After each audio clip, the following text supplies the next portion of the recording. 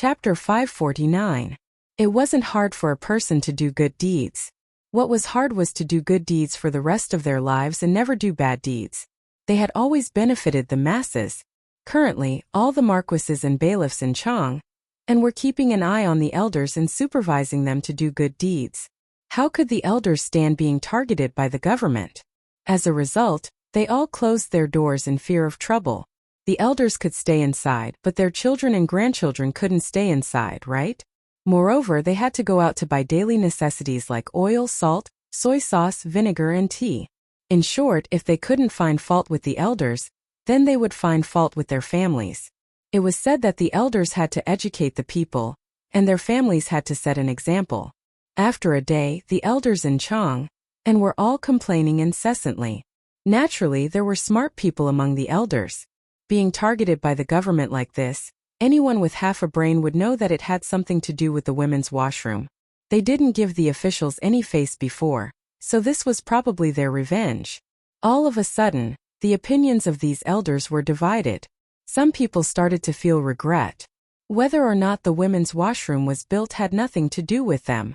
Morals and ethics didn't seem important compared to their own troubles. The smart elders, such as Old Man Lu, immediately went to the county office. He reported to Lu Dehang seriously and requested that one of the toilets in their area be changed into a women's washroom. Old Me has something to report to Ming House.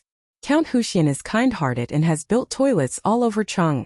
This old man truly admires him. Old Me felt that it was inappropriate that there was only a men's washroom and no women's washroom.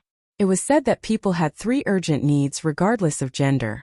It was very inappropriate that there was no washroom for women. Old Me felt that the toilets built by County Count who all had 2.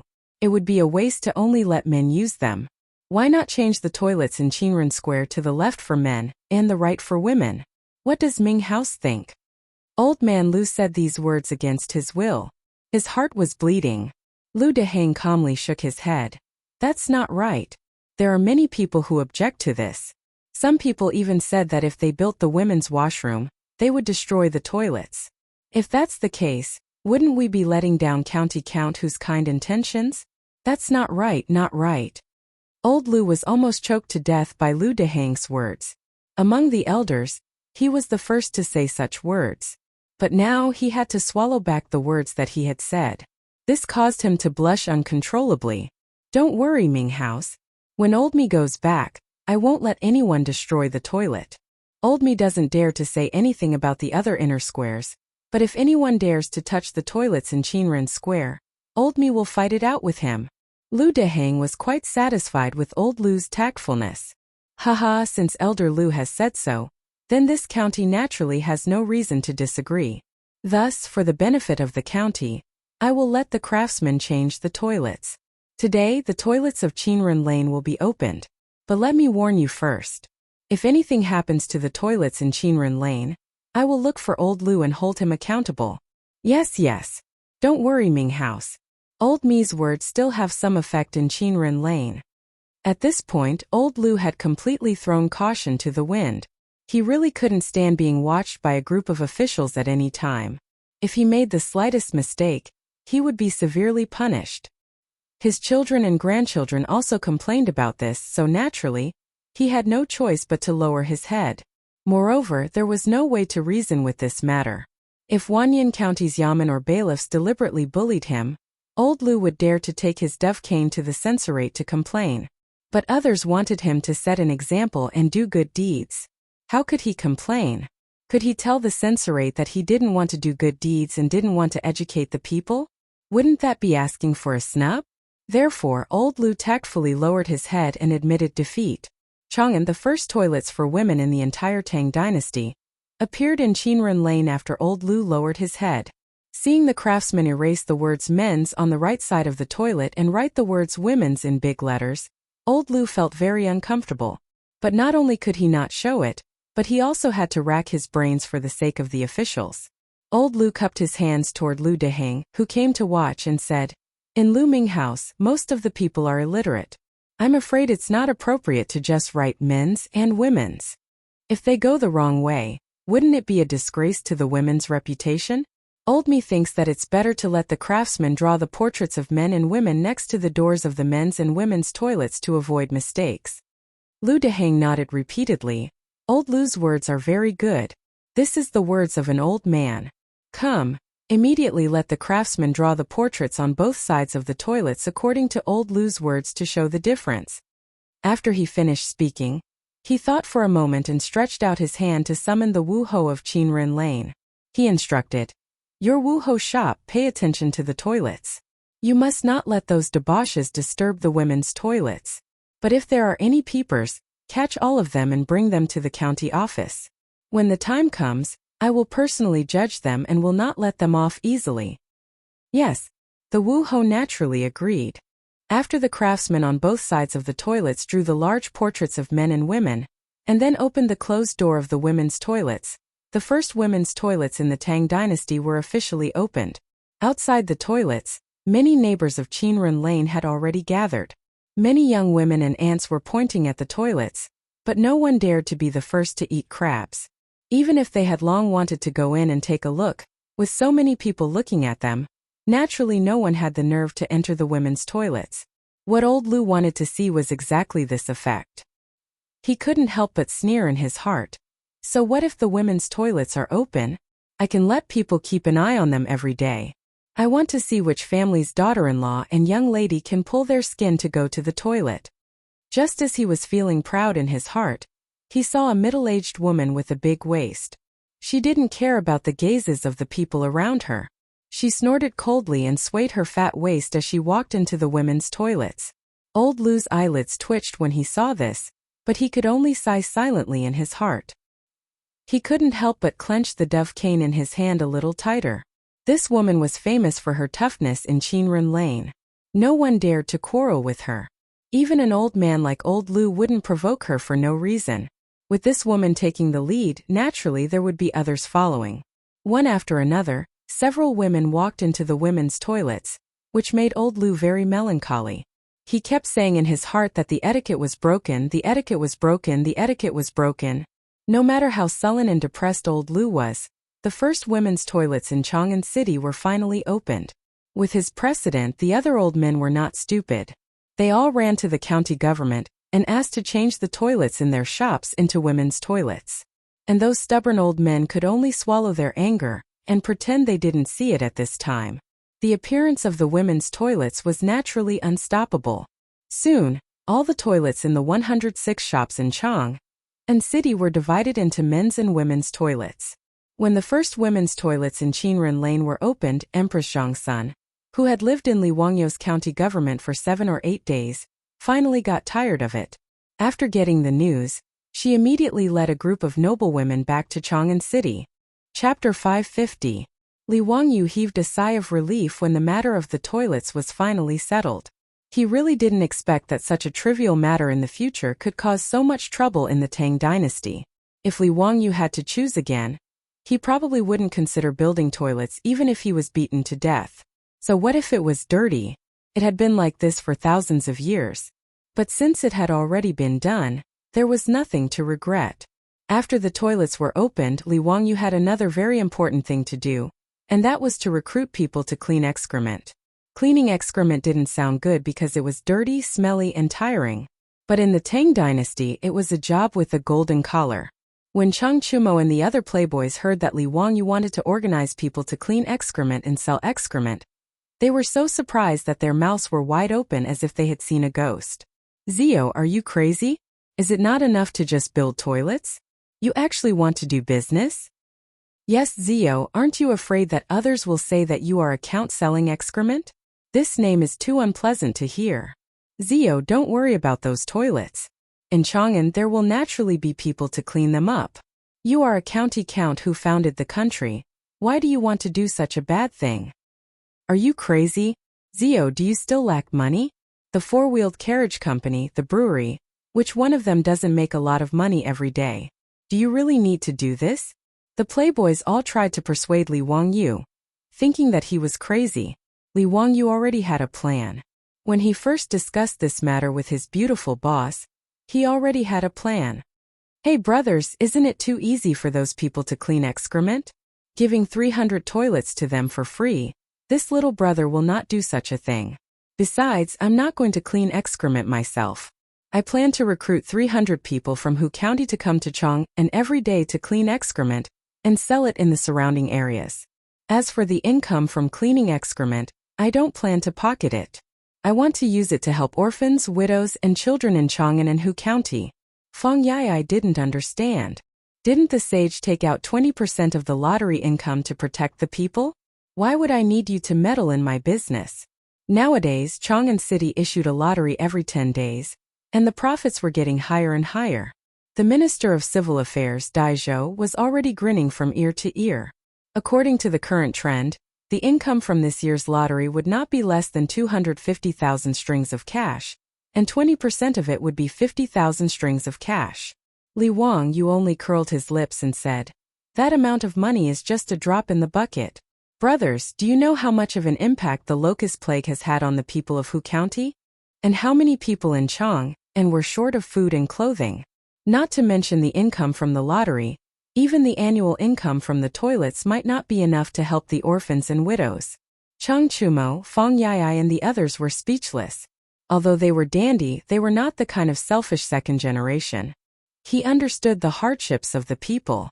Caring for the young, providing for the elderly, helping the poor, supporting the poor, and providing relief for the sick, all of these required a huge amount of copper coins.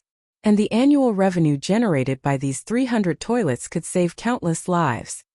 Ziyu, you don't have to do this personally, do you? Why don't you let your enemy or someone else do it? Why dirty your own hands? Chang Chumo advised after thinking about it. Li Wangyu stared at Chang Chumo as if he was looking at an idiot. Brother Chumo, are you stupid? You want to push this kind of good reputation to someone else? This little brother is prepared to bring all my elder brothers to do this together. Think about it, if we set up a charity hall, we can take out hundreds of thousands of strings of cash to help the orphans and widows every year. How big of a reputation can we have? At that time, who would complain about the bad reputation of picking feces? If all of you are not interested, then I will find someone else. Chang Chumo was stunned by his words, and his mouth opened wide. What did you say? Hundreds of thousands of strings of cash? Just by picking feces? The group of dandies swallowed their saliva. Hundreds of thousands of strings of cash? Ziyu, are you kidding? Picking feces can make so much money? Li Wangyu laughed. Why else do you think I put in so much effort? Do I have nothing better to do? I have calculated that the profit will only be high, not low. Back then, the junior supervisor of the junior supervisor's office suggested to Pai Lupi that he hoped to sell the officials' cow and horse feces. He estimated that the annual income would reach 200,000 strings of cash. Pai Lupi disliked the bad reputation and rejected this business, but the value was real. There were millions of people in Chang'an City, so the toilets naturally accumulated a lot of feces every day. Li Wangyu estimated that one toilet could make about 2 strings of cash by selling feces every day. 300 toilets would be 600 strings of cash, and this was just one day's income. In a year it would be 200,000 strings of cash. Excluding the expenses of hiring people to pick feces, it would not be a problem to make more than 100,000 strings of cash by selling toilets. After Li Wangyu explained the benefits to the silk pants eyes lit up. Zio, this is a great idea. We must do it. Fang Yai patted his chest shamelessly. Isn't it just picking feces to make money? I don't mind the stinky money. I am willing to do it for the people. The group of playboys gave Fang Yai a bunch of middle fingers in unison to show their praise for his shameless spirit. The dandy originally thought that it would be good if they could make tens of thousands of strings of cash by picking feces every year. They did not expect that there would be such a huge profit. Li Wangyu was even willing to take out all the profits to open a charity hall to do good deeds. It would be used to care for the young, support the old, relieve the poor, and relieve the sick in Chang'an City. This was a big deal, so how could they not be tempted? How much reputation and benefits could it bring to the people by taking out more than 100,000 strings of cash every year to do good deeds? The dandy did not care about money. As for official positions, as long as their fathers were still in the imperial court, it would not be their turn. At most, it would be a nominal position. But reputation was something that everyone loved. Previously, in order to overthrow the old officials in the imperial court, they had spent a lot of effort. Wasn't it because these old officials were reputable? But when the charity hall was opened, wouldn't the dandy be worshipped by the people of Chang'an City as living bodhisattvas? With more than 100,000 strings of cash, how could they not have any reputation? If they encountered such a situation again, they would not have to waste any effort. The people of Chang'an City could drown those old officials with their saliva. However, Chai Linggu poured cold water on them. Zio, everyone, I'm afraid this is not appropriate. Taking out such a large sum of money to relieve the orphans and widows is naturally a good thing. I'm afraid that we will be impeached by people with ulterior motives, saying that we are trying to buy people's hearts. That would not be good. Li Wangyu glanced at him with an exasperated look on his face. Of course, we can't just rely on us. Since the land to build the toilets was provided by the saint, the charity hall naturally has to be led by the royal family. I will invite the Empress to be the manager of the charity hall. We will follow the Empress and be in the charity hall in name. In this way, who will have anything to say? Are we going to impeach the Empress for buying people's hearts? The Empress and the saint will naturally be worshipped by the people, and we will also have a good reputation.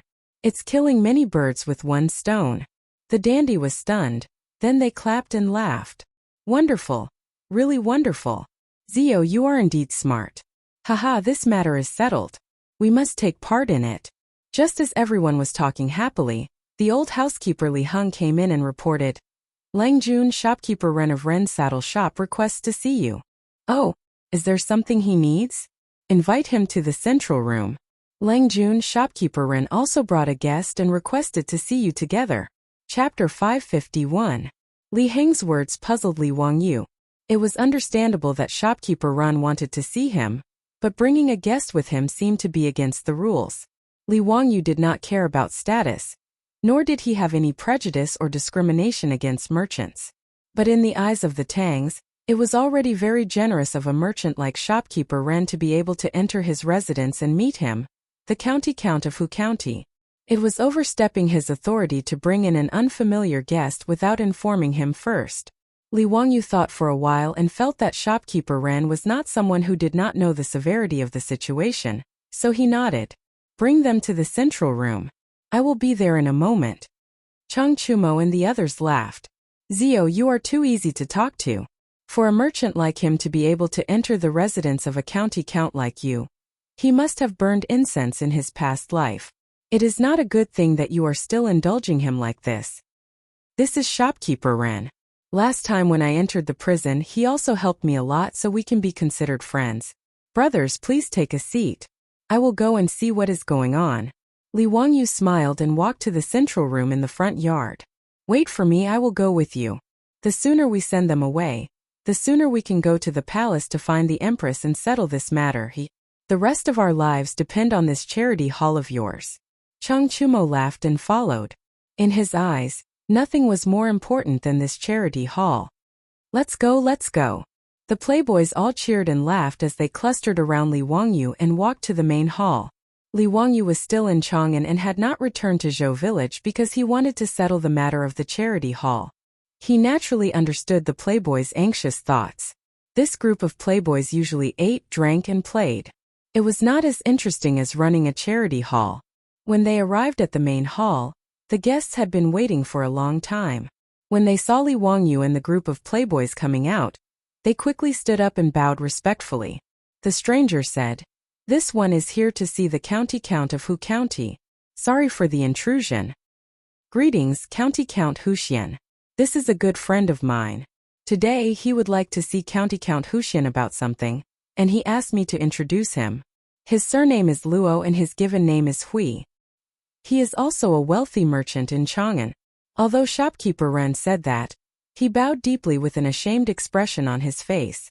This made Li Wangyu feel a little strange. Li Wangyu felt that the name Luo Hui sounded familiar, but he couldn't remember where he had heard it before. There's no need to be so courteous, please sit. Why do you want to see me today? Shopkeeper Ren knelt on the floor and opened his mouth, but he didn't know what to say. On the other hand, Luo Hui cupped his hands towards Li Wangyu and said, County Count Hu, I asked shopkeeper Ren to recommend me today because I have a business deal to discuss with you. Oh, what kind of business? Tell me about it. Luo Hui's attitude was respectful. After bowing to Li Wangyu, he said, County Count who has spent a large sum of money to build 300 toilets in Chang.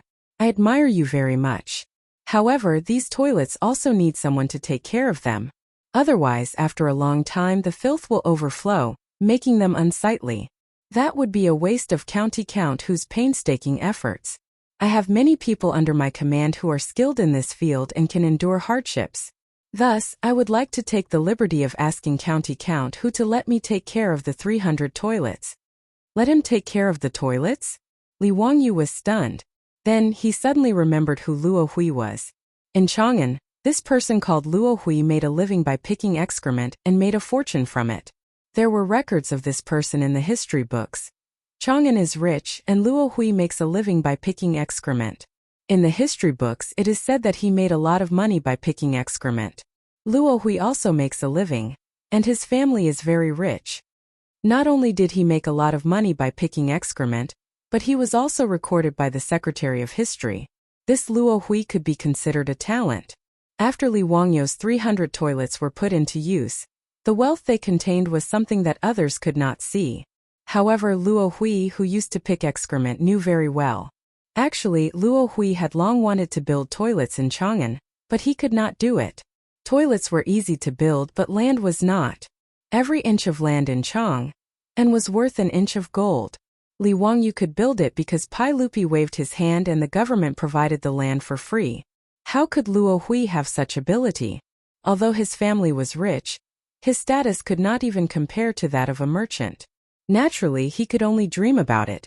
After the 300 toilets were built in Chang'an, Luo Hui was very envious. The benefits involved were too great. Luo Hui was able to accumulate a lot of wealth by picking excrement, so he naturally had his own unique skills. Notice Chang and had a population of 1 million. Among them, there were hundreds of people who picked excrement. Originally, in order to fight for territory, there were many fights. However, Luo Hui was very capable and his methods were very clever. Through various methods such as roping in, suppressing, bribing the yamen runners and marquis, he was able to gather all the excrement pickers in Chang and under his command and formed a large force. Now all the excrement pickers in Chang and had to pay Luo Hui a varying amount of copper coins according to their assigned area. In this way, he only needed to sit in his mansion and he would have a large amount of copper coins every day. Moreover, he had gathered a team of hundreds of people. These excrement pickers were strong and listened to him. This made Luo Hui's ambition expand a lot. However, Chang'an was the heart of the Tang dynasty. There were nobles everywhere in Chang'an. Whether it was the princes and princesses, hundreds of officials and nobles, aristocratic families, eunuchs, imperial guards, or playboys, they were not people that Luo Hui, who used to pick excrement, could provoke. However, the ordinary merchants in Chang and became the target of his humiliation. He used excrement pickers as an excuse to collect high fees from them. Naturally, the merchants did not want to pay such a high price. As a result, Luo Hui did not allow anyone to pick excrement in the merchants' manors and shops. No one picked the excrement, and Luo Hui and the others did not allow excrement pickers to enter Chang'an. In the end, the merchants had no choice but to bow their heads and admit defeat. They obediently handed over large amounts of copper coins and begged Luo Hui and the others to pick excrement. As a result, the ordinary merchants in Chang and were all polite to him and did not dare to offend him. Luo Hui was jealous of Li Wangyu's 300 toilets, but he did not have a way to get along with Li Wangyu, the county earl who founded the country. Later, he heard from somewhere that shopkeeper Ren of the Runji saddle shop had a relationship with county earl Hu. As a result, Luo Hui brought gifts to visit shopkeeper Ren and asked him to introduce him to county earl Hu. He had a business deal to discuss with county earl Hu. Shopkeeper Ren naturally did not agree. However, he was threatened by Luo Hui and had no choice but to give in.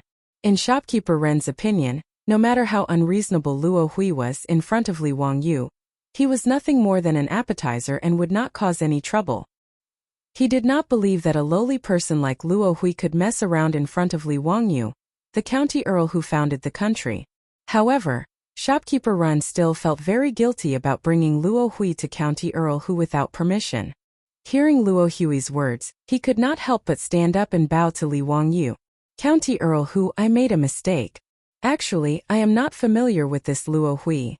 Before he could finish, Li Wangyu smiled and waved his hand at him. No matter, Shopkeeper Ren. I know your character very well. There is no need to say more. He turned his head to look at Luo Hui with a faint smile. How do you plan to cooperate with me? Tell me. Chapter 552. Li Wangyu's words stunned Luo Hui. He didn't seem to understand the meaning of Li Wangyu's words. After a while he replied, Naturally, I will ask the county count for permission to help you take care of the toilets. That's all. And then? Li Wangyu's face was about to turn black. You don't plan on taking away my 300 toilets just because of this, do you? Did this Luo Hui really think he was an idiot? He actually wanted to take away the 200,000 string of cash every year? In fact, it wasn't impossible to give these toilets to a professional like Luo Hui to take care of. In any case, the goal of Li Wangyu and the wastrels wasn't to remove excrement, but to make money from this business and use it to open a charity hall. As for whether to recruit people from Hu County or give them to Luo Hui, it didn't make much of a difference. If Luo Hui knew what was good for him, this person who delivered himself to his door could save him and the wastrels a lot of trouble. However, Luo Hui's words just now made Li Wangyu a bit angry. Did this Luo Hui think he was an idiot who didn't know anything? Even the wastrels on the side couldn't help but laugh when they heard this. Chang Chumo was rocking back and forth with laughter. Wahaha, you scoundrel, you're quite good at scheming. Luo Hui originally had this idea. In his mind, how could a noble like Li Wang? You understand the benefits of removing excrement. Moreover, he shouldn't be interested in this stinky business. He thought that Li Wangyu was only building toilets on a whim and would dislike them for being filthy and too lazy to take care of them. With his silver tongue, it would be very easy for him to trick the young county count into giving him the right to take care of the 300 toilets. However, when he heard Li Wangyu and Chang Chumo's conversation, he immediately understood that the county count knew the benefits involved. Haha, this humble one didn't explain clearly and caused the county count and the young dukes to misunderstand. What this humble one meant was that the county count and this humble one would each take half of the earnings from removing excrement. County count who didn't need to worry about anything. All the dirty and tiring work was taken care of. Every month, the profits would be sent to county count who's residence on time. What do you think, county count who? After Luo Hui finished speaking, before Li Wangyu could say anything, Chang Chumo grabbed Luo Hui's collar and said, You bastard, what a good plan. You actually want to take half of the profits? Do you have such a big appetite? Laozi can answer you on behalf of county count who. Those toilets can be handed over to you, the Tianxi Nu, to take care of, but I will give you 10% of the profits, and the remaining 90% will be sent to county count whose mansion. What do you think? Are you going to do it or not? Chang Chumo's words made Luo Hui's face turn ugly. How could 20,000 strings of cash a year be what he wanted? Even if he were to sit at home and do nothing, he would still earn tens of thousands of strings of cash a year. Naturally, he would not be interested in a mere 20,000 strings of cash. This young duke is making things difficult for me. Picking excrement was also money earned through labor. It was smelly and tiring. The young duke was kind-hearted. How could he bear to let those who worked hard suffer losses? This portion is really too little. Chang Chumo spat at him. Bah, you bastard, you really have a big appetite. 20,000 strings of cash a year. What kind of person can't he invite to pick excrement? In short, are you going to do it or not? Luo Hui's face became uglier and uglier. Young duke, forgive me for not being able to comply. He wanted to continue complaining, but he heard Chang Chumo directly ask Li Wangyu to leave. If you don't want to do it, then don't be long-winded. Get out. Niu Yong, Niu Wu, help your Langjun throw this guy out the door.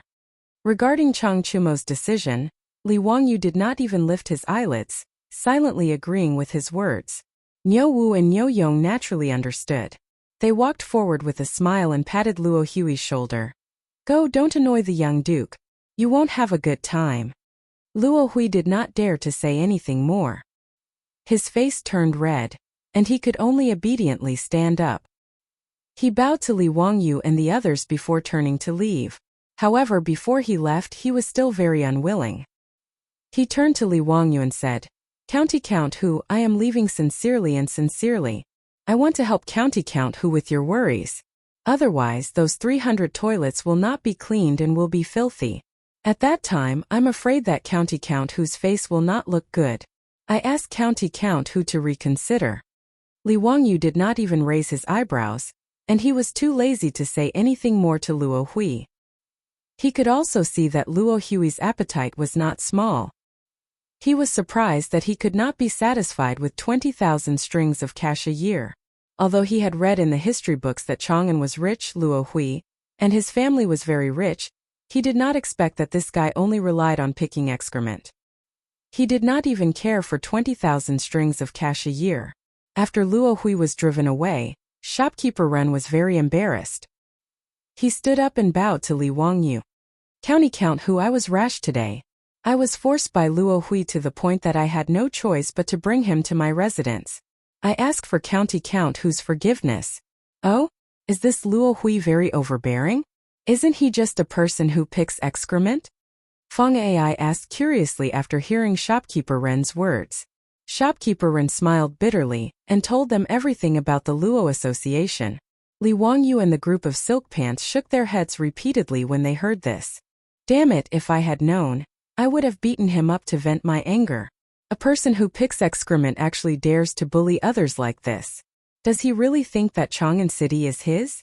Cheng Chumo was furious. He slammed his fist on the table, causing the teacups to clatter. "Brother Chumo, he's just a local tyrant. What's there to be angry about?" Li Wangyu smiled. "I originally wanted to save some trouble and just let Luo Hui take care of the toilets. Since he's so ambitious, then forget it. We'll just recruit people from Hu County. Each person costs 200 copper coins a day. If we recruit 300 people, we'll only earn 20,000 coins a year. It's not much trouble." The wastrels all nodded. To them this wasn't much. On the other hand, shopkeeper Ren cautiously said, "County Count Hu, everyone, I'm afraid that Luo Hui won't let this go. He's rebelling. What does a lowly person who picks excrement want to do? It's fine if he's honest, but if he has any other ideas, I'll send him to the Golden Guards to loosen his bones." Cheng Chumo glared. Shopkeeper Ren naturally didn't dare to say anything else. He apologized to Li Wangyu again and again before leaving. Li Wangyu and the others naturally didn't take Luo Hui to heart. They discussed how to operate the charity hall again. Li Wangyu rode out on his horse and went to the East Market to find his beautiful superior. They went together to Lijian Palace to meet Empress Zhongsun. Empress Zhongsun was full of praise for the matter they proposed and agreed without hesitation. Previously, she had cooperated with her beautiful superior to create a storm of "Madam Abandoning Home." Originally, she just wanted to vent the anger of all the women in the world. She didn't expect that the toilets would contain such great benefits. With regards to Li Wangyu's willingness to take out all of the 200,000 a year income to set up a charity for the young, the elderly, the poor and the sick, there was no reason for her to disagree. Empress Zhongsun looked at Li Wangyu with doting eyes. "Zio, you child, you're really... What should I say about you? Don't worry. You can boldly do the charity hall. If anyone has any complaints, I'll go and reason with them."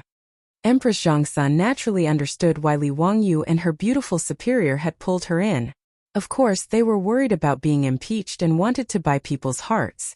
With Empress Zhongsun's support, Li Wangyu and his beautiful superior were naturally at ease. The name of the charity hall was also decided by Empress Zhongsun. It would be called Wangyu Charity Hall. First, it was to let the lonely and distressed forget their worries. Second, it was to affirm and reward Li Wangyu's good deed.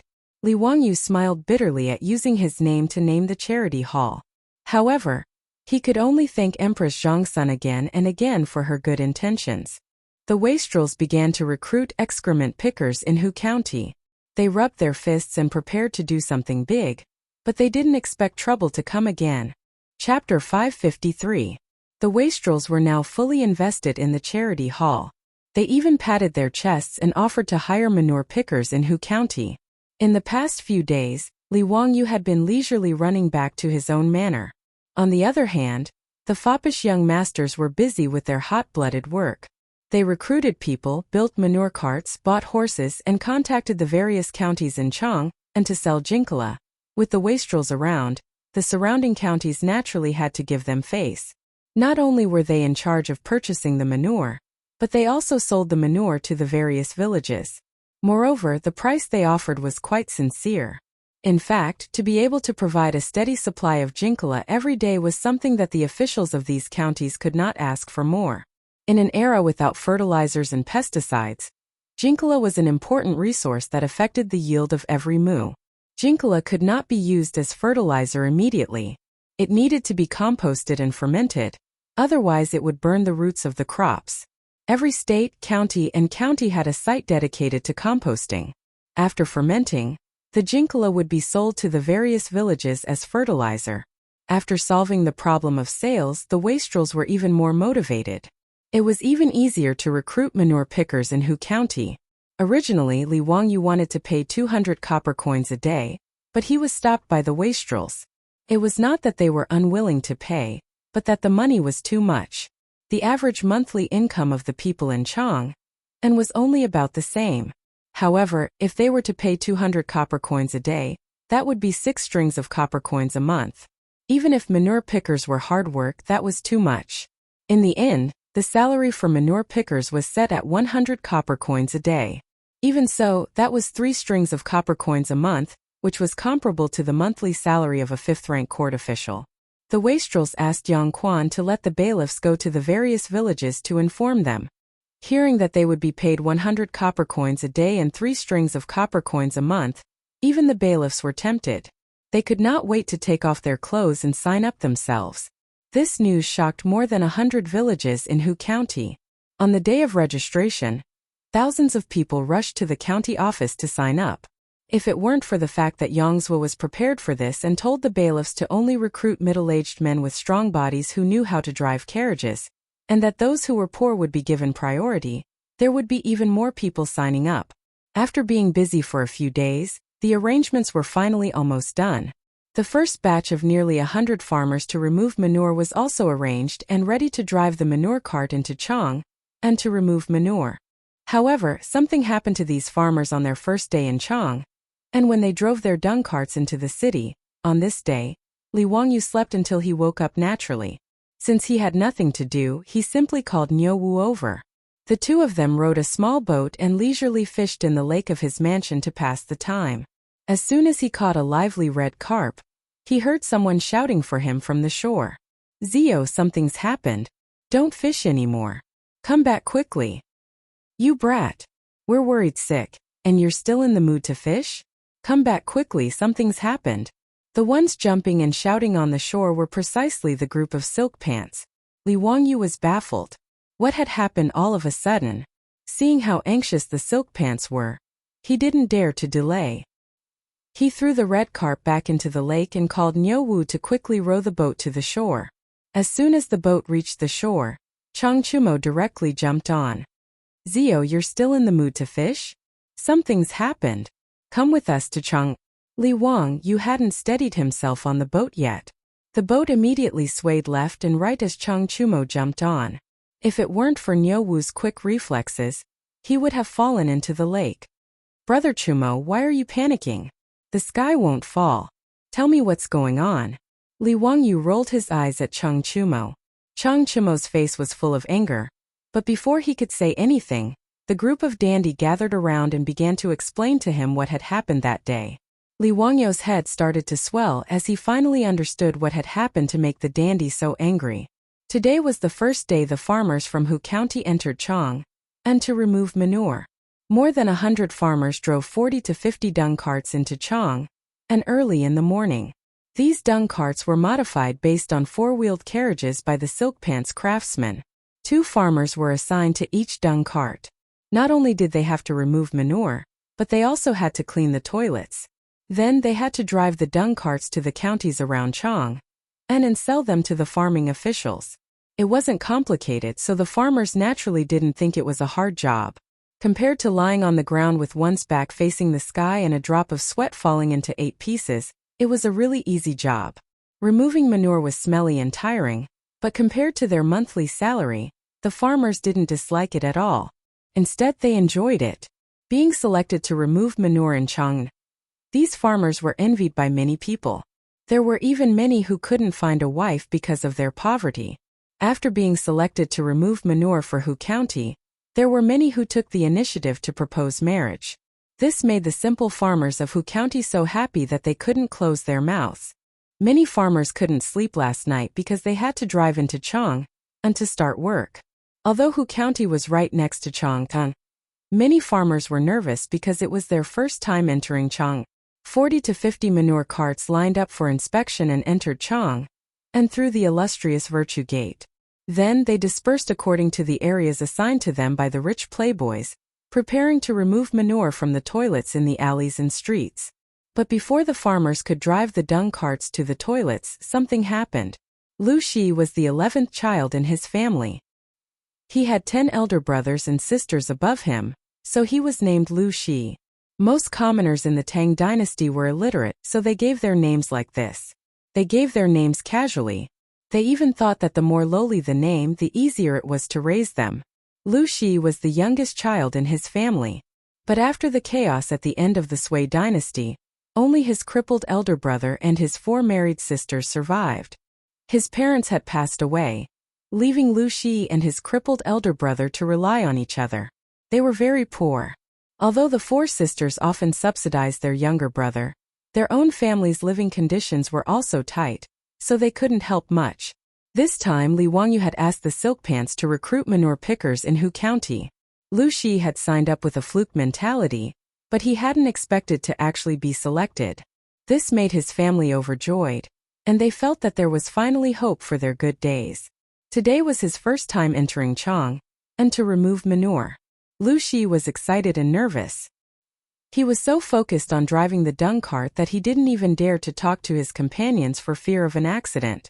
But the more he was afraid of accidents, the more accidents happened. The dung cart had just turned a corner, and was about to drive into the inner district when Lu Shi heard a scream coming from beside the cart. He was so scared that his heart almost stopped beating. He quickly pulled the reins and stopped the cart. He and his companions looked in the direction of the sound. They saw an old woman lying beside the dung cart. Her head was covered in blood and she was holding onto the shaft of the cart tightly, as if she was afraid that they would run away. Lu Shi's heart skipped a beat. He thought to himself, "We've hit someone." Chapter 554. In the Tang dynasty, there were clear laws and regulations regarding traffic accidents.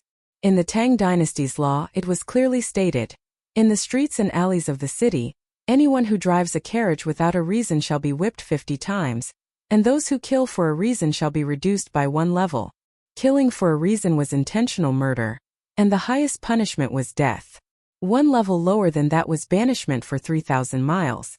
This was the highest level of banishment, one of the 5 punishments in the Tang dynasty. Generally, there were additional punishments such as 3 years of housework, which was 3 years of labor in shackles. In other words, if there was a traffic accident in the Tang dynasty, the driver of the carriage would be whipped 50 times. If someone was killed, then he would be banishment for 3,000 miles and work in shackles for 3 years. The punishment could be said to be quite severe. Lu Shi's whole body trembled when he saw that the carriage he was driving had actually hit someone and caused her head to bleed. He couldn't even speak.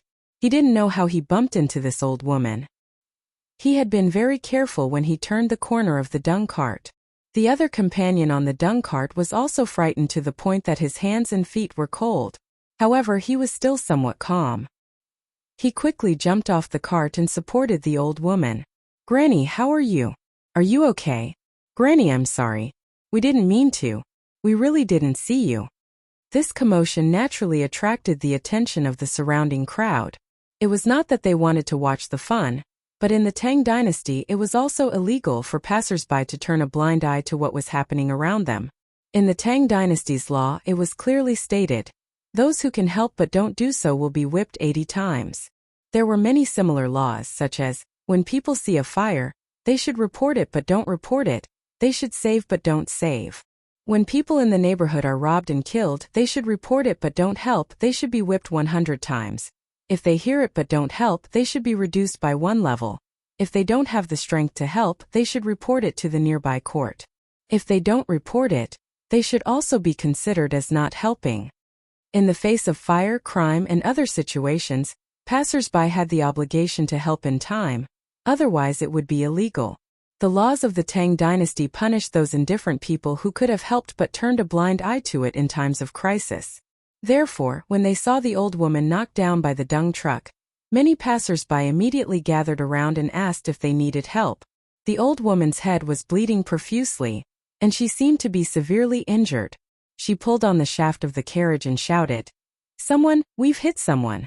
That damned coachman had hit someone. Help!" Lu Shi and his companions were so scared that they didn't know what to do. On the other hand, some passers-by quickly found a nearby Wu Ho and escorted Lu Shi and his companions to the county office to await their punishment. The old woman was also sent to the nearby hospital for treatment. Lu Shi and his companions failed and were locked up in the prison of Chang'an County, awaiting Chuizhua's trial. However, when Lu Shi was thrown into the prison by the bailiffs with a long face, he was shocked to find that there were already several companions who had been recruited to scavenge excrement in the prison. After asking around, he learned that the farmers in Hu County had encountered the same thing as Lu Shi after entering Chang'an. If it wasn't the dung truck that had hit the old man, it would have hit the children and women. In short, it was as if they had seen a ghost. After receiving the news, the playboys hurried to Wanyan and Chang'an counties. When they heard the news, they couldn't help but be furious. Out of the 50 dung trucks, 25 pairs were broken. Not a single one escaped, and all of them were in trouble. After such a thing happened, no matter how stupid the playboys were, they knew that someone had done it on purpose. The playboys angrily went to Chuizhua and Lu Dehang to reason with them. This was clearly a deliberate framing of the farmers who were scavenging excrement, and they should be sentenced to the crime of making false accusations. Regarding this, Chuizhua and Lu Dehang were helpless. Chuizhua and Lu Dehang didn't believe that the people who had been hit by the dung trucks hadn't done it on purpose. How could there be such a coincidence that all 50 dung trucks had gotten into a car accident and injured people? However, those injured people were real. It could only be said that the other party had really gone all out, and those people were willing to do it to themselves. For those who had been hit by the dung trucks, bleeding from their heads was already considered light. Those who were seriously injured even had their bones broken. It was very miserable. These injured people insisted that they had been hit by the dung trucks. Moreover, there were many witnesses at the time, and it was indeed so. As for distinguishing whether the dung trucks had hit these people or if these people had deliberately hit the dung trucks, in an era without traffic cameras, it was difficult for Chuizhua and Lu Dehang. It was difficult for even the gods to determine this. As a result, even if Chuizhua and Lu Dehang knew that someone had done it on purpose, they didn't dare to let those farmers go. Otherwise, if they were accused of negligence, it would be difficult to explain. After such a commotion, going into Chang and to scavenge excrement naturally became an empty promise. Even the 50 dung trucks were temporarily detained by Chang and Wanyan counties, and could only be returned after the case was over. The playboys threw a tantrum, but it was useless. Only then did they ride to Dingzhou village to find Li Wangyu to make a decision. Now, among the group of playboys, Li Wangyu was the youngest, but he had secretly become the backbone of the group of playboys. After listening to the playboys, Li Wangyu immediately thought of a word. He couldn't help but blurt out, "This is a scam." Fang Yai was confused. "What scam? Zio, what are you talking about?" Li Wangyu scratched his head, not knowing how to explain it to the playboys. This scam was invented by the descendants of the 8 banners in the late Qing dynasty. These people lacked a source of income and had no skills, so they came up with this crooked idea. Usually, they would hold a precious piece of porcelain in their hands as they walked through the busy streets. Looking for an opportunity, they deliberately let the moving carriage accidentally bump into him, causing the porcelain in their hands to fall to the ground and shatter. Then they could righteously pester the owner of the carriage and ask for compensation based on the price of the precious porcelain. In fact, it was essentially extortion. Li Wangyu couldn't be bothered to explain what scam was to the playboys, so he asked, "Brothers, who do you think did this?" "Bastard, if I find out who's behind this, I'll crush his balls." Cheng Chumo, Yuchi Baolin, and the others were furious, but they didn't know who would do this. Chai Lingwu, Wei Shuyu, and the others looked at each other and blurted out, "Luo Hui." Li Wangyu also nodded. After hearing this, the first person he thought of was Luo Hui. Other than Luo Hui, doing this had no meaning to anyone else. However, Li Wangyu didn't think that a lowly person would have the guts to go against him and the other silk pants in such a blatant manner. This person must have eaten a bear's heart and leopard's guts. Chang Chumo roared, "It's him? Why didn't you say so earlier? I'm going to beat this bastard to death right now." He turned to leave but was stopped by Chai Lingwu and the others. "Brother Chumo, we were afraid that you would be impulsive before, so we didn't tell you.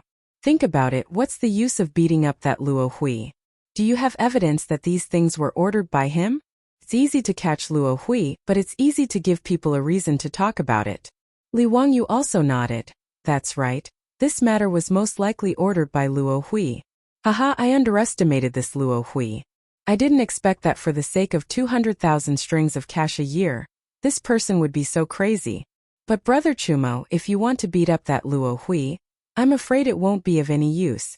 This kind of lowly person when the time comes will definitely bite you back, and the censorate will accuse you of malicious injury. He dares. I'll kill him." Chang Chumo cursed, but he was no longer in a hurry to leave. Chang Chumo seemed to be reckless, but he wasn't stupid. He turned to Li Wang. "Zio, what do you think we should do about this?" Chapter 555. Li Wangyu had no experience in dealing with this kind of fraud. In later generations there were all kinds of driving records and traffic cameras to prove innocence, but in the Tang dynasty how to deal with it was a bit of a headache. If he directly used his and the foppish playboy's influence to suppress this matter, it was not impossible. But he was afraid that he would be targeted by people with ulterior motives and make a fuss about it, and then it would cause more trouble.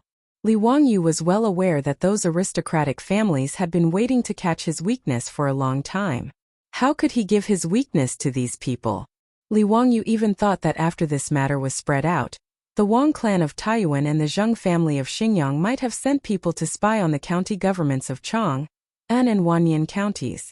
Although discerning people could see that the 50 injured people who were hit by the dung cart were deliberately hurt, Li Wangyu had no evidence. On the contrary, the injured people who were hit by the dung cart were real, and many passers-by left testimonies to prove that these people were really hit by the dung cart. Li Wangyu could only sigh. This Luo Hui was really king genius. He could actually do something like this and incite so many people to work for him willingly. If this matter was not solved, the 300 toilets could not generate any income. Even if he continued to build dung carts and recruit farmers to go to the city to remove dung, others could still do the same and continue to blackmail him. Li Wangyu thought for a long time and did not have a good idea, so he could only call the foppish playboys. "Brothers, let's go back to Chang'an first and meet Luo Hui to see what he wants to do." They rode back to Chang'an again and went straight to Luo Hui's mansion. Since Luo Hui made a fortune by removing dung, he had already bought a house in Guangda Square near Shi City. The foppish playboys knew where his mansion was after a little inquiry. However, when Li Wangyu and the foppish playboys went to the door, there was no one there. "Greetings, County Earl. Greetings, young dukes. You have come at the wrong time. My Lang Jun has left Chang'an City a few days ago to visit friends. I don't know when he will return home." Luo Hui's butler respectfully went out to greet everyone. When Fang Ai heard what he said, he couldn't help but fly into a rage. "Nonsense! You dare to deceive us? Are you tired of living?" The steward jumped in fright and quickly knelt on the ground. "What this lowly one said is absolutely true. Would the young duke please examine it clearly? I don't dare to speak the slightest falsehood. On the day my family's Lang Jun left Chang, and the surrounding neighbors, as well as the Marshal Marquis in the square, all saw it. I did not deceive you all." Chang Chumo was so angry that he whipped the horse in front of Luo Hui's mansion. "Damn bastard, you sure run fast. I want to see where this Tianxi Nu can run to." Li Wangyu was only 80% sure that it was Luo Hui who did it, but now he was completely sure that it was this dung picker behind the scenes. Otherwise, how could there be such a coincidence? Something happened here, and Luo Hui had already left Chang'an City to visit friends. This was obviously to avoid the wastrels finding trouble with him, and to continue hiding behind the scenes to do things. "Brothers, let's go back to my mansion first." Li Wangyu could only tell the wastrels to leave. This Luo Hui really gave him a surprise. He did not expect that such a small character like Luo Hui could cause him so much trouble. He had underestimated this person. Li Wangyu did not expect that this dung picker would be so daring. Was he not afraid of him and the wastrel's revenge? Thinking of this, Li Wangyu felt that this matter was not so simple. There must be something fishy about it. As he pondered, he followed the debauches to his own residence in Kaihua Square. The group of people entered Kaihua Square. Before they reached Li Wangyu's mansion, they found that the road ahead was blocked. Several hundred commoners had blocked the street in front of Li Wangyu's mansion, making it impossible to pass through. Cheng Chumo was in a bad mood. He impatiently shouted from his horse, "Out of the way, out of the way! What are you all doing here? This is the Hu County Count's mansion. You think you can come here?" It would have been better if he had not shouted. Once he finished shouting, the crowd of commoners in front of Li Wangyu's mansion all began to crowd around them. "Hu County Count, your carriage hit my aunt. Is a noble person like you going to do nothing? We are looking for you, Hu County Count. Please, Hu County Count, give us commoners a way out. My eldest son's leg was broken, and he has no livelihood. How can our family live? Everyone come and see. My poor old mother was hit by Hu County Count's carriage. Her head is bleeding. How pitiful. If you don't give us an explanation today, we won't leave. Hu County Count, you are a noble person, so we commoners naturally don't dare to act rashly. But you can't condone your subordinates and humiliate us commoners like this. My father is 63 years old this year, but he was hit by your carriage and broke his arm. If you don't give us an explanation today, we won't leave." These several hundred commoners were carrying the door planks. Lying on top of the planks were people who had been injured in today's racketeering. Li Wangyu and the wastrels were all dumbfounded by this scene. What was going on? Were these people addicted to racketeering? They actually came all the way to his mansion to demand an explanation? But in the face of these several hundred agitated commoners, Li Wangyu was also a bit flustered. He had never imagined that Luo Hui would have such a backup plan waiting for him. Seeing that the commoners were getting more and more agitated, Niu Wu and his troops subconsciously drew out the shi blades at their waists. They looked at the crowd nervously, afraid that they would suddenly charge forward and threaten the safety of Li Wangyu and the silk pants. "Let's go, don't fight with them. Let's go back to the mansion first," Li Wangyu shouted. At this time he didn't dare to let Niu Wu and the others attack. If they accidentally killed a few more people, then it would really be a big joke. After hearing Li Wangyu's order, Niu Wu and his troops did their best to separate the angry crowd and escorted Li Wangyu and the wastrels into the mansion. After Li Wangyu and the others entered, the mansion's gate closed with a bang, leaving the crowd of commoners outside to continue their clamor. Cheng Chumo was so angry that he kicked over a flower pot in the courtyard. "Bastards, are these people crazy?" Fang Yai was so angry that he almost rushed out to beat them up, but he was stopped by the wastrels. Li Wangyu didn't say anything. His mansion being surrounded was really out of his expectations. But this matter confirmed one of his conjectures. Behind Luo Hui, there was definitely another faction causing mischief, a mastermind behind the scenes. Otherwise, how could a lowly person like him dare to oppose him, the county count who founded the country, and a bunch of wastrels? Li Wangyu didn't believe that he had such guts. Not to mention that he had incited these commoners to cause trouble in his mansion. Moreover, he didn't see the marquises of Kaihua Square or the bailiffs of Wanyan County come to drive these people away. He didn't believe that Lu Dehang and the marquises of Kaihua Square didn't know that so many people had gathered here. It was clear that someone was exerting pressure on Lu Dehang and the colonel of the marquises to make them stand by and allow these commoners to surround his mansion. Li Wangyu thought to himself, the Wang clan of Taiyuan, the Zheng clan of Xingyang, the Duke of Luho Junji, and the Duke of Chongping Zhongliang. In this half a year, the only people who had enmity with him were these few. Any one of them or even several of them could have instigated Luo Hui to do this. This was interesting. It seemed like these people had suffered a loss and were very unwilling to accept it. Chapter 556. The commotion in front of Li Wangyu's mansion lasted for more than 2 hours before a martial marquis finally came to disperse the crowd. After the crowd surrounding his mansion dispersed, Li Wangyu ordered people to open the mansion door. He walked out and looked at the mess on the ground, then looked at the group of martial marquis standing in front of the mansion door with their hands hanging down. He could not help but sneer. Everyone, I will remember today's matter, and will definitely repay you in the future. Li Wangyou's words immediately scared the martial marquis into kneeling on the ground. County Count Hu, please calm down. It's not that we want to be negligent, we. The martial marquis commander couldn't speak clearly. He really felt sullen. Both sides were big shots. Masters he couldn't afford to offend. Chung Chumo strode out and didn't try to reason with them. He arrogantly said in a loud voice, "What are you all doing? Speak. Who ordered you to do this? If you can't explain, this old man will put this on your heads." The martial marquis gloomily looked at each other. This was a fight between immortals, and mortals suffered. They hesitated for a moment, but before they could speak, they saw the two brothers Chang Chubi and Chang Chuliang standing on either side of their brother. "Big brother, it seems that our Duke Lu Mansion's reputation is not enough. They are not afraid at all." Yuchi Baolin and Yuchi Baoqi also stood out. "If you think that the Duke Lu Mansion is not enough, then add my Duke Yi Mansion. And my Duke Qiao Mansion. My Lai Mansion will advance and retreat with the County Count Hu Mansion. Duke Liang Mansion also has the same attitude.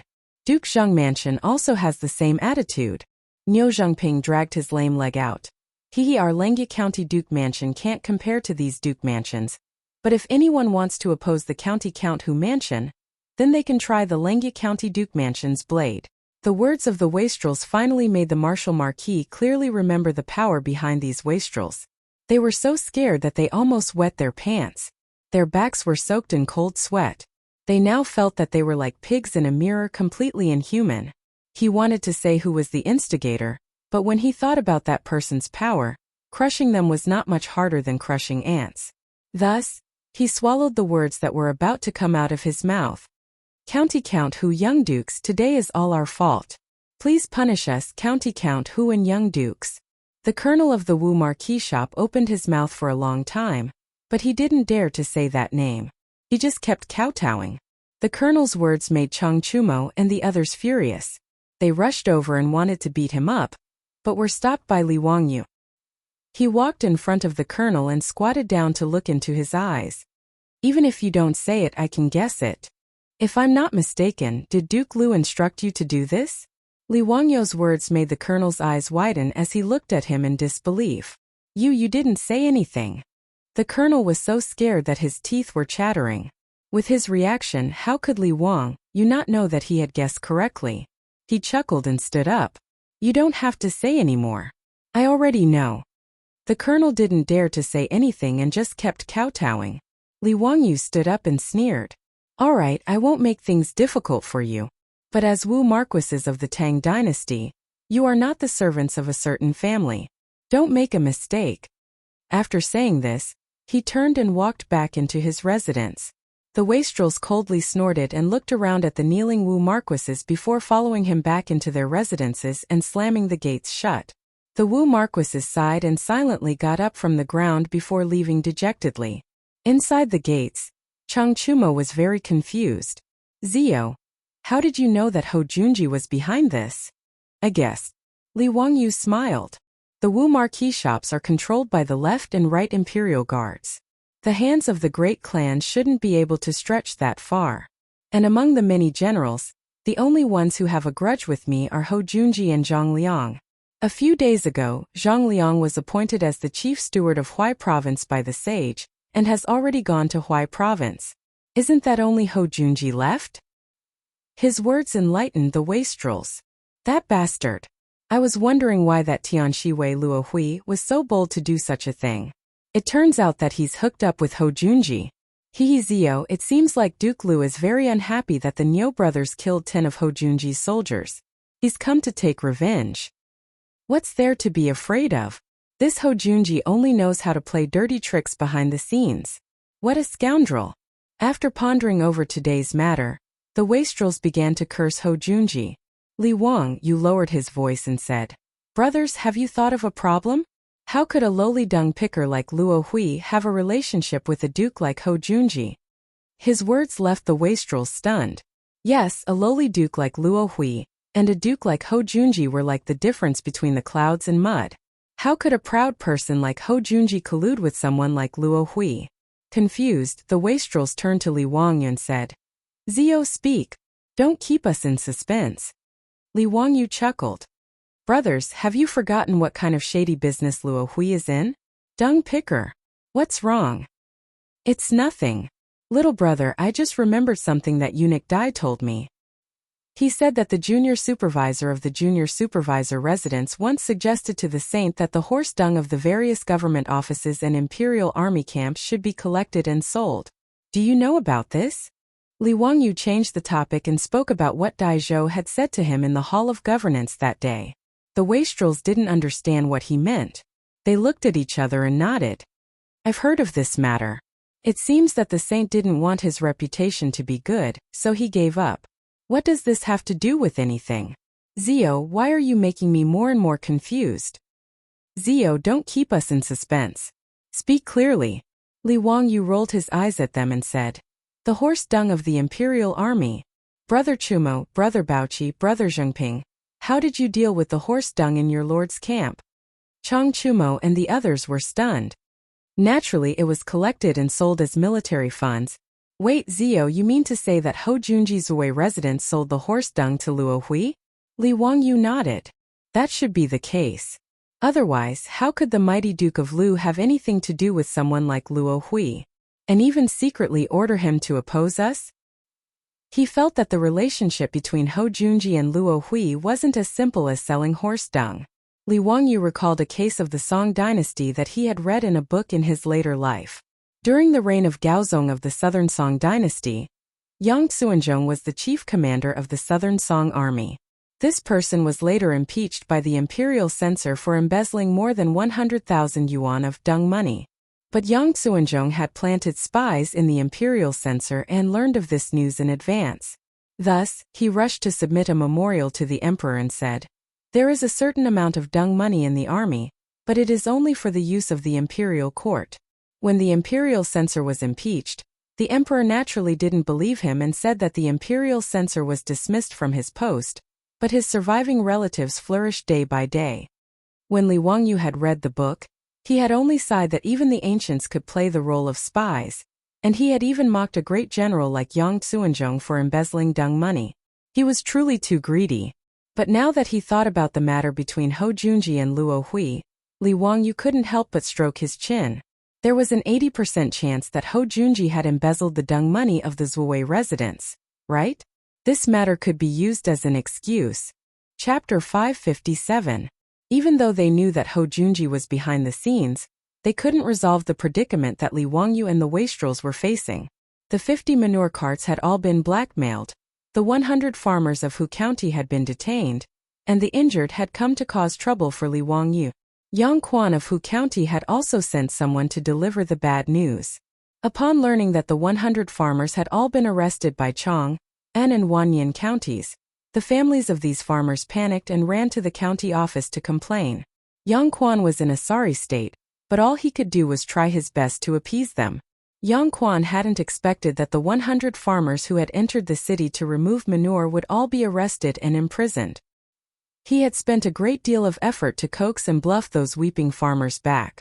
Fortunately, Lu Dehang and Chuizhua could tell that this wasn't something they should be involved in, so they didn't do anything about it. Those farmers who had entered the city to remove manure had only been imprisoned.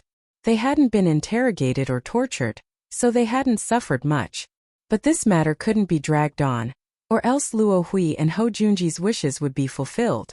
The 300 toilets had been left unattended, and not only would they not be able to generate any income to operate the charity hall, no one would be able to clean the toilets. Moreover, with no one to remove manure, once the toilets were filled with filth, not only would they be unusable, Li Wangyu would also be scolded. But the 50 victims of the accident were very difficult to deal with. Li Wangyu and the wastrels racked their brains, but they couldn't think of a good way to resolve this matter. Bastard! This won't do. This old man will bring people to find those bastards. I don't believe that they've all been bewitched by Luo Hui and aren't afraid of death. I don't believe that they won't tell the truth under torture. Cheng Chumo couldn't think of a solution and was about to explode in anger. Fang Yai glared at him. Brother Chumo, you're even stupider than this little brother. Who knows how many eyes in Chang'an are watching us right now? If you go and torture those people, won't you really be fulfilling their wishes? Haha. I'm willing to bet that those great clans won't let Zio off. It would be strange if no one impeached Zio in the morning court tomorrow. How about it? Is there anyone who wants to bet with me? Chai Lingwu said with a smile. Wei Shiyu replied snappily. Aren't you talking nonsense? If you want to bet, sure. I bet that someone will impeach Zio. You can set the odds. How about that? You guys, that's enough. You're still in the mood to joke at a time like this? If we can't overturn these crimes, we'll really become a joke. Li Wangyu glared at these bastards. They actually wanted to use him to open a gambling house. He shrugged. What can we do? How can we prove that those people intentionally rammed into the carriage if there are too many witnesses? Unless we can prove that they are lying, it will be difficult to overturn this case. Wei Shiyu shook his head. Don't even think about it. It's impossible for them to retract their testimony. That group of people was really ruthless. In order to frame those farmers, they were willing to send their own hands and feet to the wheels of the car. I've sent people to the county government to ask around. The doctors have examined the injuries of those people. They weren't faking it. Their arms and legs were truly crushed and broken. TSK, the doctors said that there were a few people who couldn't be cured and would definitely become disabled. Yes, and it's even more impossible for them to retract their testimony. They would have to be flogged 80 times and pay a large sum of copper coins. That group of people, I think 80 flogs would be enough to kill half of them. Fang Yai added. Bah! It'll be a clean death. Chang Chumo spat angrily. Li Wangyu was also very speechless. This group of scammers were much more dedicated than those who pretended to lie on the ground in the future. They really dared to risk their own lives. Everyone was at a loss about this situation. Wei Shiyu, do go, and Fang Yai even made a trip back to their own houses to ask for their father's opinion. This bizarre carriage case had now been heard by all the civil and military officials in the imperial court. Wei Zhang Duruhui and Fang Xianling, these big shots, naturally also knew about it. But in the face of their son's inquiry, these top think tanks of the Tang dynasty could only smile bitterly and shake their heads. The other side was too willing to go all out. Even a discerning person could see that they were doing this on purpose, but there was no evidence. Unless they tortured these people to make them tell the truth, they didn't know what to do. But torture was even more impossible. In any case, there was no reason to torture the victims. Moreover, the vast majority of these 50 people were women, children, and the elderly. If they were interrogated by torture, they would probably be beaten to death. No one could bear the responsibility for that. In the view of Fang Xianling, Du Ruhui, and the others, the only thing they could do was to reconcile with Ho Junji. They were willing to be Li Wangyu's middleman. After Wei Shiyu and the others returned dejectedly, they relayed their father's words to them. Li Wangyu shook his head. I won't go. I won't reconcile with that bastard Ho Junji. And when the time comes, Ho Junji will definitely demand half of the profits. That money is going to be used for charity. We can't just let that bastard Ho Junji get away with it. The wastrels naturally understood the meaning of Li Wangyu's words. Ho Junji had clearly ordered Luo Hui to do this not just to disgust them, but also for the sake of profit. Not many people could be like Li Wangyu, who did not want a single cent of the 200,000 strings of cash a year, and used it all for charity. This is neither right nor left.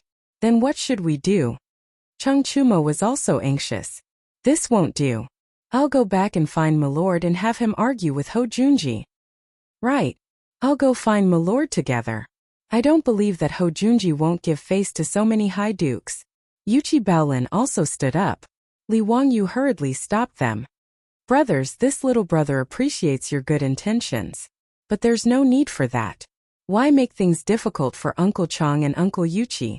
Besides, if Ho Junji refuses to admit his involvement in this matter and pushes all responsibility away, what can we do? We can guess that Luo Hui is related to him, but we don't have any proof, much less proof that Ho Junji is behind this. Then what do we do? Are we just going to watch and do nothing? Let me think about it. There will be a way. Li Wangyu paced back and forth in the hall, his mind in turmoil. Chang Chumo was furious. He waved at Niu Wu and said, "Brother Niu, bring us some wine." Bastards! Why doesn't the heavens just send down lightning and strike these bastards to death? Li Wang Yu suddenly stopped in his tracks.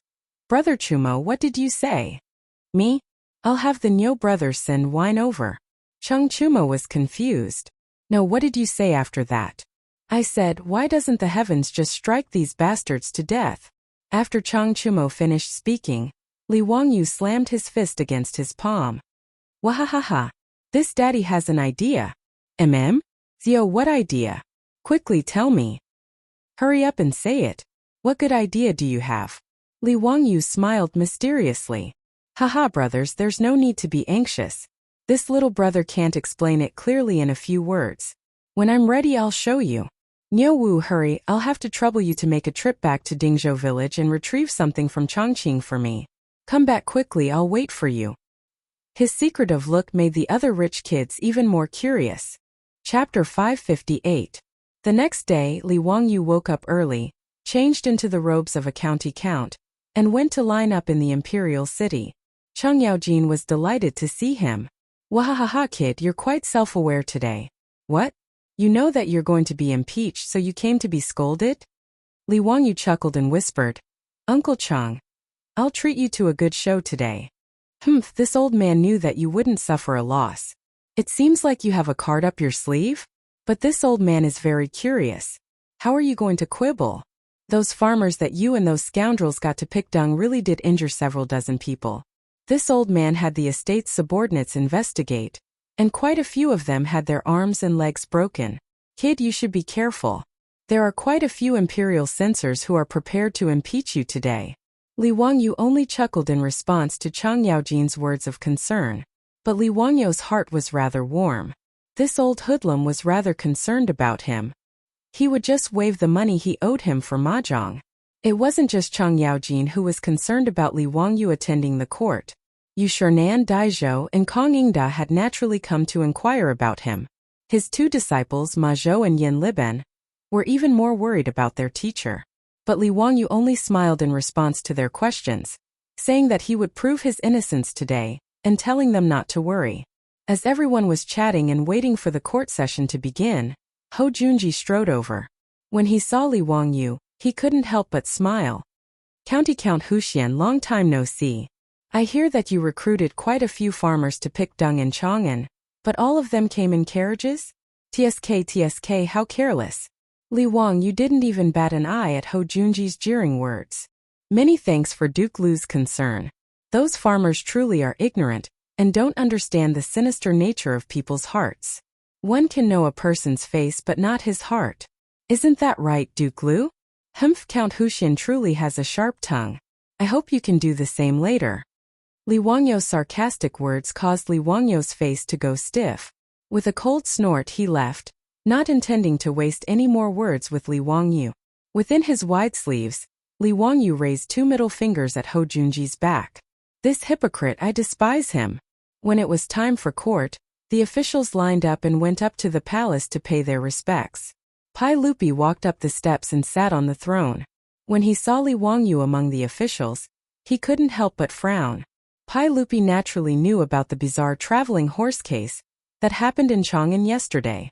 Of course, he wouldn't believe that all of this was just a coincidence. Only a fool would believe that there could be such a coincidence. 50 dung carts had entered the city, and within an hour, all of them had run over and injured people. This was a naked humiliation to the intelligence of the officials. But this laughable trick had become an unsolvable problem because of the infighting between the officials. Those imperial censors from the noble clans had even used this as a weapon to impeach Li Wang Yu. Not caring if this matter was absurd or not, Pai Lupi could only sigh in helplessness. Pai Lupi had also been racking his brains over Li Wang Yu for a long time, but he still hadn't been able to find a way out of this situation. Now that the evidence was irrefutable, after today's court session, Cui Zhua and Lu Deheng, the two county magistrates of Chang'an and Wanyan, could only follow the laws of the Great Tang and sentence the drivers to 80 strokes of the cane and compensate the injured with copper coins. And now that Li Wang Yu had been impeached by the imperial censors, Pai Lupi couldn't protect him in front of the officials. He could only reprimand him and add copper coins to the punishment.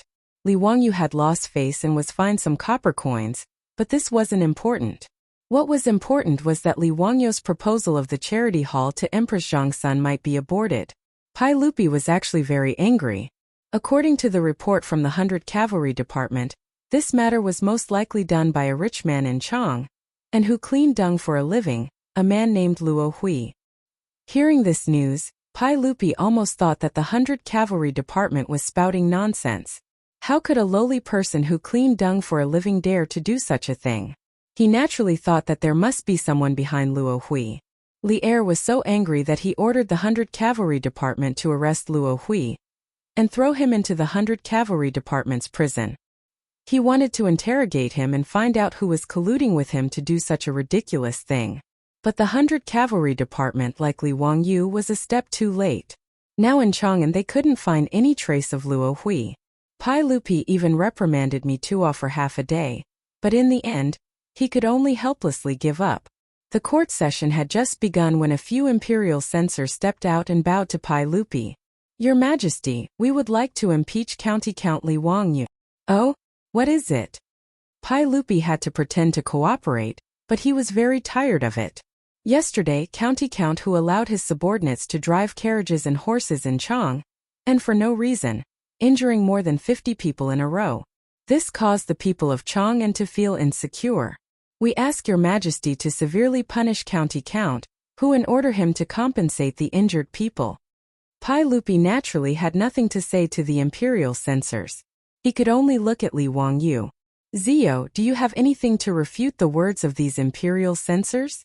Li Wangyu stood up and stepped out. "Your Majesty, I have been wrongly accused. This matter has nothing to do with me. These imperial censors have wrongly accused me." Seeing Li Wangyu push the matter away, the imperial censors couldn't help but become anxious. They no longer cared about seniority and pointed at Li Wangyu angrily. "County Count who don't speak nonsense.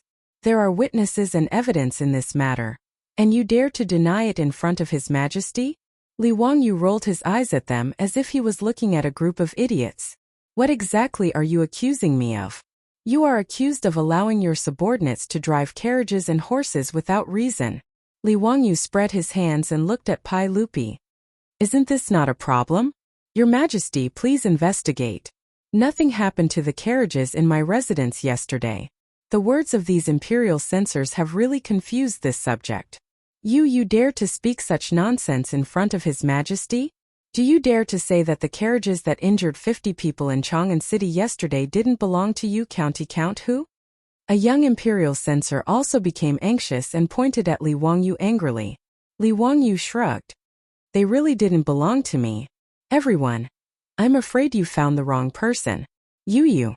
County Count who, do you dare to say that those manure carriages weren't going to your toilets to remove manure?" "That's true. It's good that you admit it." Li Wangyu smiled and waved his hand. "Wait, are you all mistaken? It's true that those manure carriages were going to my toilets to remove manure, but those manure carriages and drivers weren't recruited by me, nor were they my subordinates. Everyone, please don't speak nonsense." His words stunned the imperial censors. They opened their mouths but didn't know what to say. They simply turned their heads and knelt before Pai Lupi.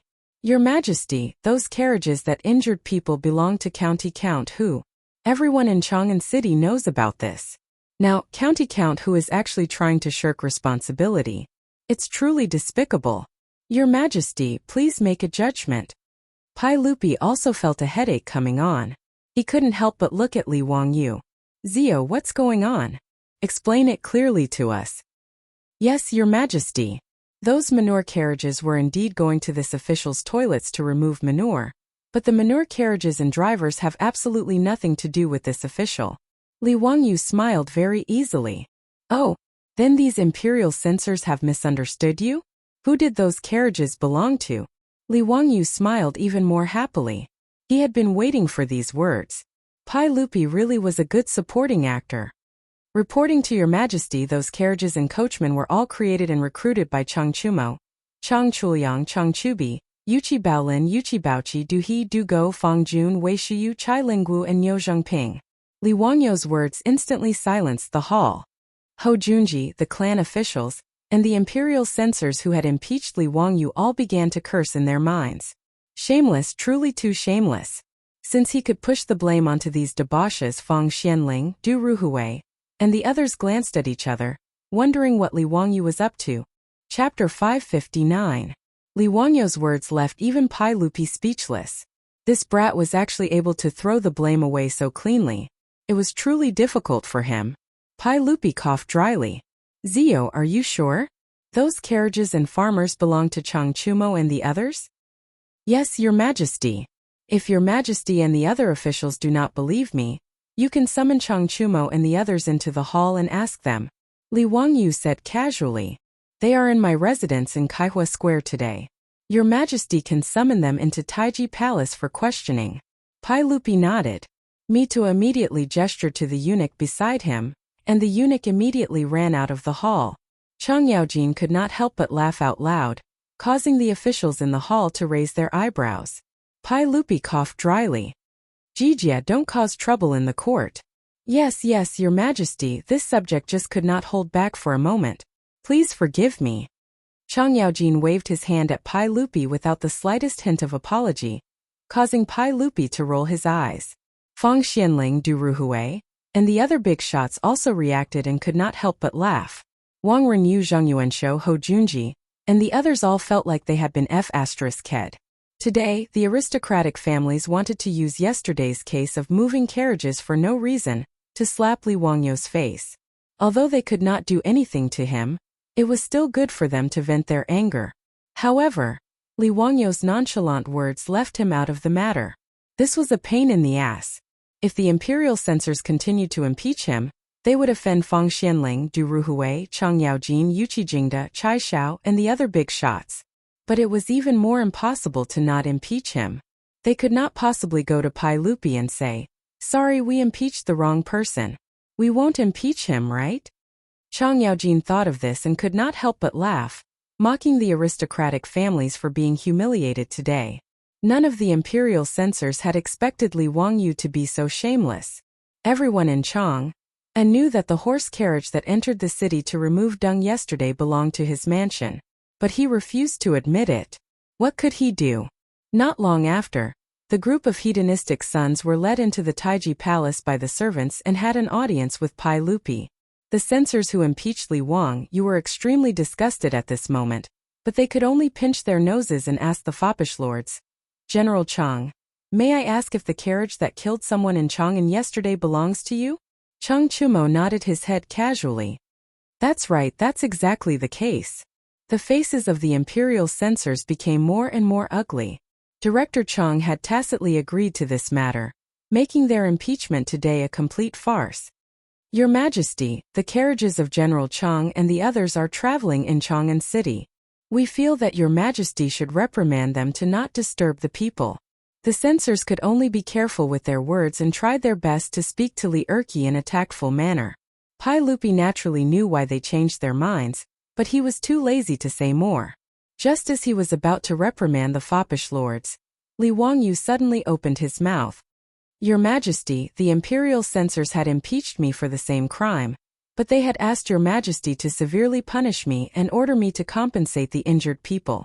Why is it that when it comes to Chang Chumo and the others you only reprimand them? What kind of logic is this? I ask Your Majesty to severely punish Chang Chumo and the others as a warning to others.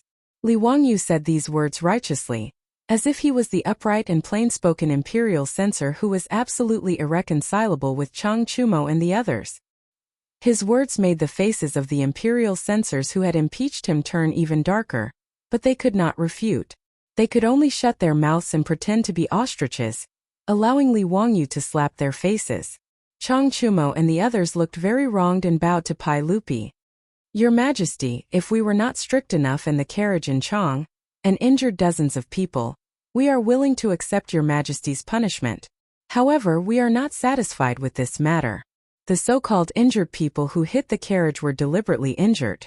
If we are punished because of this, we are not satisfied. We ask Your Majesty to issue an edict to order Chang and Wanyan counties to interrogate the injured people and give us justice. The imperial censors did not know how to respond to the foppish lord's complaints. If these words were said by Li Wangyu, they would naturally jump out and righteously reprimand Li Wangyu for talking nonsense. They would also take out a large number of witnesses and evidence to prove that Li Wangyu's carriage hit and injured the people. But these words were said by the foppish lords, so the imperial censors did not know what to do. They secretly turned their heads to look at Wang Renyu and Zheng Yuanshou, but saw them slowly shaking their heads. They knew that this matter could only be dropped. Pai Lupi did not expect that Li Wangyu could shift the blame to such an effect. Previously he was like Feng Xianling and the others. They were all thinking that Li Wangyu would be impeached and it would be difficult for them to get away. But he did not expect that Li Wangyu and the foppish lords would change the target of the imperial censor's impeachment to a group of foppish lords. The great clans were naturally unwilling to offend so many imperial court bigwigs over such a small matter. This gave Li Wangyu and the others a chance to reverse the situation. As long as the officials did not obstruct them, Pai Lupi would naturally agree to the demands of the foppish lords. As long as they were willing to investigate this matter, they would definitely find the truth. Wang Renyu and Zheng Yuanshou glanced at each other and decided not to intervene. Today Li Wangyu had gotten off lightly. While the great clans were unwilling to participate in this matter, Hou Junji's complexion turned unsightly. At this point he could no longer continue to watch from the sidelines. Before Pai Lupi could speak, Hou Junji stepped forward and said, "Your Majesty, this subject believes that Chang Chumo's words are incorrect. Those 50 injured people were all hit by carriages. This matter is absolutely true, and there are several dozen passers-by as witnesses. How pitiful and innocent are these injured people. It's one thing for the authorities not to compensate the injured, but how can they be interrogated?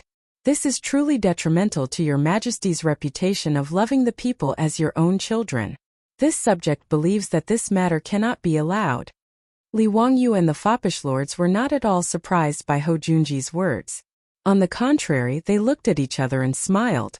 Li Wangyu had naturally predicted that Hou Junji would make such a choice. If he didn't step forward, then all his previous efforts would have been for naught. As long as he interrogated those injured people, the matter would naturally become clear. At that time those injured people would be falsely accused and the peasants would be released. How could he, Hou Junji, stop Li Wangyu and the foppish lords from organizing people to enter the city to remove excrement? That was a profit of 200,000 strings a year. Li Wangyu did not believe that Hou Junji, famed for his greed in history, would be able to hold himself back. Reality was just as he had predicted. The great clans had retreated because of the factions backing the foppish lords, but Hou Junji had charged in. Chang Chumo chuckled and said, "Your Majesty, since Duke Lu has said so, I would like to ask your Majesty to make a trip to Chang'an County and have the injured confront the farmers.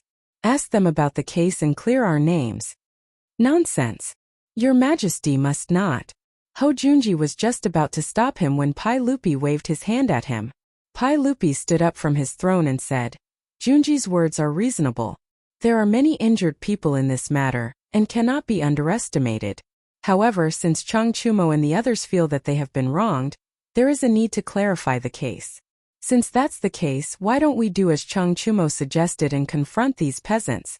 Let's see if they drove the carriage for no reason, or if they were framed. Someone send a carriage to Chang. We will personally interrogate them today." "Yes, send a carriage to Chang." Before Hou Junji could dissuade him, Mitua had already shouted in a shrill voice.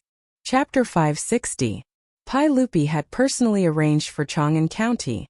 In order to not disturb the common people, he and his officials had changed into civilian clothes. Even so, when Pai Lupi led his officials into the Chang'an County Hall, Chuizhua was still given a fright. Upon learning that Pai Lupi was going to personally interrogate yesterday's carriage case, Chuizhua immediately ordered the bailiffs to summon the peasants to the hall. Lu Deheng, the county magistrate of Wanyan County, was also summoned to Chang'an County. The peasants imprisoned in Wanyan County were also escorted to the Chang'an County Hall, so that they could be interrogated together. As for the injured people who had been hit by the carriages, the bailiffs naturally went to inform them so that they could be brought to Chang'an County for a face-to-face confrontation with the peasants. Many of the injured had to be carried to the main hall of the county yamen. Their bodies were wrapped in bandages and blood was seeping out of them. They looked very miserable. Seeing this, Li Er couldn't help but frown. This group of people was willing to do such a thing to him. He was afraid that it wouldn't be easy for Li Wangyu and the others to confront them and force them to change their words. Those who could harm themselves to such an extent were clearly people of firm will.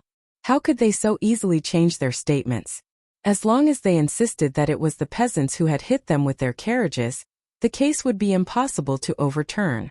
Ho Junji scornfully chuckled. He had only wanted to dissuade Pai Lupi from coming to Chang'an County Hall because he didn't want to complicate matters, but he didn't think that Li Wangyu and his group of wastrels had any chance of overturning the case. Li Wangyu and his group of wastrels had guessed correctly. It was naturally Ho Junji who had ordered Luo Hui to injure the peasants of the 50 dung carts that had entered the city to scrape dung. This brazen blackmail was to send a clear signal to Li Wang. Don't even think about scavenging for money in Chang. Ever since Ho Junji had lost his gambling house to his subordinates, he had hated Li Wangyu to the bone. For a greedy person like him, losing his money tree, the gambling house, was as painful as losing his life. And when he learned from Luo Hui that the 300 toilets Li Wangyu had built in Chang and were bringing in more than 200,000 strings of cash each year, Ho Junji's eyes had gone red. Luo Hui didn't dare to oppose Li Wangyu, the county count who founded the country, but Ho Junji did. Stimulated by this enormous profit, Ho Junji had ordered Luo Hui to stop Li Wangyu's men from entering the city to scavenge the excrement. He had to seize this fat piece of meat. The two of them planned this absurd car and horse case in order to embarrass Li Wangyu. Ho Junji had even calculated the reaction of the great clans, and he was certain that they would not let go of this opportunity to impeach Li Wangyu. As long as the great clans sent men to impeach Li Wangyu, they would be able to turn this absurd car and horse case into an ironclad case. If Li Wangyu could not send men into the city to scavenge for excrement, Luo Hui would be able to openly claim the 300 toilets as his own. He wouldn't even need to share half of the profits with Li Wangyu. Ho Junji did not believe that Li Wangyu would be so shameless as to argue with Luo Hui over those filthy things and fight over Jinkala. Moreover, if the toilets were left unattended, excrement would spill everywhere and pollute the environment, and Ho Junji might even find someone to impeach Li Wangyu. Luo Hui had gone to scavenge for excrement, but he had done a good deed without leaving his name behind. How could he be blamed? This was Ho Junji's wishful thinking. He had never imagined that Li Wangyu would shift the responsibility of scavenging for excrement onto the wastrels. Ho Junji was filled with regret that the great clan's impeachment plan had been abandoned halfway. But Ho Junji didn't care. If he couldn't scam Li Wangyu, then so be it. The most important thing right now was to stop those farmers from scavenging for excrement. As long as he could pin down the crime of car and horse case, Ho Junji didn't believe that anyone would dare to scavenge for excrement in Chang. Luo Hui had carefully selected these self-inflicted wounds from his own subordinates, and these elderly, women and children were the family members of Luo Hui's excrement pickers. Luo Hui had promised them a large sum of money, and once the matter was settled, these excrement pickers would no longer have to pay him. All the money they earned from scavenging for excrement in Chang and would belong to them. As the saying went, birds die for food and men die for wealth. These excrement pickers were already their family members, so how could they not be tempted by these conditions? They had always been looked down upon by others, and they cared even less about their bodies. Thus, these people, whether old or young, did not give themselves any leeway when extorting money. If they could break a leg, they would not break a hand, and they made themselves miserable. Now that they were in the main hall of the county yamen, these people were crying and making a fuss, all of them begging the Ming House to uphold justice for them. They had to severely punish those farmers who had injured them and give them justice. As for the farmers, they were all kneeling on the ground, glaring angrily at these people, their eyes almost spitting fire. At the time, Lu Shi had believed that he had accidentally run into that old woman while driving the carriage. But after he was imprisoned in the Chang'an County prison, he understood everything. How could he have been careless? Someone was clearly trying to frame them. Even if Lu Shi was a fool, he would never believe that he and his companions had accidentally run into someone. The chances of this happening were even lower than winning 200 taels of gold in the lottery. Ming House, we've been wrongly accused. These people clearly ran into our carriage on purpose. Ming House, please uphold justice for us. Ming House were all honest farmers in the county. We came to Chang'an to pick up manure. But we encountered such an undeserved disaster. How could 50 manure wagons all run into people? We've been wrongly accused. Lu Shi knocked his head on the ground loudly. Ming House, please uphold justice for us. While the farmers were crying for justice, the injured naturally started to make a fuss again. Nonsense. How many people in Chang and have seen you run into us with your carriages and horses? You farmers are not allowed to quibble. Ming House, my leg is broken. The doctor said that it can't be cured. These farmers still dare to slander us. Ming House, please uphold justice for us. God damn it. I'm already so old and you still dare to accuse me? Aren't you farmers afraid of being struck by lightning? The Chang'an County Yamen was as noisy as a market. Both sides were crying for justice. Chuizhua was so angry that he picked up his gavel and slammed it loudly. Only then did everyone shut up. If anyone dares to cause trouble in court again, I'll give them 20 strokes of the cane. After Chuizhua's anger, neither the farmers nor the injured dared to say another word. Lu Deheng looked at Pai Lupi, who was sitting on the side and watching the trial. Your Majesty. Oh, eunuchly, how do you think this case should be handled? Do you want to call in witnesses? Pai Lupi was non-committal. Do as you see fit. Ho Junji spoke. Eunuchly, both sides are sticking to their own story. It's clear that someone is lying. There are witnesses and evidence, so these drivers can't quibble. Why don't we use torture? I don't believe that they won't tell the truth. Chuizhua and Lu Deheng were naturally annoyed by Ho Junji's words. They couldn't bring themselves to use torture on these farmers in front of County Count Huxian and all the other hedonistic scions. Li Wangyu chuckled and stood up as well. Uncle everyone, Duke Lu's words are reasonable. There are bound to be people lying on both sides, but it's not like they won't confess under torture. I don't want that either. It's easy to tell if they're telling the truth. I have a divine tool that can detect if someone is lying. Since both sides are sticking to their own story, why don't we try my divine tool and use it to detect if someone is lying? Divine tool? Detect if someone is lying? Pai Lupi and everyone else felt their minds go blank. What was the meaning of this? Chapter 561. Pai Lupi was drinking tea, and when he heard Li Wangyu's words, he almost choked to death. There was naturally no such thing as a lie detector in the Tang dynasty, but based on its literal meaning, everyone could understand that it was a test to see if one was lying, right? The officials naturally didn't believe Li Wangyu's words and began to question him. Zio, don't joke around. How could there be such a thing? Haha, this is the first time in this old man's life that I've heard of an object that can detect lies. This is truly interesting. County Count Hu, don't mess around. How could there be such a thing? The human heart is hard to fathom. What kind of object can detect if someone is lying? Zio, how can that divine artifact of yours detect lies? Li Wangyu's smile only grew wider and wider in the face of everyone's doubts. Everyone, as the saying goes, if one lies, they will be struck by lightning.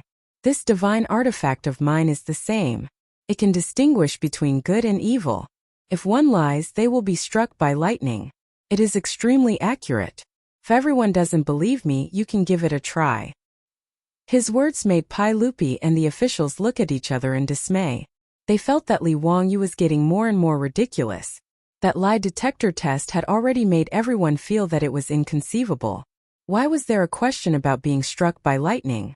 Could this Li Wangyu really be the reincarnation of an ancient expert? Now that he had recovered his memories, he could even produce such a divine artifact? Ho Junji's heart thumped. He felt that something was wrong and wanted to speak up to stop him. But Pai Lupi lightly coughed and said, "Since Zio says so, then bring out that divine artifact of yours and let us see it." Since Pai Lupi had spoken, Ho Junji naturally couldn't say anything to stop him. He could only watch as Niu Wu led several Lai hot troops into the county yamen and carried a wooden box into the hall. It was a square wooden box with a handle on the side. There was nothing else that stood out about it.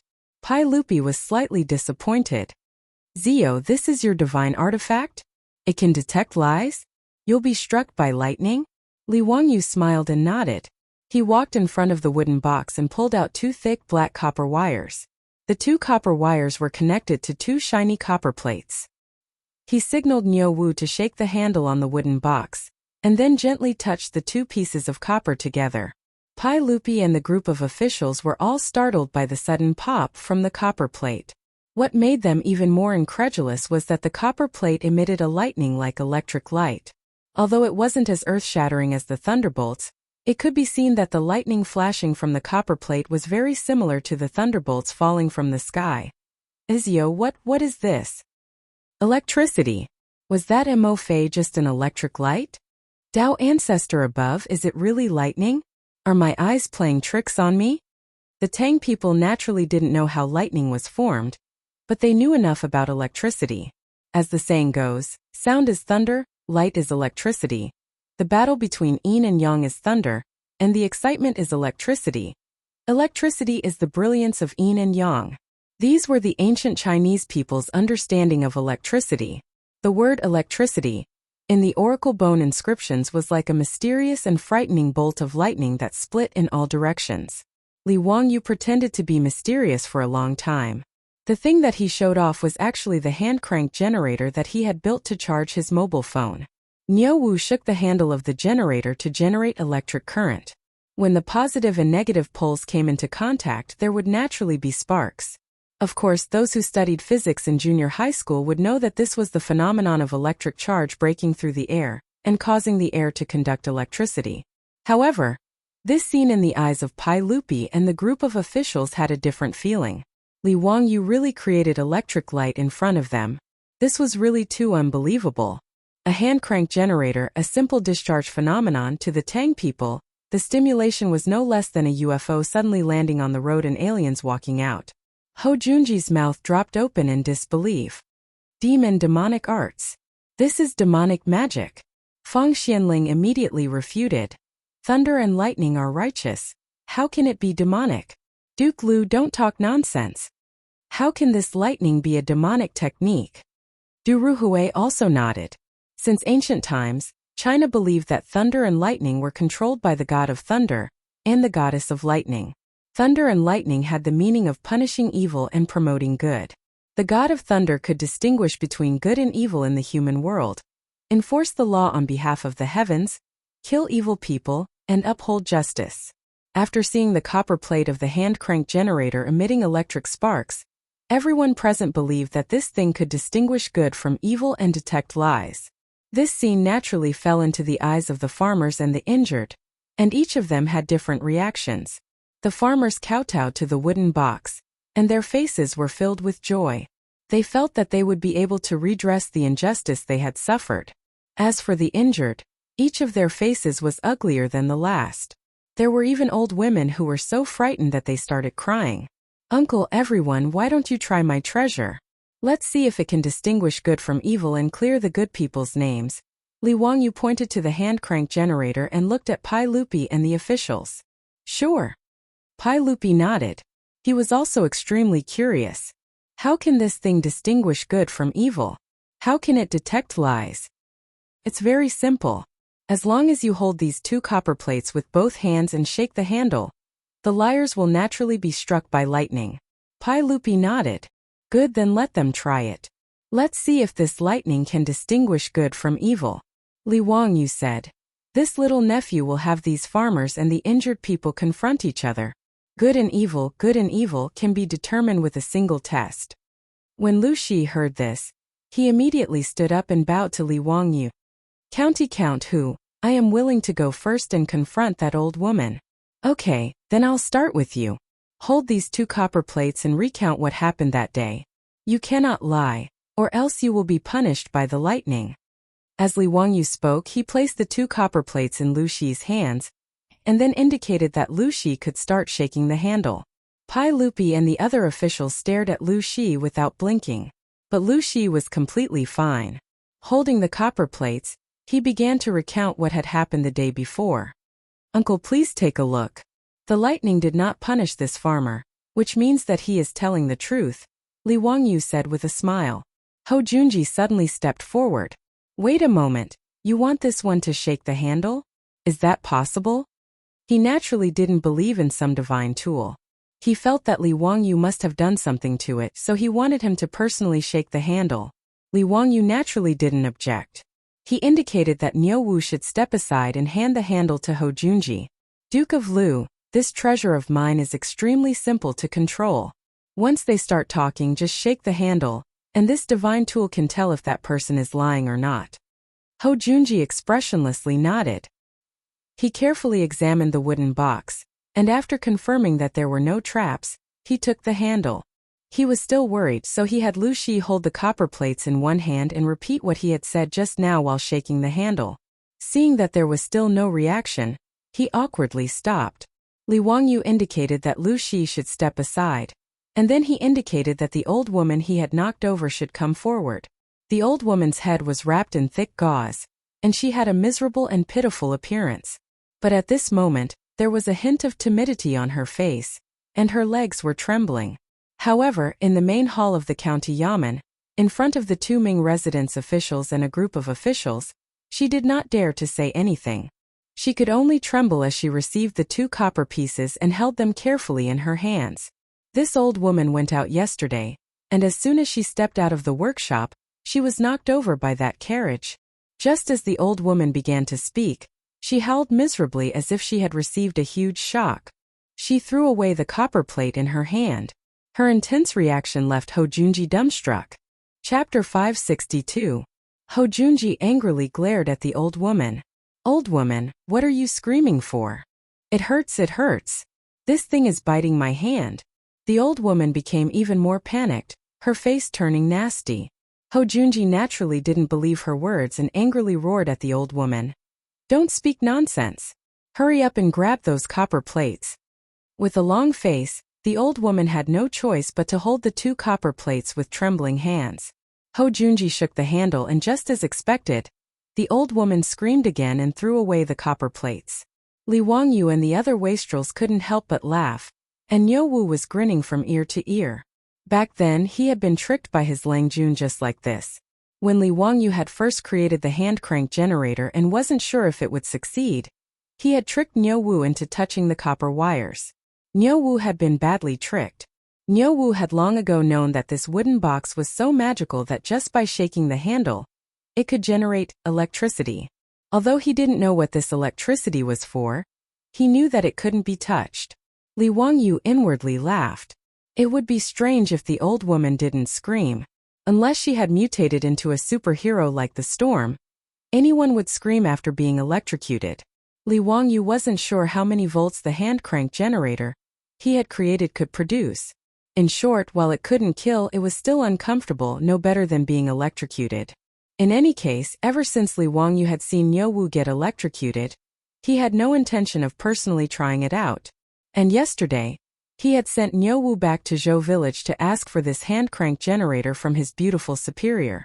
In order to keep the generator a secret, Li Wangyu had Carpenter Lu make him a sealed wooden box to seal the generator within.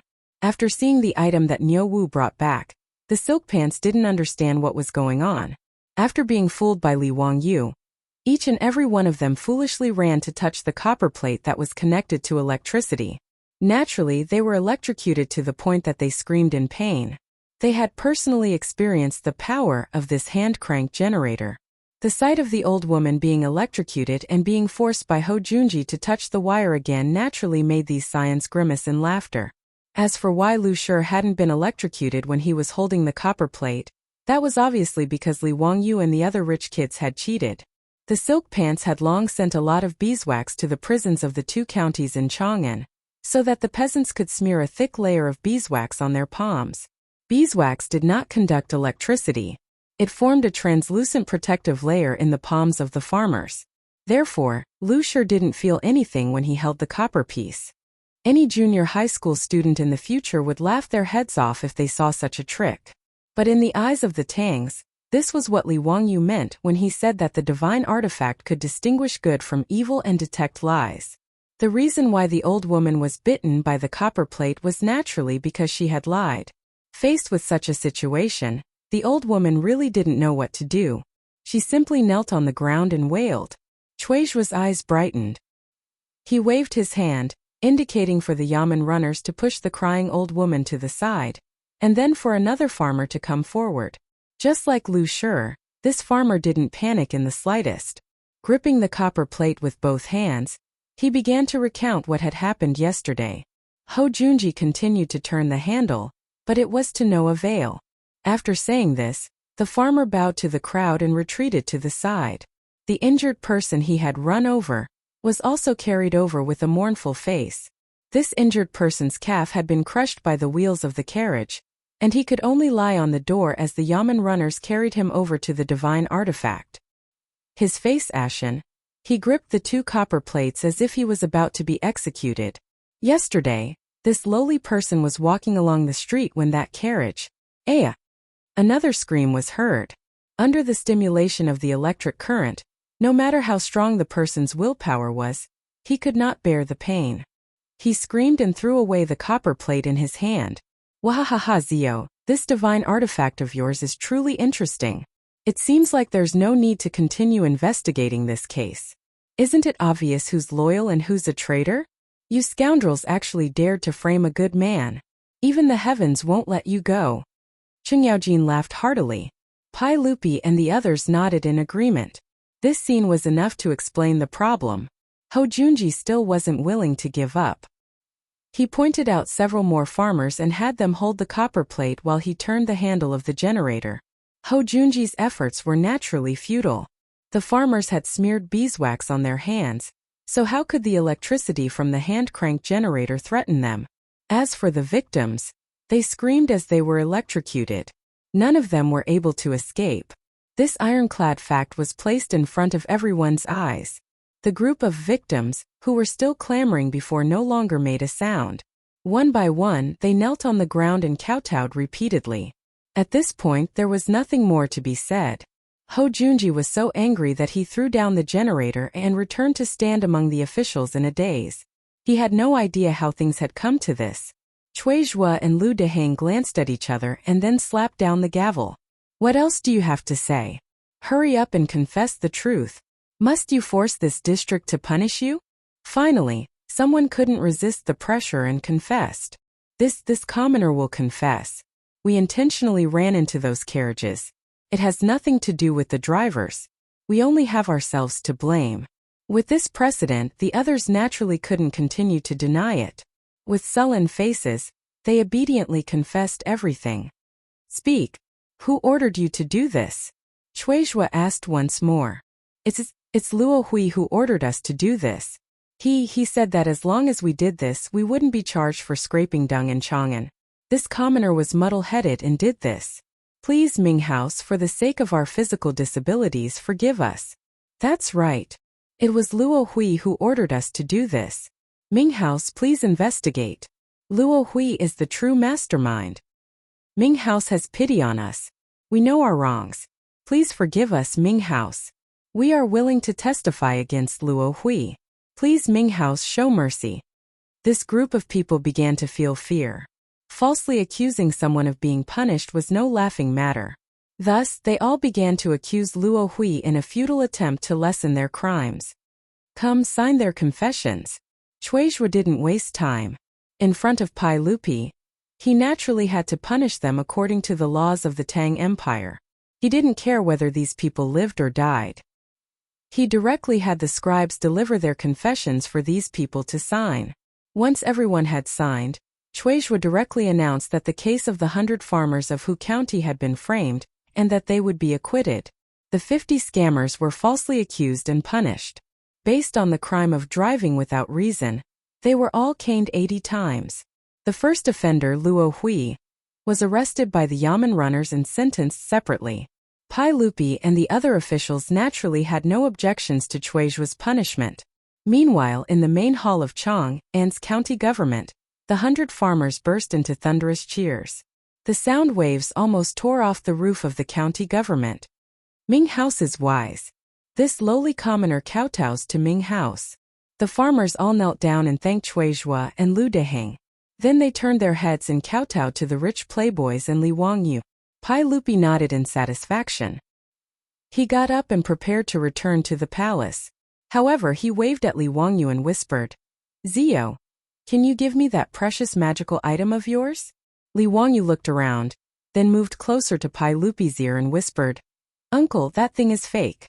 It doesn't have the ability to detect lies. When Pai Lupi heard this, he became a Spartan. Damn, I was tricked by this bastard again? Chapter 563. Pai Lupi angrily glared at Li Wangyu. He knew that this wasn't the place to talk, so he indicated for Li Wangyu to follow him back to Taiji Palace. As for the hand crank generator, Pai Lupi had Mitua bring it back. Li Wangyu saw that it was still early, so he hurriedly called out to the other scions and had them arrange for the farmers to start digging excrement today. They didn't want to waste any more of their time to earn money. As for Ho Junji, his expression was constantly shifting. Standing among the officials, he gave Li Wangyu an extremely unfriendly look. Li Wangyu would occasionally meet his gaze, and when he saw this expression, not only did he not fear it, he even smiled even more happily. After following Pai Lupi back to Taiji Palace's administrative hall, Pai Lupi had Mitua bring the hand crank generator over and walked around the wooden box a few times. After asking Li Wangyu, he indicated for Mitua to open the wooden box. After carefully examining the structure, he couldn't help but be disappointed. As expected, it wasn't some divine treasure. It was just some copper wire wrapped around a magnet, and it didn't have any mysterious energy. In truth, this was the second hand crank generator that Li Wangyu had built. The one made of silver wire was still in his residence, and it was powered by water to charge his mobile phone. This was just a backup, so it didn't matter if Pai Lupi took it apart. Pai Lupi couldn't figure out what it was, so he turned to Li Wangyu and asked, Zio, what's the use of this thing? Li Wangyu spread out his hands. Uncle, you've also seen it. This little nephew named this thing a hand crank generator. As for its use, it's naturally capable of producing electricity. What use does this electricity have? Can't it distinguish between good and evil and detect lies? Pai Lupi was still unwilling to give up. If there really was something that could do this, it would be far too useful to him. Li Wangyu couldn't help but sweat. This superstitious person who didn't understand science was too stubborn. Uncle, this thing can only produce electricity. It can't distinguish between good and evil. Pai Lupi did not believe him and asked, Then what happened in the hall of Chang'an County just now? Why aren't those farmers afraid of this electricity? Uncle, those farmers have smeared beeswax on their hands to block out the lightning. Oh? Beeswax had such an effect? Isn't that person afraid of being struck by lightning? Li Wangyu was speechless. He didn't expect Pai Lupi to be so imaginative. Imagine a person covered in beeswax going out to be struck by lightning on a stormy day. That scene was simply too beautiful. He hurriedly shook his head. Uncle, the electric light produced by this hand crank generator is just a drop in the ocean compared to thunder and lightning. The power is completely different. Applying beeswax on my hands can isolate the electricity from the hand crank generator, but it can't isolate the lightning. Li Wangyu gave Pai Lupi a general knowledge of electricity. Pai Lupi listened with great interest. Pai Lupi even let Mitua and a few of his servants have a taste of being electrocuted. Mitua kept looking at Li Wangyu with resentful eyes. Zio, what other use does this electricity have other than electrocuting people? Nothing. Li Wangyu also had a headache. He really couldn't think of any use for electricity in the Tang dynasty. Other than the unique mobile phone and speaker in the hands of his beautiful boss, there were no other electrical appliances. As for light bulbs and the like, that was not something he could make, let alone other electrical appliances. These things really had no use for the Tang dynasty. Hearing Li Wangyu's reply, Pai Lupi couldn't help but be greatly disappointed. After fiddling with the hand crank generator for a while, Pai Lupi lost interest and turned to Li Wangyu. Zio, what's going on with Na Luohui? A lowly person dares to oppose you, the county earl who founded the country? Uncle, Na Luohui is naturally a minor character not worth mentioning. But Uncle should also be able to see that there's someone supporting him to oppose me. Who is it? Li Wangyu grinned. Isn't it obvious? Uncle, today in the hall and in the Chang'an County Yamen, only Duke Lu has been unwilling to let this nephew off. Pai Lupi nodded slightly at these words. He could naturally see through Ho Junji's actions. He just wanted to verify it with Li Wangyu. Zio, enough. We will find an opportunity to resolve the conflict between you and Junji. Junji suffered a great loss in the gambling match, so it's normal for him to harbor some resentment. Pai Lupi naturally did not wish for Ho Junji and Li Wangyu to go too far. Ho Junji had always been trusted by Pai Lupi, and was one of his trusted generals, and Li Wangyu's status in his heart went without saying. For Pai Lupi, the relationship between the two of them was like palm to palm. If they went too far, it would not look good on his face. Pai Lupi still believed that Ho Junji was opposing Li Wang, only because he had lost the gambling match. Upon hearing Pai Lupi's words, Li Wangyu immediately began to consider whether or not he should give Ho Junji a bad look. Pai Lupi's trust in Ho Junji was unquestionable. 2 years later, Li Jing, the war god of the Tang dynasty, had been forced to abdicate and give the post of Minister of War to Ho Junji. Li Wangyu truly did not wish to see Ho Junji's authority grow. This was not a good thing for him. After making up his mind, Li Wangyu whispered to Pai Lupi, "Uncle, I'm afraid that you're wrong. Duke Lu is making things difficult for this nephew not because of that gambling match, but because of profit." "Oh, what do you mean?" "Uncle, you also know that those 300 toilets make no less than 200,000 strings of coins a year from the excrement sales. This nephew has already reported this to Aunt, and we plan to use it all to help the orphans and widows." Pai Lupi nodded and praised. "Not bad. Mei Guanyin has already informed us of this matter. Zio, for you to be so righteous, us have a whole new level of respect for you. Caring for the young, supporting the old, helping the poor, and alleviating the sick are all acts of benevolence that benefit the country and the people. Brat, this time, you didn't mess around with those profligates. Once your Wangyu Charity Hall is established, we will inform Duke Dai to hand over 20% of the annual lottery earnings to the charity hall, so that it can be used to help the people." Li Wangyu hurriedly bowed. "This nephew thanks Uncle on behalf of the people. However, Uncle, this nephew doesn't care about the 200,000 strings of coins, but there are people who care about wealth." Pai Lupi couldn't help but glare at him. "You're saying that Junji is eyeing your excrement sales? How is that possible? He's the mighty Duke Lu, so how could he do such a thing for some money? Hee, Uncle, this nephew isn't speaking nonsense. Uncle, do you know why that Luo Hui is acquainted with Duke Lu? Why would he listen to Duke Lu's orders and do such an absurd thing? Why? Horse dung. Horse dung? What does that mean?" Pai Lupi didn't understand. In a few words, Li Wangyu explained how the Tang dynasty's army sold horse dung for public use. Pai Lupi had also heard of this matter, but he didn't think much of it. "Zio, are you accusing Junji of embezzling horse dung money?" Li Wangyu shook his head. "Uncle, this nephew only feels that this is most likely the case. Whether it's true or not, Uncle will know once he investigates. This nephew has asked Chung Chumo and the others. Uncle Chung and Uncle Yuchi sell horse dung every year and earn 40 to 50,000 strings of coins, all of which are used by the army. As for whether Duke Lu's right guard is the same, this nephew doesn't know." Pai Lupi naturally heard Li Wangyu's words, and he paced back and forth in the hall with a dark expression. Then he beckoned Mitua over.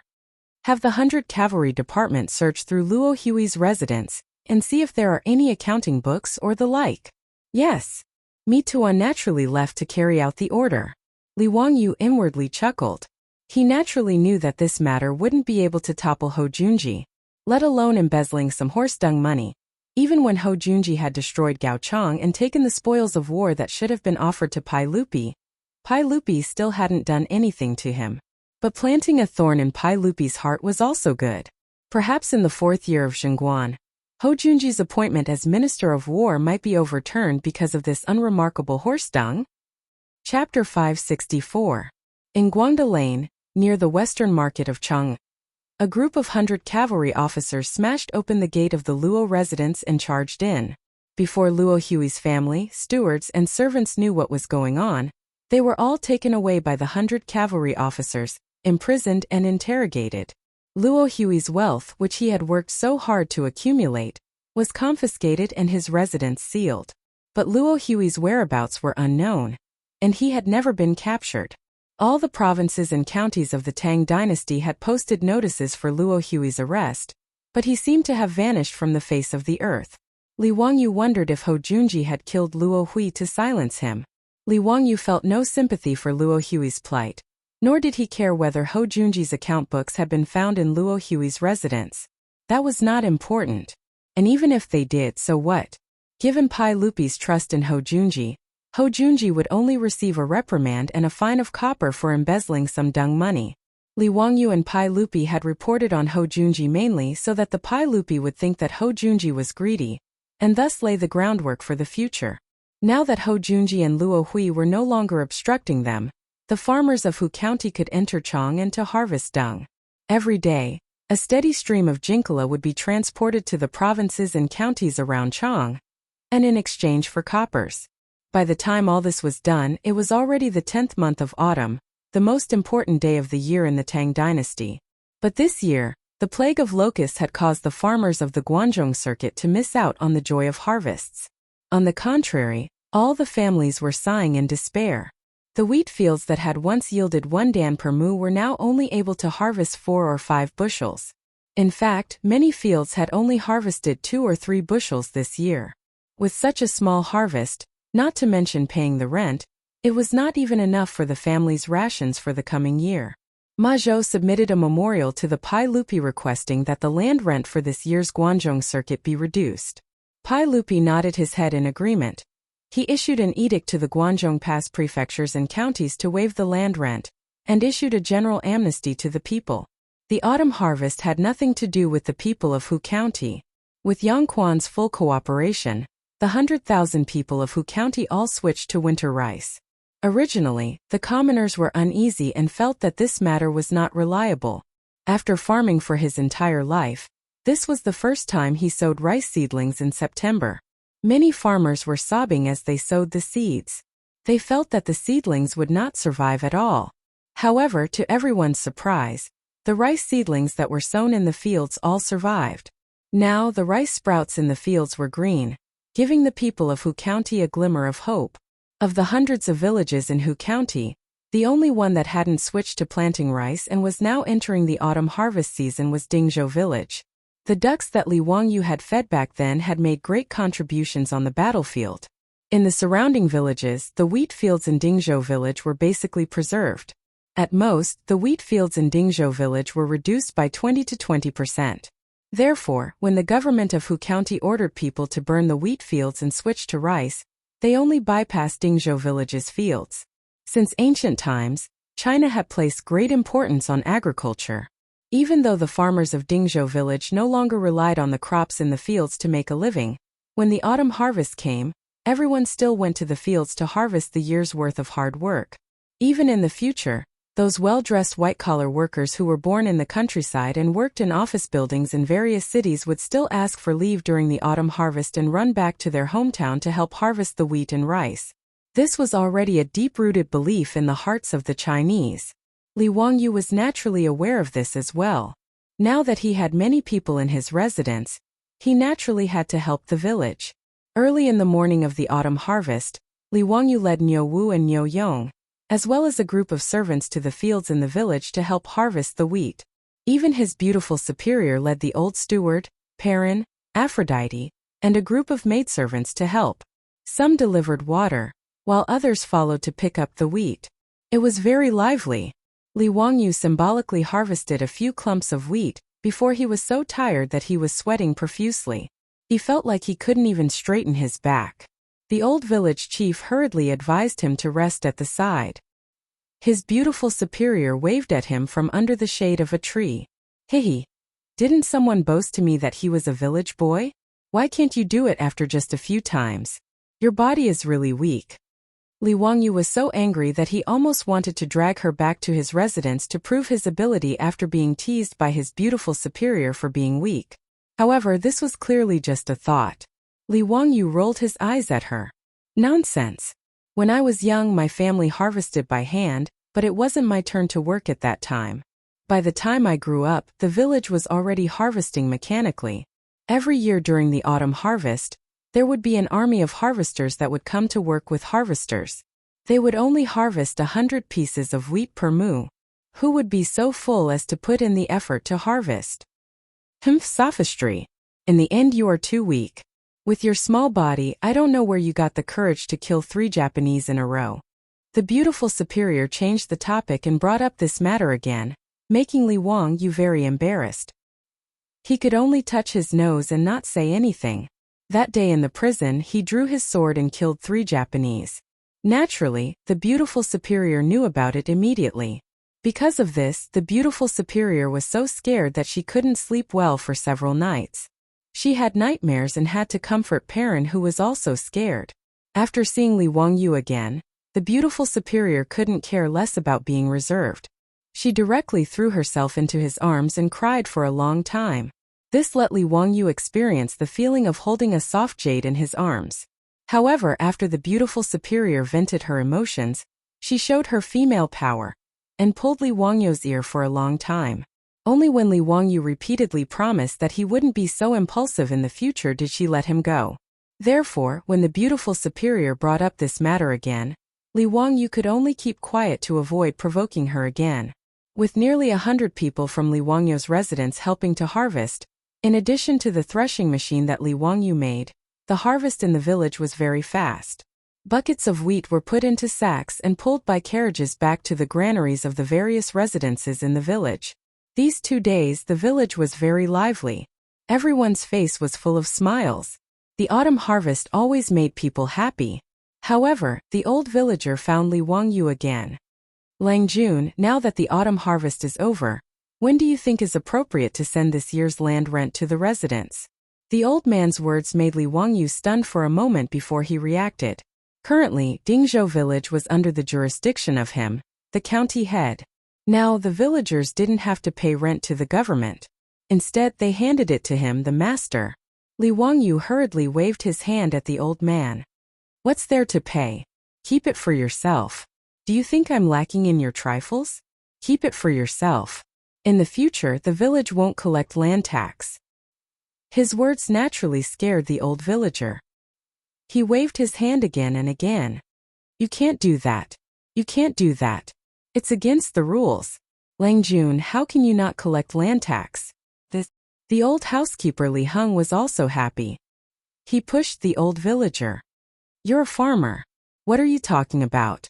This old man now worries about how to stack the copper coins in the residence every day. How can I have the time to care about the food and cloth that you pay? Do you want to tire this old man to death? If Lang Jun says he won't accept it, then he won't accept it. Don't talk about it anymore. Li Heng and the old villager were also joking. After moving to Dingzhou village for more than half a year, the 2 old men's relationship was quite close. They often met to drink wine and chat. Now that the residents didn't lack anything, and his Lang Jun had been promoted to county head, Li Heng was full of energy every day. His originally white hair had become a lot darker, and he looked a lot younger. The old villager naturally didn't get angry at his words. He could only sigh in his heart that Dingzhou village's ancestors were blessing them to meet a master like Li Wangyu. It was a blessing that they had cultivated for several generations. After repeatedly thanking Li Wangyu on behalf of the villagers, the old villager looked at Li Heng and suddenly grinned. Housekeeper Li, how old are you this year? Li Heng was stunned. He didn't understand why the old villager asked this question. This old man is 48 years old. His words, however, gave Li Wangyu a shock. Damn! Li Heng is only 48 years old? He always thought that this old man, oh no, it should be uncle, was over 60 years old. Chapter 565. The Tang people were different from the later generations. Due to the good medical conditions and adequate nutrition, 48-year-old people were considered middle-aged at most. The World Health Organization of the later generations even classified people under 44 as youths, and 45 to 59 as middle-aged people. Li Heng was 48 years old, which meant that he had just entered middle age. Li Wangyu also remembered that historians had studied the average lifespan of the ancient people. During the Sui and Tang dynasties, the average lifespan was only 40 years old. Li Heng was 48 years old, which was not considered young in the eyes of the Tang people. As for the long-lived elders like Yu Shernan and Sun Simiao, they were already considered to be Ranrui and could not be lumped together. Perhaps it was because of a lifetime of hard work, but in Li Wangyu's eyes, the 48-year-old Li Heng was as old as a 60-year-old man in the future. He had never asked about Li Heng's age, and the original owner of his body did not seem to know either. He only knew that when Li Heng was born, he was already an elder in the family and had served Li Zhou for many years. However, like Li Heng, he did not understand why the old village chief asked about Li Heng's age. The old village chief laughed. Housekeeper Li, you haven't married yet, right? You should have seen the wife of the Zhao family in the village, right? She is 33 years old now, and she is also very beautiful. In the early years, her husband was also a government soldier, but he was unlucky and did not come back. This wife of the Zhao family raised her daughter, and has been a widow ever since. Now this wife of the Zhao family has taken a fancy to you, old man. I just don't know if you are a good man or... The old village chief did not finish his words, but Li Wangyu and Li Heng immediately understood what he meant. Was he trying to be a matchmaker? As for whether Li Heng was a good man or a slave, this was naturally a prerequisite for the wife of the Zhao family to be willing to remarry. If Li Heng was a slave, then this wife of the Zhao family, no matter how much she secretly admired Li Heng, would not choose to marry him. After all, if she married a slave, she and her descendants would all become slaves. Without waiting for Li Heng to speak, Li Wangyu immediately nodded repeatedly. Good status, of course it's good status.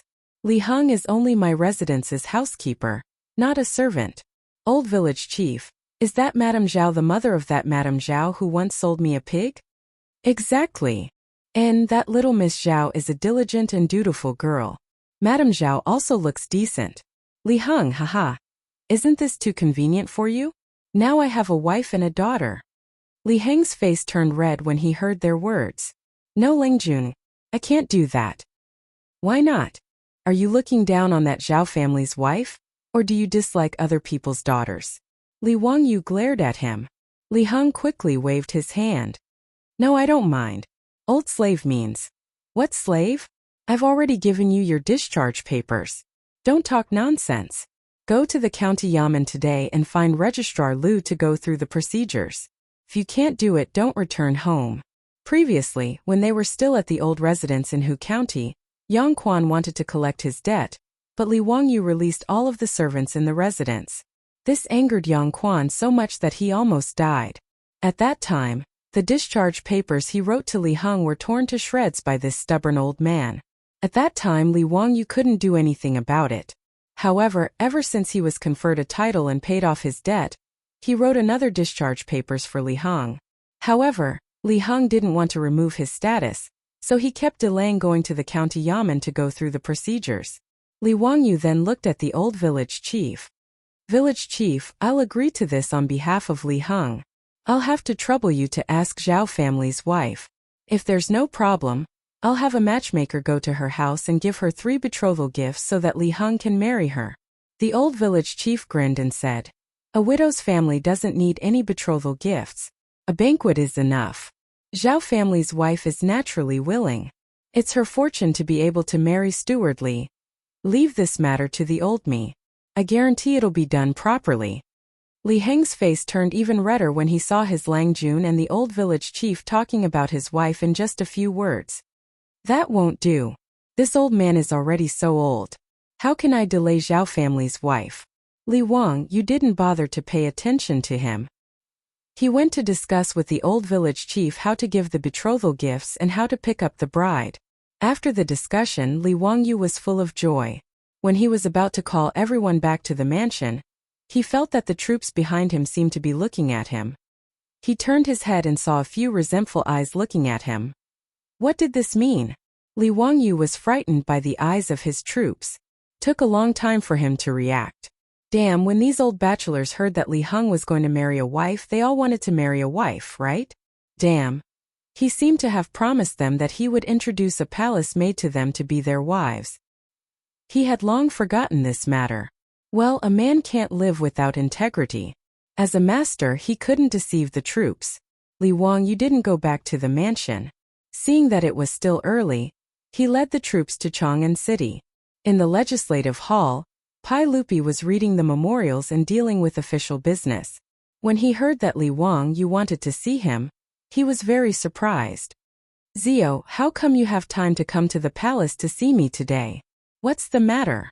Li Wang you touched his nose and smiled. Nothing. I just miss uncle, so I came to the palace to see you. Pai Lupi looked up and glanced at him with a faint smile. Is there really nothing? If there's nothing, then you can go back. I have to deal with official business and have no time to chat with you. Li Wangyu was speechless. F*ck, can't you be more polite? He racked his brains and thought about how to ask Pai Lupi for the 73 palace maids. If he directly asked, he was afraid that Pai Lupi would beat him up. That day, in order to recruit the troops, he boasted that he would match them with palace maids as their wives. But this matter was simple and difficult at the same time. Although there were thousands of palace maids in the Taiji Palace, not everyone could spy on them. Usually, Pai Lupi would only reward those who had done meritorious service with a few beautiful palace maids.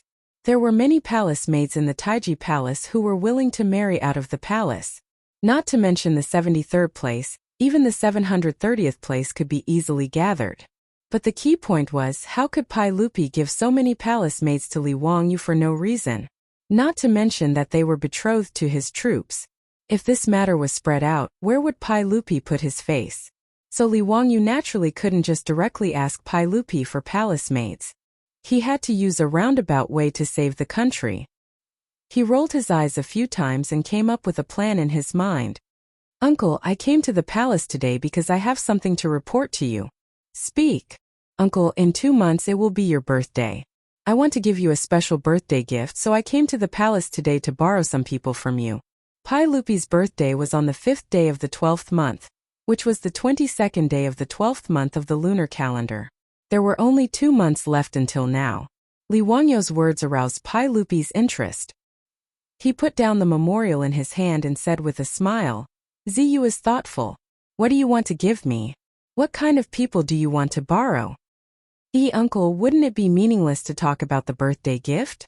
Please allow this nephew to keep it a secret and give Uncle a surprise on Uncle's birthday, okay? I want to borrow 300 palace maids to prepare the birthday gift. Pai Lupi didn't think much of Li Wangyu's words. He only raised his head and laughed loudly. Good. Then I will wait for Ziyu's gift. What palace maids do you need? You can tell me to and choose them yourself. Thank you, Uncle. Li Wangyu hurriedly bowed, but his heart was blooming with joy. Chapter 566. After Li Wangyu thanked Pai Lupi, he asked, Uncle, if these palace maids are disobedient, do I have the right to punish them? Pai Lupi didn't take it seriously and waved his hand at him. I'll leave them to you. Naturally, you can punish them however you want. Anyone who refuses to obey will be beaten to death. Li Wangyu had been waiting for him to say this. After thanking Pai Lupi again, he hurriedly pulled Mitua out of the Hall of Government and prepared to select palace maids. May I ask, County Uncle, what kind of palace maids do you need? I'll send someone to inform them in advance. Li Wangyu chuckled. Naturally, I need someone who can sing and dance and who is good at all kinds of musical instruments. As for their age, they can't be too young. It would be best if they are at least 20 years old. It would be best if they are palace maids who are willing to leave the palace to marry. His words stunned Mitua. He didn't understand what Li Wangyu meant. It was easy to understand that he needed someone who could sing and dance and know how to play musical instruments. However, he needed someone who was old and willing to leave the palace to marry. What was this for? What did this have to do with giving Pai Lupi a birthday gift? County Uncle How come I don't understand what you're saying? Don't ask. This is a secret. A secret, you know? I didn't even tell the saint when he asked. If I told him, there would be no surprise. Li Wangyu wasn't willing to tell Mitua the truth. Naturally, he vaguely sent him away. Mitua had no choice but to follow Li Wangyu's instructions and take him to Taichung Temple. He picked out 300 palace maids who were good at singing and dancing and were willing to marry and handed them to Li Wangyu to take out of the palace.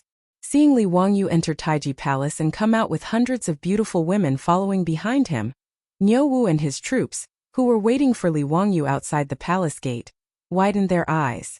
Li Wangyu kicked Niu Wu angrily. It's fine if they look, but you have a wife. What are you looking at? Be careful, I'll talk to your grandmother when we get back. Lang Jun, don't he? I'm just taking a look for my brothers, Niu Wu hurriedly smiled and begged for mercy. Li Wangyu angrily glared at him. Quickly go to the East Market and ask the villagers to bring the carriages here. Otherwise, we won't be able to return to Dingzhou village today. Lang Jun, are you letting the young ladies sit in that four-wheeled carriage? Those are carts for transporting goods. Niu Wu mumbled. Nonsense, if we don't take those four-wheeled carriages, are you going to carry them back? There are 300 palace maids here. Where am I going to find so many horses? Why don't you ask the farmers to prepare some benches and other things and put them in the carriage? That's right, someone should go back first and inform Lady Su and Li Heng to make preparations. These 300 palace maids will be staying in the residence for 2 to 3 months. Niu Wu naturally could only follow Li Wangyou's instructions. He arranged for a troop to go back to Dingzhou village to report, and then hurried to the Shunfeng Carriage Company in the East Market.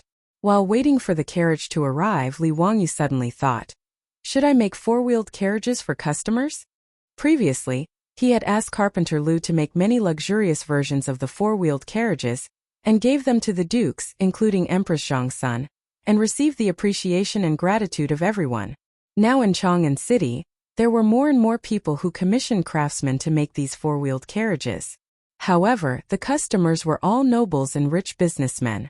In Chang'an City, ordinary people still relied on the number 11 bus to travel and relied on walking. After all, there were only a few people who could afford to raise mules and horses.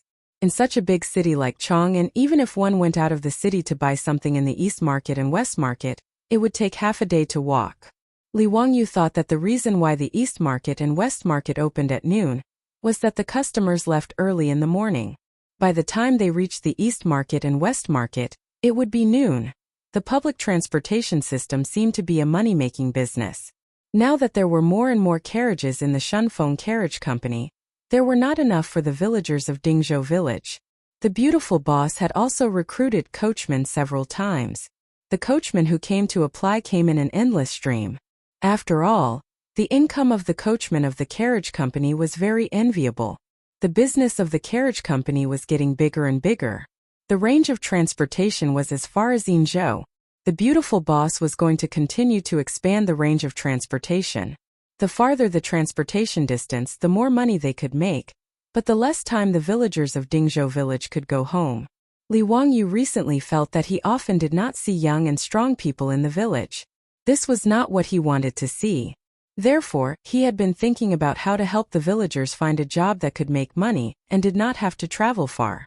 Today, he had to transport 300 palace maids back to the village, which gave him an idea. This bus was also a profitable business. Thinking of this, Li Wangyou told the troops and turned back to the Taiji Palace. In the legislative hall, Pai Lupi was surprised to see Li Wangyou return. Zio, is there anything else? Uncle, I just thought of something and came to report it to you. What is it? Uncle, the population of Chang'an City is close to 1 million. However, there are only a few people who can raise mules and horses. In notice Chang'an City, it is inconvenient for the people to travel. It is very distressing. Pai Lupi heard this and was slightly stunned. Then he slowly nodded. Zio, you are right. I have heard that many people are complaining about this. However, I have no choice. Chang'an City is so big. I can't send a horse and a mule to each of them. Li Wangyou rubbed his hands and laughed. Uncle, I have a way to solve the problem of the people of Chang'an City. Are you interested? Pai Lupi asked curiously. What is it? Tell me quickly. Public carriage. What is a public carriage? Pai Lupi did not understand. He understood the word public. The records of the Grand Historian explained it as, the law belongs to the emperor and the world is public, which means publicly owned public. But how did the carriages become public?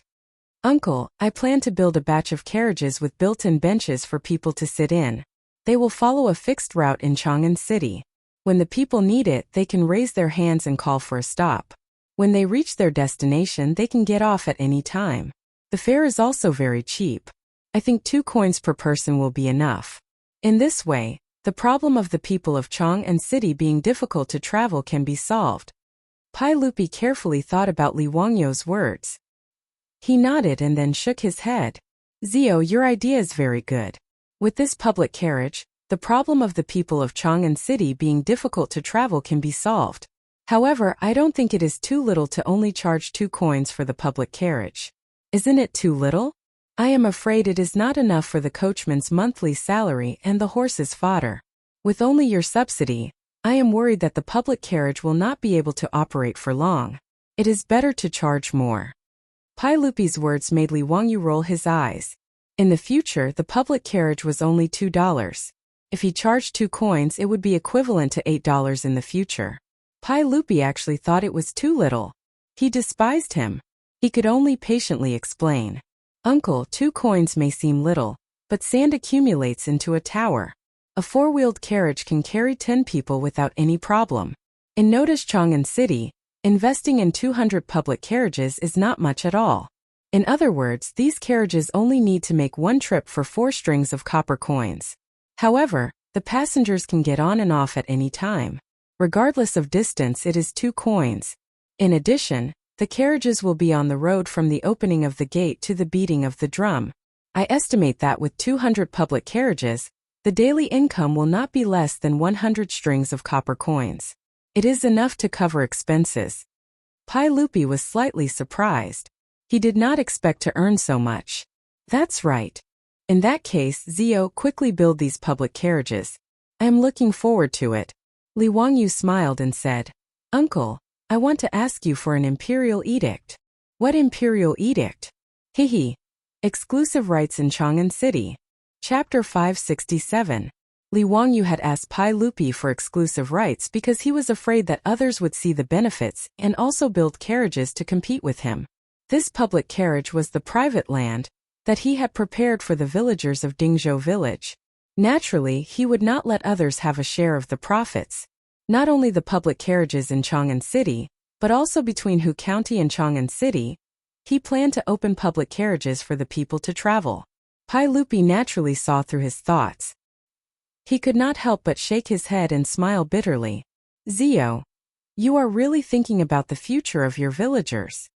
Uncle, no matter what, the villagers of Dingzhou village are business partners with Aunt.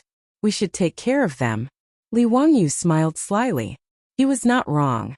The royal family owned 50% of the shares of Shunfeng Carriage Company, Li Wangyu owned 30%, and the remaining 20% belonged to Chang'an's Chou family and Dingzhou village. A small shareholder was still a shareholder. Alright, this public carriage is your idea, so I will do as you wish. Only your family is allowed in Chang'an City, but I also have a condition. Uncle, please say it.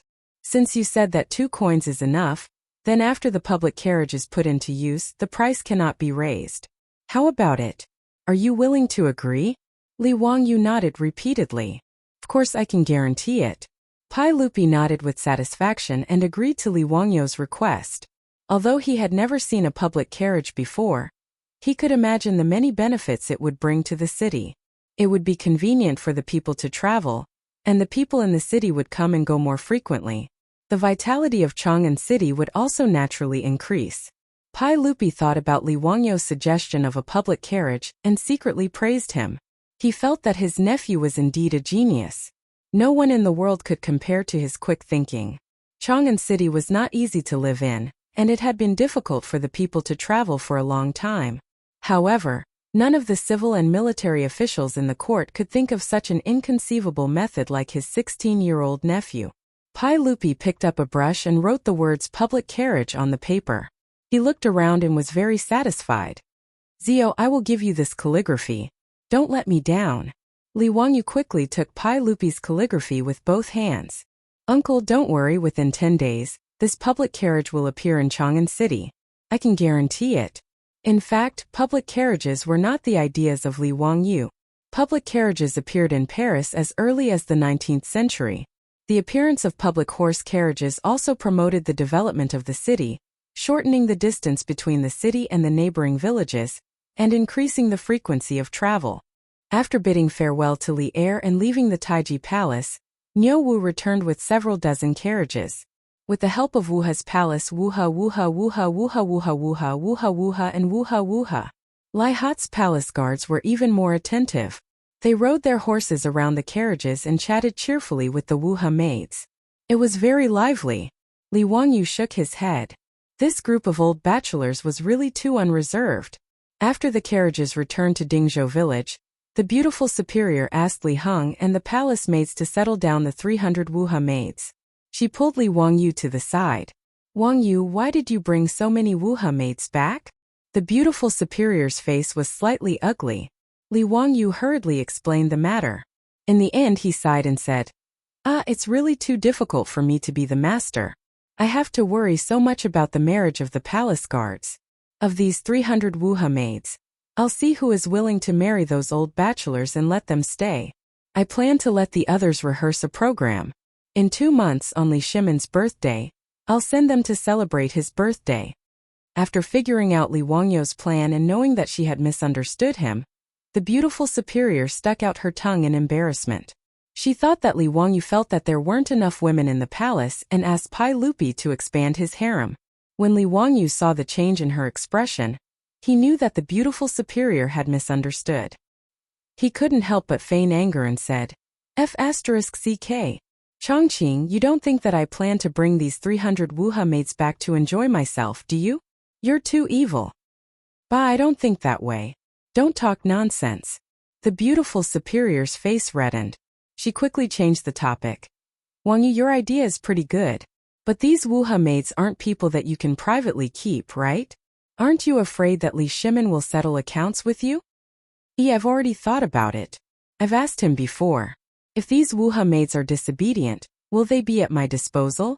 Haha, when the time comes, I'll say that those wuha maids didn't listen to this count's words and were punished by me. I'll punish them by marrying them to the troops in my palace and forbidding them from returning to the palace in the future. Wahaha, Li Shimen can't go back on his words, right? Letting me deal with them is his golden mouth and jade words. The beautiful superior speechlessly rolled her eyes. You can think of it.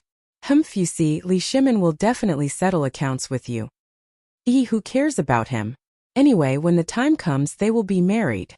Can he still take them back? Li Wangyu said indifferently. Then what program are you going to let these wuha maids rehearse? I haven't thought about it yet. Song and dance? Choir? You help me think about it again. Anyway, it's as lively as possible. I'm afraid that I can't suppress Li Shimen and his group of country bumpkins. The beautiful superior was speechless. This guy really doesn't treat the emperor as a cadre. By the way, Chongqing, I thought of another idea today. Li Wangyu talked about the public carriage again, but the beautiful superior nodded repeatedly. This is a good idea. Chang'an City is too big. Without horses it's really difficult to move around.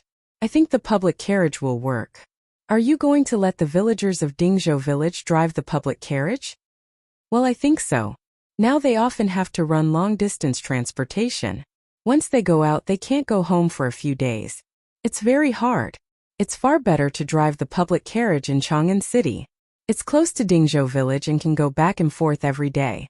Li Wangyu said. The beautiful superior nodded. I think this is a good idea. In a while, let someone invite the old village chief and the others to discuss this matter. Since you promised Li Shimen to start operating within 10 days, then hurry up. Li Wangyu naturally had no objection. He immediately asked someone to invite the old village chief and the others. Not long after, the old village chief, Carpenter Liu, and several respected old people in the village came to his mansion. Lang Jun, you summoned old me and the others. Is there anything you need? Li Wangyu smiled and showed the calligraphy written by Pai Lupi to everyone. Village chief, elders, this is the calligraphy written by the sage. Today, I've invited all of you here because I want to change the livelihood of the villagers to operate the public horse carriages. His words made the old village chief and the others look at each other. Public horse carriages were something that no one had heard of before. From Li Wangyu's words, it seemed that he didn't intend to let the young men in the village work as drivers for the four-wheeled carriage. This caused everyone to feel a little hesitant. The villagers drove the carriages. Although it was hard, the income was quite good. They could earn 200 coins a day and 6 rounds of cash a month, which was the same as the monthly salary of the second-class leaders in the imperial court. If they were to run the public carriage business, would they still be able to make such a profit? But since this matter was proposed by Li Wangyu, the old village chief and the others naturally had no reason to refuse. The old village chief gritted his teeth and nodded in agreement. We'll do as you say. Dingzhou village won't dare to talk nonsense. Lang Jun, don't worry. If anyone has the slightest complaint, old me will personally beat that bastard to death.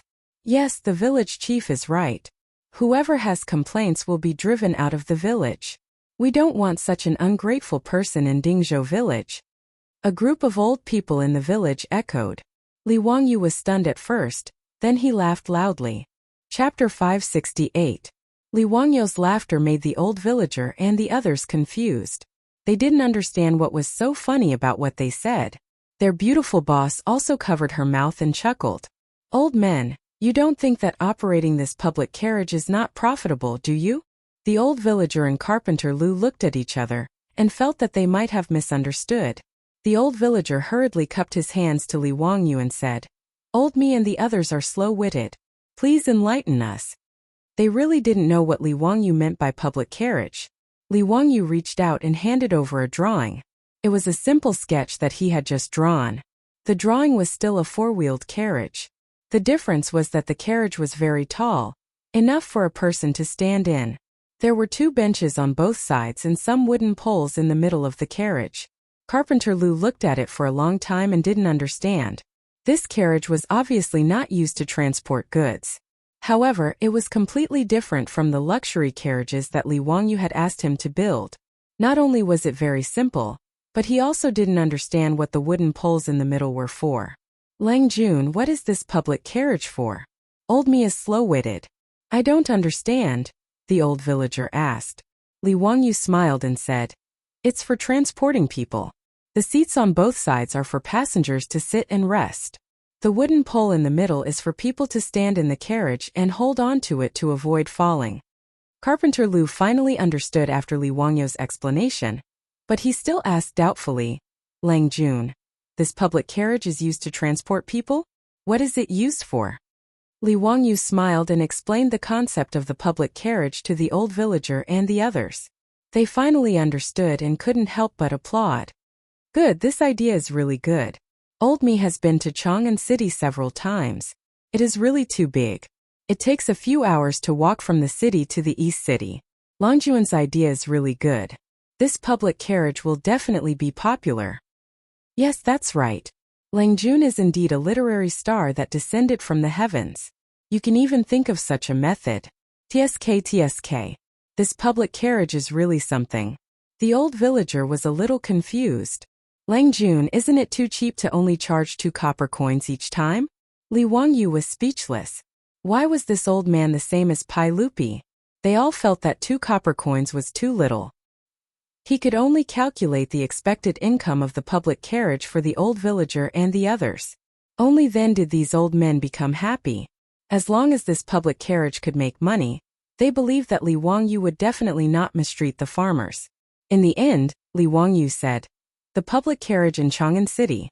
I intend to cooperate with the village in this business. What do you think of it?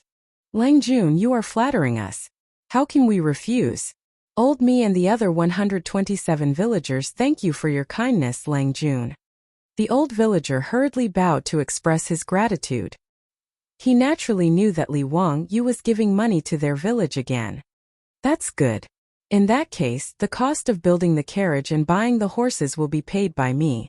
As for the income, let's split it 50-50. My mansion and the village will each take half.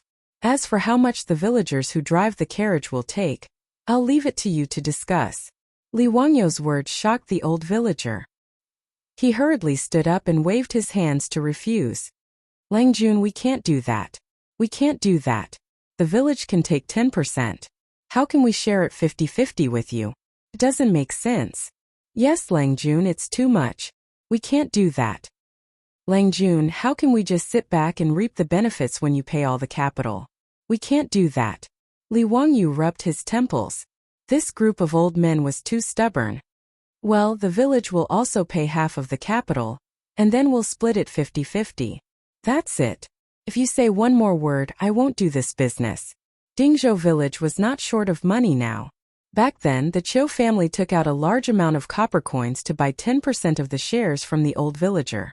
In addition to the share from the carriage company for half a year, the village's public account was full of money. When the old villager saw that Li Wangyu was so determined, they could only thank Li Wangyu again and settle this matter. Carpenter Lu patted his chest and said, Old me will immediately go back and start building the carriage. I guarantee that it won't delay Longjuan's business. Nowadays, Li Wangyu asked Carpenter Lu to build more and more things. Even the surrounding villages came to look for Carpenter Lu to build their own water carts, carriages, and other things. Carpenter Lu also had a keen eye. He simply recruited many apprentices from the village and the surrounding villages and set up the first carpentry workshop in Dingzhou village. His 3 sons all became masters in the workshop. They led a group of apprentices to build all kinds of things. The business was doing quite well. Among the villagers of Dingzhou village, there were close to 200 coachmen in the Shunfeng carriage company. Within 10 days, Carpenter Lu's workshop naturally could not build so many public carriages. However, Li Wangyu was not in a hurry. He pushed all 200 public carriages to Chang'an City. After 10 days, there would be about 50 public carriages on the road to meet the initial demand. After the matter of opening public carriages in Chang'an City was confirmed, the villagers of Dingzhou village were naturally all smiles.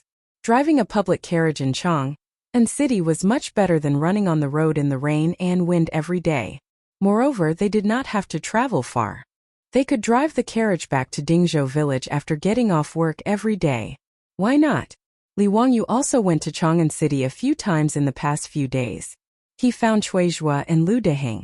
The 3 of them followed the map of Chang'an City and planned a preliminary route for public carriage operation. Cui Zhuo and Lu Deheng were completely convinced by Li Wangyu's ability to create trouble.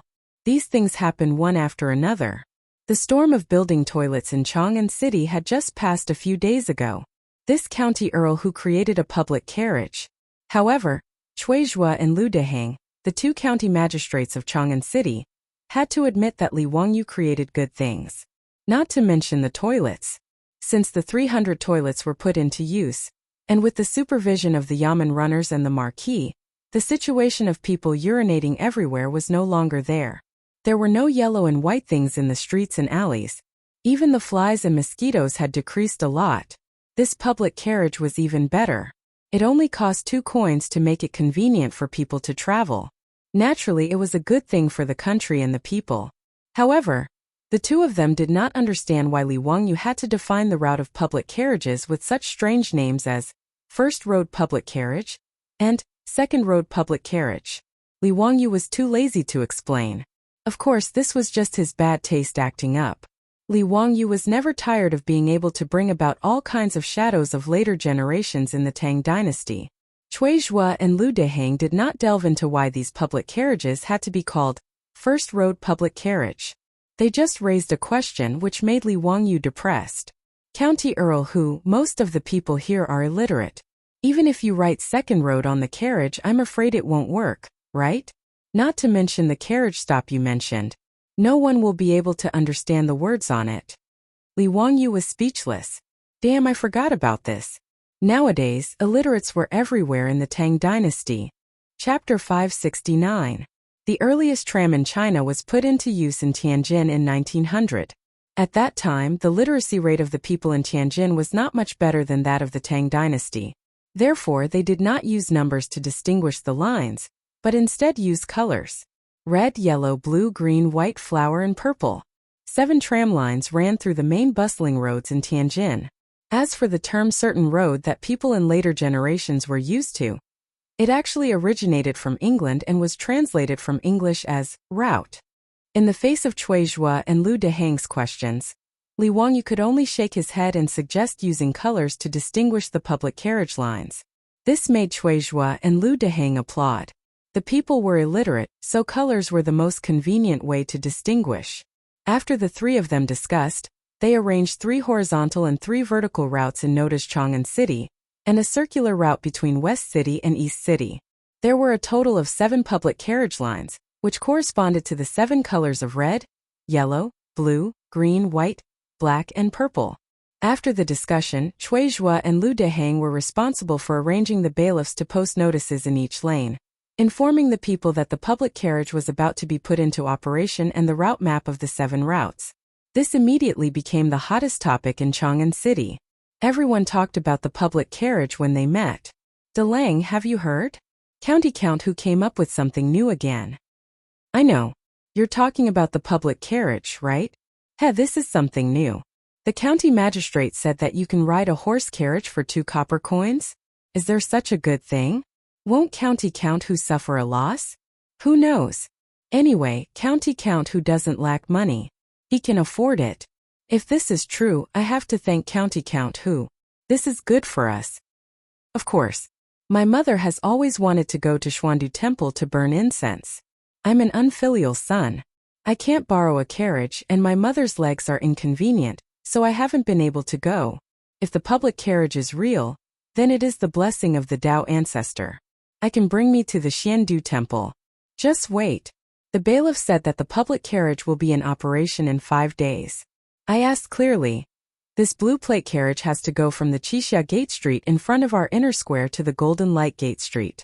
If we change to a red plate carriage, we can go directly to the East Market or the West Market. It is too convenient to buy things. In fact, compared to the original 100 copper coins price for an ox cart that could carry a load of 100 caddies and travel 50 kilometers in the Tang dynasty, the 2 copper coins public carriage fare was not cheap. However, the starting price for an ox cart was 50 copper coins. Regardless of whether the distance was less than 50 li, the price was still the same. In this way, 2 copper coins for a ride in a carriage was much cheaper. The average monthly income of the people in Chang was consistent. 2 coins was not a low cost, but the enthusiasm and expectation of the public carriage did not diminish. Li Wangyu, on the other hand, was busy letting the villagers of Dingzhou village familiarize themselves with the route, giving them pre-job training, arranging for the purchase of horses, adjusting the public carriages. 10 days passed in the blink of an eye after a series of tasks were completed. Early in the morning, the morning drum of Chang and city had just been beaten and the gate was opened. The old soldier guarding the gate saw many people pouring out of the gate and standing on the street outside the gate, looking around. Have they come? Have they come? Have you seen them? It can't be that early, right? The gate has just opened. Let's wait a little longer. Did the announcement say today? Yes, today is the day. The old soldier was puzzled. He went forward and asked, Everyone, what are you waiting for? Waiting for the public carriage. May I ask what a public carriage is? The old soldier did not understand and continued to ask. His words made the people around him laugh. This soldier, have you not been in Chang'an City these days? The old soldier nodded. A few days ago, I asked for leave to go back to my hometown to attend a funeral. I only returned to Chang'an City yesterday. No wonder you don't know about this. This public carriage is a new thing made by the county count. It is the carriage that carries passengers. It travels along 7 fixed routes in Chang'an City. Anyone who needs to take a carriage can wave for the carriage to stop. When they arrive at their destination, they can get off at any time. The fare is only 2 copper coins each time. The people in the square immediately explained enthusiastically. The old soldier was surprised. There's such a good thing? Does the county count have so much gold in his manor that he has nowhere to spend it? When I go off duty later, I'll give it a try. Haha. That's what everyone is thinking. Look, aren't we all waiting for the public carriage to arrive? Everyone raised their heads in anticipation. Suddenly someone shouted, It's here, it's here. The green carriage is the public carriage passing by our square. I see the sign on the carriage. Everyone looked in the direction he was pointing. It was a 4-wheeled carriage that was slowly approaching. The carriage was taller than a normal carriage. There was a green sign on top of it. On the sign there were 4 large words written in white. Public carriage. Naturally, this was Pai Lupi's handwriting. Li Wangyu had shamelessly printed the sign on the public carriage. Everyone hurriedly waved their arms, indicating that they wanted to get on the carriage. However, the carriage did not stop. As it slowly drove past the crowd, the driver helplessly said, I'm sorry, everyone. The carriage is full. Please wait for the next one. His words naturally caused an uproar among the crowd. Then, those who reacted quickly turned around and ran in the direction of the carriage. This public carriage could only seat about 10 people. Just in front of their square, there were no less than 100 people waiting to try it. How long would they have to wait? Moreover, there were other squares in front of their square. They might as well run a few steps and stop the carriage in front of them. The people who managed to stop the public carriage with great difficulty excitedly raised 2 copper coins and asked the driver, Is this 2 copper coins? I'm going to Shi City. The farmer of Dingzhou village smiled and nodded. Yes, 2 copper coins. Just throw it in this box. At the entrance of every public carriage, there was a large locked box. There was a hole in the top for inserting coins. This was the money box that Li Wangyu had created. It was directly in place. No one is selling tickets. The people curiously threw in 2 Kaiyuan Tongbao coins and boarded the carriage. Even if there were no more seats and they could only stand in the middle of the carriage, they still enjoyed it. Regardless of whether they knew each other or not, they excitedly chatted about the novelty of this public carriage. The public carriage became popular on the first day of operation in Chang'an City. Carpenter Liu, his 3 sons, and a group of apprentices worked overtime for 10 days, but they only managed to build 50 carriages. There were a total of 7 routes in Chang'an City. On average, each route could only allocate 7 to 8 carriages. Even if all the carriages were filled, they could only transport 500 to 600 people at a time. There were millions of people in Chang'an City. Even if 1% of the people needed to travel, it would still be 10,000 people. These 50 carriages were just a drop in the bucket. The 50 farmers of Dingzhou village had not rested from morning till night. It was only when the evening drum sounded and the carriages stopped operating that they realized that they had not even eaten for the entire day. Everyone was so hungry that their chests were sticking to their backs. However, they were unusually excited. After everyone drove the carriages back to Dingzhou village, they opened the money box and counted. Everyone was shocked. In almost every carriage's money box, there was no less than 1 copper coin. The final tally of the 50 or so carriages was about 60 strings of coins.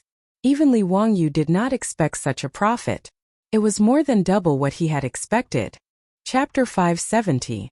His beautiful boss solved the problem for Li Wangyu when there were not enough public carriages. She transferred more than 100 freight carriages from SF Express and sent them to Carpenter Liu's workshop to reinstall the carriages on the chassis of the freight carriages. As a result, there were more and more public carriages running on the streets of Chang'an City in a few days. After the people who wanted to try the new things experienced the novelty of the public carriages, they did not rush to take the carriages. Gradually, the operation of the public carriages returned to normal. But even so, after a month, the 200 public carriages actually earned a total of more than 4,000 strings of copper coins. This frightened the old village chief and the others. According to the agreement between Li Wangyu and the village, half of the copper coins, more than 2,000 strings of copper coins, would belong to the village. In a year, the village would get more than 20,000 strings of copper coins. Even if the 127 families in Dingzhou village shared the income, each family would get more than 180 strings of copper coins, which was more than 10 strings of copper coins per month. The old villager suddenly felt that the money was too hot. If he counted the dividends from the Shunfeng Express Carriage Company, wouldn't every family in Dingzhou village be able to get about 300 strings of copper coins in a year? Were they still villagers? Even the merchants in Chang'an City who opened shops could not earn more than 300 strings of copper coins a year. The old villager looked at the account book in his hand with a headache. He simply turned his head and asked to see Li Wangyu. After hearing the old villager's worries, Li Wangyu could not help but laugh. "Villager, just keep the money. You should distribute it. Why are you hiding it? I want to make Dingzhou village the richest village in the Tang dynasty and make those people jealous." "Langjun, this money is too much," the old villager said with a bitter face. Li Heng could not help but say, "You old man, don't be long-winded. This money is not for you alone. It's for the 127 families in the village. Did I bite your hand when I had too much money? Or what? You talk too much. Hurry up and leave. Don't disturb Langjun. Langjun doesn't have time to care about such a small matter like you. I'm still busy thinking about the birthday celebration for the saint." After being scolded by Li Heng, the old villager naturally couldn't say anything more. He could only thank Li Wangyu again and leave. As for the villagers, they were all dumbstruck when they found out about the profits. Who would have thought that more than half a year ago, Dingzhou village, which was still like mud, was now not only living in brightly lit, tile-roofed houses, but also earning more than 20 strings of copper coins every month. This kind of thing was something that he didn't even dare to dream about back then. None of the villagers dared to disturb Li Wangyu. They simply ran silently to the front door of Li Wangyu's mansion and kowtowed to it. When Li Wangyu found out about this, he didn't know whether to laugh or cry, but he could only follow the villagers. Just as Li Heng said, he was busy. The 300 palace maids that he had tricked from Pai Lupi were actually taken by the group of thirsty old bachelors in his mansion in just 10 days. When Li Wangyu saw his 73 troops, each leading a shy palace maid to kneel in front of him and beg for his help, he couldn't help but feel his temples throbbing a few times. This group of old hooligans, damn, they really acted too quickly. When he thought about how he still hadn't coaxed his beautiful boss to bed and carried out some healthy physical and mental exercise, Li Wangyu felt stifled. Why were these palace maids and young ladies so unreserved? How could he let these old hooligans get what they wanted so easily? Li Wangyu didn't think about it. These palace maids that he had brought out from the palace originally wanted to leave the palace to marry people. Now that they had finally left the tightly guarded Taiji Palace, how could they be willing to go back? If it weren't for the fact that Li Wangyu only had 73 troops in his mansion, and that the other servants and palace maids didn't take a fancy to them, perhaps none of the 300 people would be able to return. At that time he really wouldn't be able to explain to Pai Lupi. He couldn't be thick-skinned and tell Pai Lupi that the 300 palace maids were disobedient and had been punished to marry people, right? It would be strange if Pai Lupi didn't explode.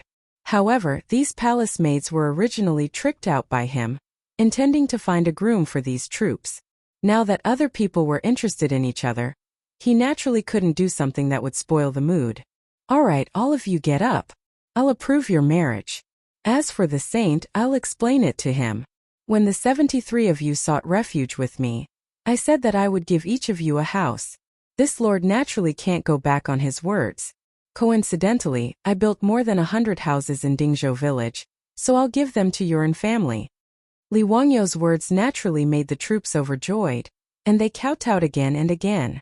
As for the 73 palace maids, their faces were filled with joy, and many of them were crying tears of joy. These days they had already seen the various benefits of Dingzhou village. They were even more envious of the palace maids who could marry the old soldiers in the village. Many of the palace maids were familiar with the 3,000 palace maids that Pai Lupi had moved out of the palace, and naturally, they had been guests in their new homes. They yearned for those well-equipped houses. They had also looked forward to being able to leave the palace and live in such a house, but it was just a dream. They didn't expect that today their dreams would come true. How could they not be excited? When Li Wangyu was building Dingzhou village, he had originally planned for 120 houses. However, later on, when he thought that he would recruit more troops, he had to prepare houses for them. Thus, he asked the Ministry of Works to expand the construction area and built more than 100 houses. He didn't expect that it would come in handy today. The two brothers, Niu Yong and Niu Wu, had already moved into the new house with their wives. They usually took turns to guard Li Wangyu's residence, and after their shift, they could go home and be intimate with their wives. These two were quite capable. Now that the two wives of the Niu family were pregnant, Niu Yong and Niu Wu were smiling from ear to ear all day long. A few days later, Dingzhou village became lively again. This time 73 newlyweds were getting married. This scale surpassed the first marriage between the old soldiers and Niu Yong and Niu Wu. The wedding banquet was held in the village for 3 consecutive days. The main character was naturally the pig slaughtering feast that everyone ate 100 times. Now, it was naturally not Li Wangyu's turn to cook. Naturally, the kitchen maids in the residence would do it for him. If he, the county earl who founded the country, personally cooked, it was likely that everyone in the village would dare to eat. In fact, there were 74 newlyweds getting married. The marriage between Li Heng and Lady Zhao had also been settled. However, Lady Zhao refused to wear a green wedding dress with the palace maids and put on a gold foil flower ornament. In her words, she was a widow and it was her second marriage. If she did this, people would laugh at her. Li Heng was even more thin-skinned. He was afraid that people would laugh at him for being old and shameless, so he was unwilling to organize the wedding. Li Wangyu couldn't persuade the two of them, so he could only give up. During the collective wedding, he toasted the two newlyweds a few more cups, and it was considered a banquet. However, that night, Lady Zhao moved into Li Heng's room, which made Li Wangyu laugh secretly. As for Lady Zhao's daughter, Lady Zhao, she was already married. Moreover, she was married to a man from Dingzhou village. Li Wangyu couldn't help but ridicule him for being a beast. Such a young girl actually got married to another man. After dealing with these trivial matters, Li Wangyu began to ponder about what kind of program he should let the remaining 227 palace maids rehearse so that they could open the eyes of these country bumpkins of the Tang dynasty during Pai Lupi's birthday. Chapter 571. Li Wangyu racked his brains for several days and finally figured out what to let the 227 palace maids perform. However, when he brought his idea to his beautiful superior to discuss it, he received a big roll of her eyes. "Wangyu, are you sure you want to perform this for Li Shimin? Can they accept it?" Li Wangyu felt strange and asked back, "Why not?" The beautiful superior speechlessly put her hand to her forehead. "Okay, since you say it's okay, then it's okay. Yi Chongqing, you have to do this. I'll leave the rehearsal to you. I can't teach them, right?" "I can't either."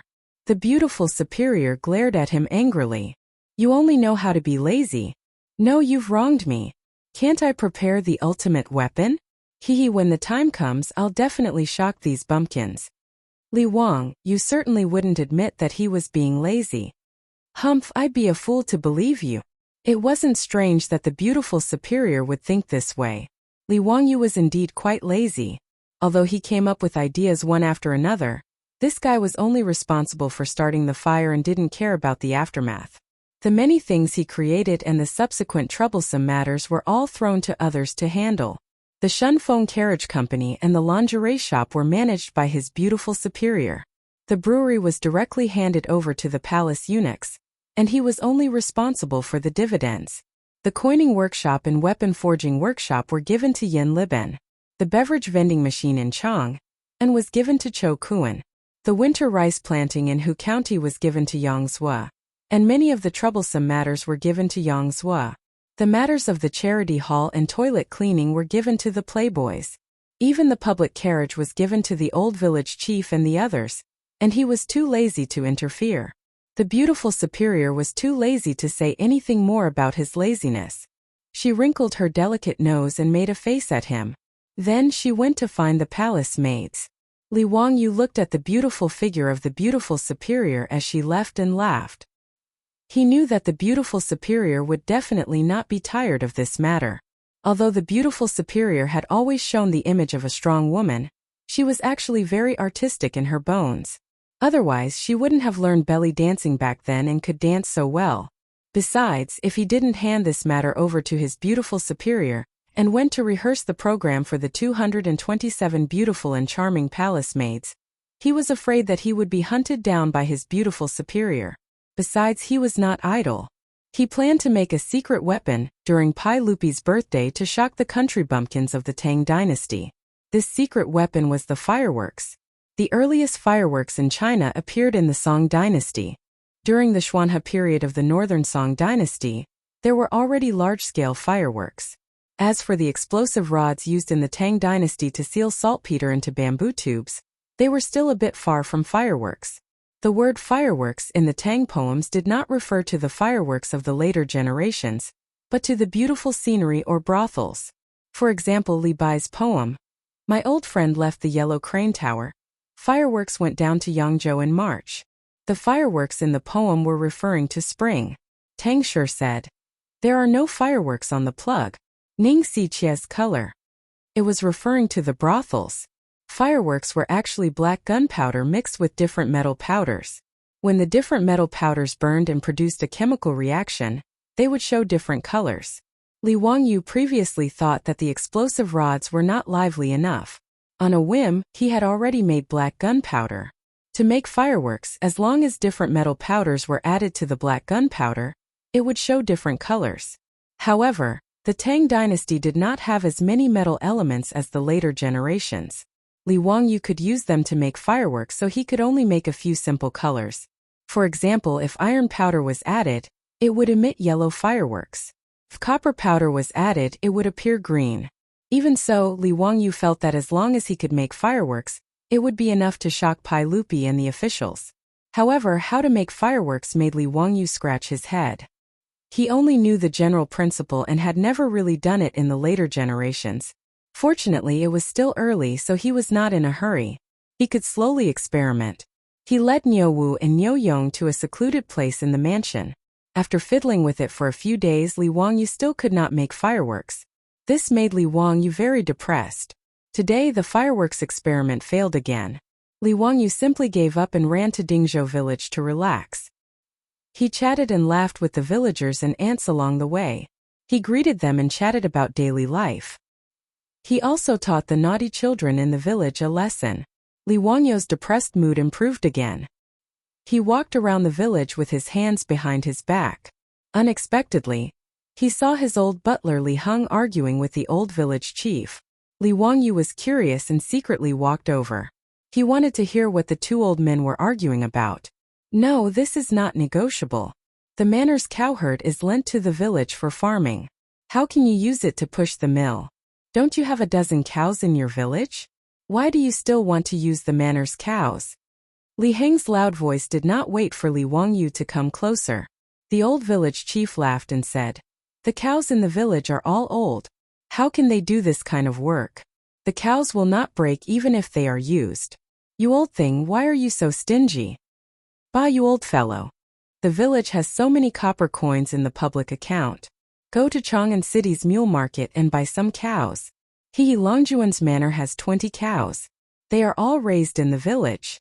Why waste copper coins to buy cows? Even if you have some money, you don't dare to be so extravagant." The old village chief continued to persuade. "Why don't we pay Langjun the rent of the cows? Who cares about your copper coins? You are an old farmer. Haven't you heard of it? In the winter of October, farming cows are cold. Building palaces is cold. Now it is already October. How can we still let the cows work? This is the time to conserve energy." Li Wangyu sneaked behind the two and listened to the conversation between the two old men. He could not help but laugh out loud. His sudden voice startled Li Heng and the old village chief. When they saw that it was Li Wangyu, they hurriedly saluted. Li Wangyu smiled and waved his hand. "I say, you two, do you have nothing better to do? It's just a matter of a few cows. Is there a need to be like this?" The old village chief laughed and said, "Langjun, please don't laugh at us. Housekeeper Li is deliberately making things difficult for me. This old man is too petty. Didn't I win some money from him in mahjong yesterday? Is he deliberately going against me today?" Li Heng was exposed by the old village chief in front of Li Wangyu. He could not help but blush. "Nonsense, am I such a stingy person? Yesterday I just had bad luck. What's there to be proud of? Not stingy. Just now, you said that old me could not use the cows to push the mill?" The old village chief did not spare Li Heng and continued to expose him. Li Heng was so angry that he almost rolled up his sleeves and fought with the old man. Li Wangyu also knew that the two old men were purely teasing him. He was too lazy to care about them. Just as he was about to continue walking, he took 2 steps and suddenly turned back. "Muramesa, are the rollers and mills in the village all pushed by big animals?"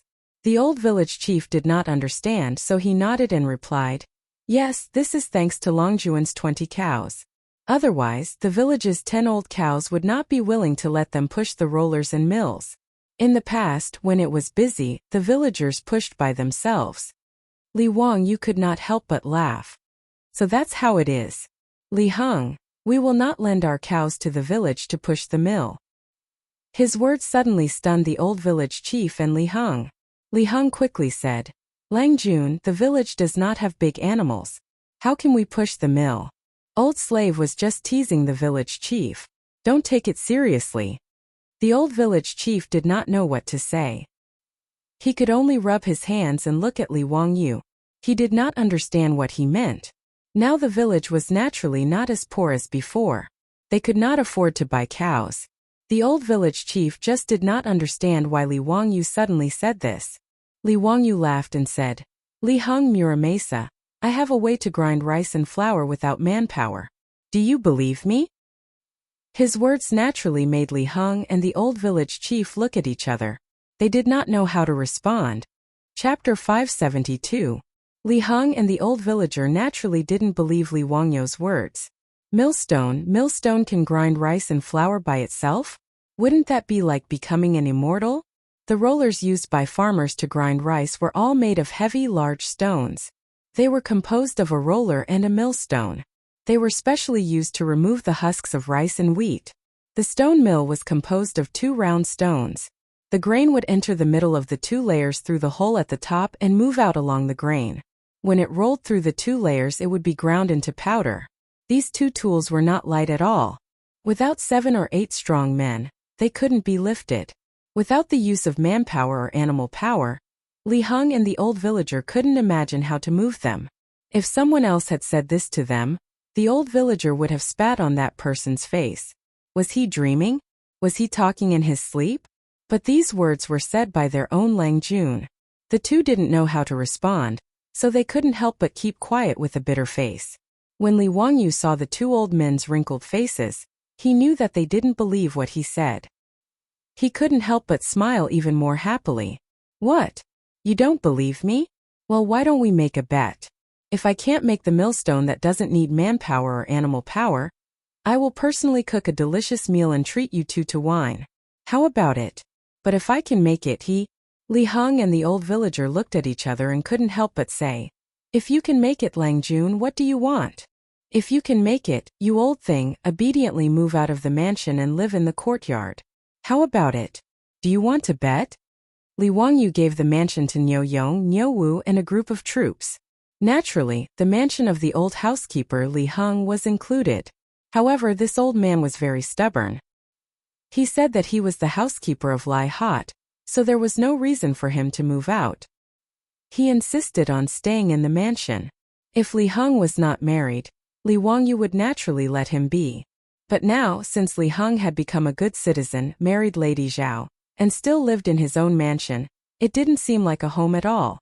This old man didn't care, but he couldn't let that Madame Zhao suffer. It was precisely because Li Wangyu had thought of this that he deliberately proposed the bet with Li Heng. Seeing that it had nothing to do with him, the old villager quickly nodded in agreement. If he won, he could get a delicious meal personally cooked by Li Wangyu. If he lost, it would be even better. It would be very convenient for the village to grind rice and flour in the future. Lang Jun, it's a deal then. He will bet with you. It's a deal. Li Heng couldn't help but push the old villager. Go away, what does it have to do with you? You old thing, what right do you have to make decisions for me? Heh, you don't know how to appreciate good intentions. Lang Jun is obviously doing it for your own good, but you're still being unreasonable.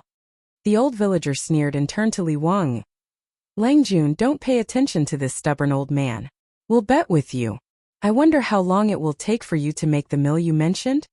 Li Wangyu stretched out 3 fingers. At most 3 days. Old me, on behalf of the villagers, thank you, Lang Jun. The old villager also understood now, although it sounded difficult to understand that the mill could turn by itself. But since this was said by Li Wangyu and he said it so firmly, it must be true. The old villager looked at Li Heng again and said with a smile, Lang Jun, don't worry. In 3 days, I'll lead the villagers to help housekeeper Li move. Li Heng glared at him, so angry that he couldn't speak.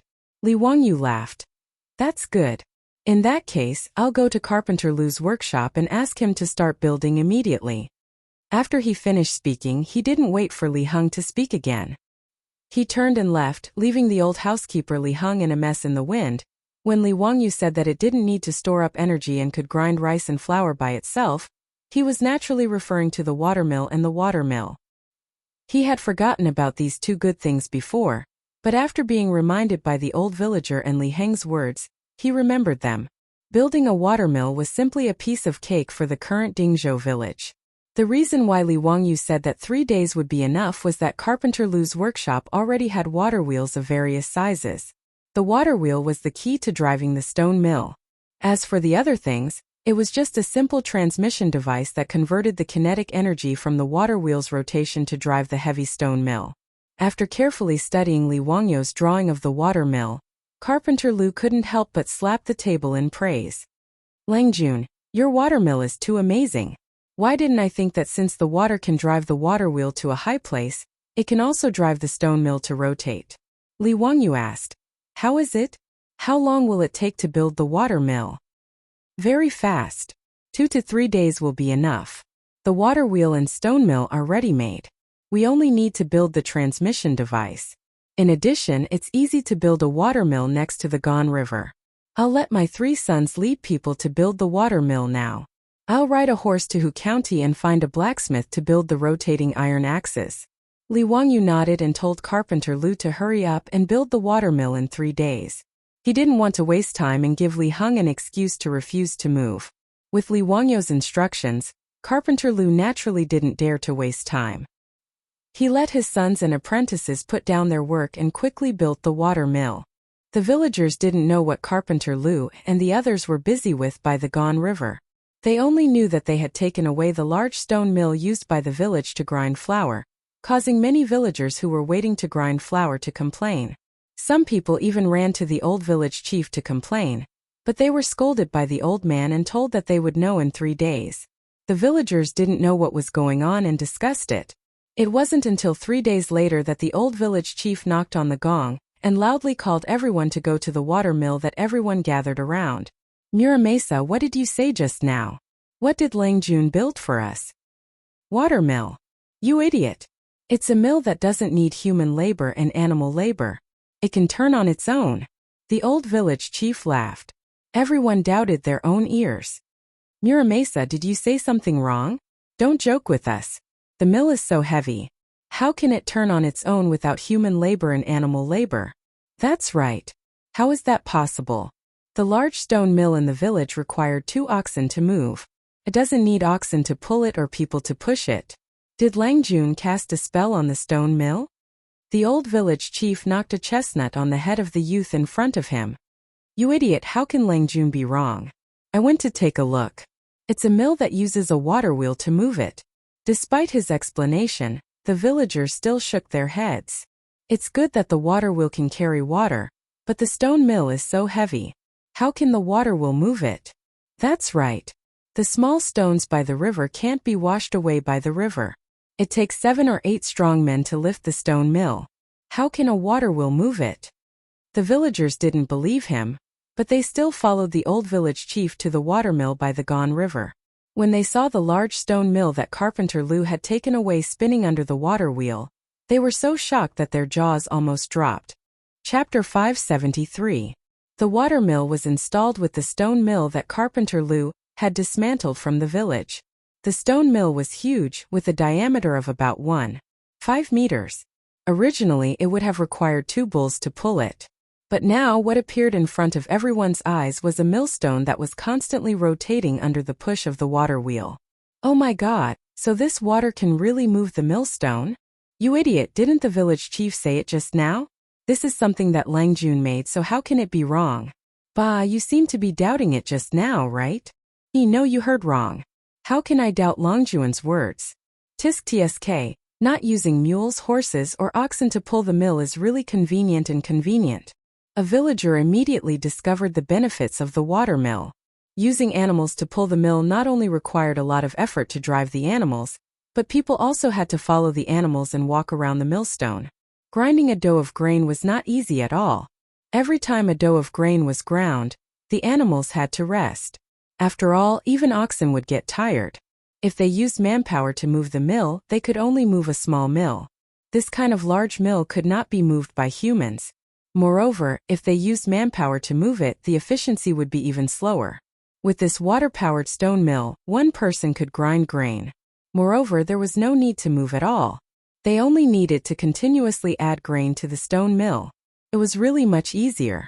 Just as the villagers were discussing excitedly around the water mill, someone suddenly rushed out of the water mill.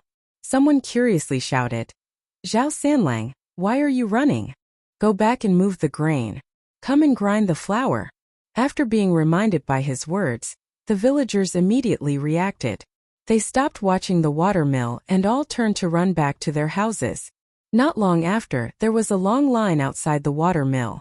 Whether they needed to grind flour or not, they used wheelbarrows to transport a dough of grain, intending to try out the benefits of the water mill. The efficiency of the huge stone mill when grinding grain was astonishing. If a dough of grain was ground into flour, it could be ground once in more than 10 minutes. However, to grind it into fine flour, it usually needed to be ground at least twice. That would only take half an hour. Furthermore, this watermill didn't need to rest. It could grind continuously, so its efficiency was naturally very high. When Li Wangyu led Li Heng to inspect the watermill, the villagers of Dingzhou village crowded around and bowed to him. Lang Jun, this watermill is really useful. Thank you, Lang Jun. Thank you, Lang Jun. Lang Jun, look, this is the mill that I just made. So white and fine. This watermill is really too good. It doesn't take any effort at all. It only took a moment to grind it out. Zhao Sanlang, who ran the fastest, squeezed through the crowd and grabbed a handful of freshly ground flour as he spoke to Li Wangyu. Haha, that's good. I didn't let Carpenter Lu work hard in vain. Li Wangyu laughed and nudged Li Heng with his elbow. How about it? If you're willing to bet, you have to admit defeat, right? Today I will move to your courtyard. Don't be so long-winded. Li Heng had no choice but to nod silently. The watermill of Dingzhou village became the busiest place in the village. For the entire day, as long as the villagers had free time, they would run to the watermill and stare at the spinning millstone without blinking. The news quickly spread from 1 to 10, and from 10 to 100. After receiving the news, Yang Quan once again rode a horse and rushed from Hu County to Dingzhou village. He went straight to the watermill. Zio, why didn't you tell your elder brother that you made such a good thing? Yang Quan squatted in front of the watermill without a care for his image. He carefully inspected the watermill before pulling Li Wangyu to complain. Then he stretched out his hand and asked, "Where is the blueprint for this watermill?" Li Wangyu rolled his eyes speechlessly. Aren't these officials of the Tang dynasty too self-conscious? Why do I feel like I owe them something? Hehe, brother Xuqing. What do you want the blueprint for? Li Wangyu pretended to be ignorant and asked back. Yang Quan was familiar with him, so naturally, he wouldn't fall for his trick. Of course, it's to promote the construction of this water mill in all the villages in Hu County. Zio, don't tell me you want to ask me for money again? You are the dignified county magistrate of Hu County, yet you have the nerve to ask? Li Wang, you asked curiously. Why should I have the nerve? Brother Xuqing, friendship is friendship, business is business. If you want the blueprint for the watermill, give me something in exchange for it. Yang Quan pretended to be angry and said, all right, I'll give you this 100 or so catty. How about it? Li Wangyu looked at Yang Quan from head to toe and shook his head. No, you're too old. It's not worth much. His words almost made Yang Quan's nose crooked from anger.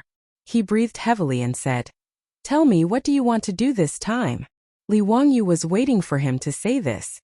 He laughed mischievously and said, not much, not much. I'm not greedy. Help me repair the road in exchange. How about it? Yang Quan was stunned. Repair the road? Repair what road? The road from Dingzhou village to Hu County. You're the dignified county magistrate of Hu County. Haven't you noticed that this road is too lousy? Every time it rains, it becomes a muddy pond. I can't even go out. That road should have been repaired long ago. Speaking of this matter, Li Wangyu had a stomach full of complaints. The road from Dingzhou village to Hu County was not an official road and lacked maintenance.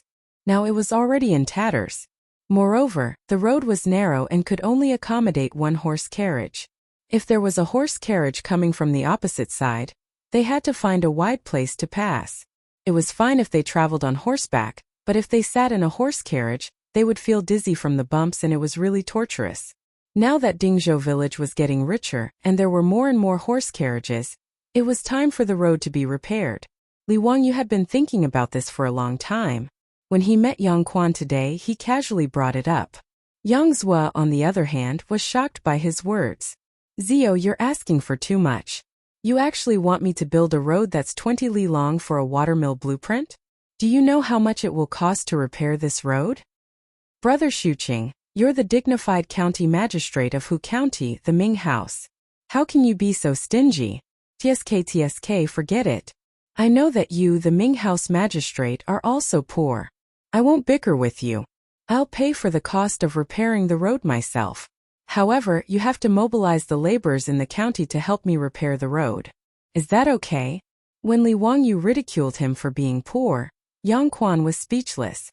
However, he could agree to Li Wangyu's conditions. After all, the laborers recruited by the county every year were used to build and maintain various facilities in the county.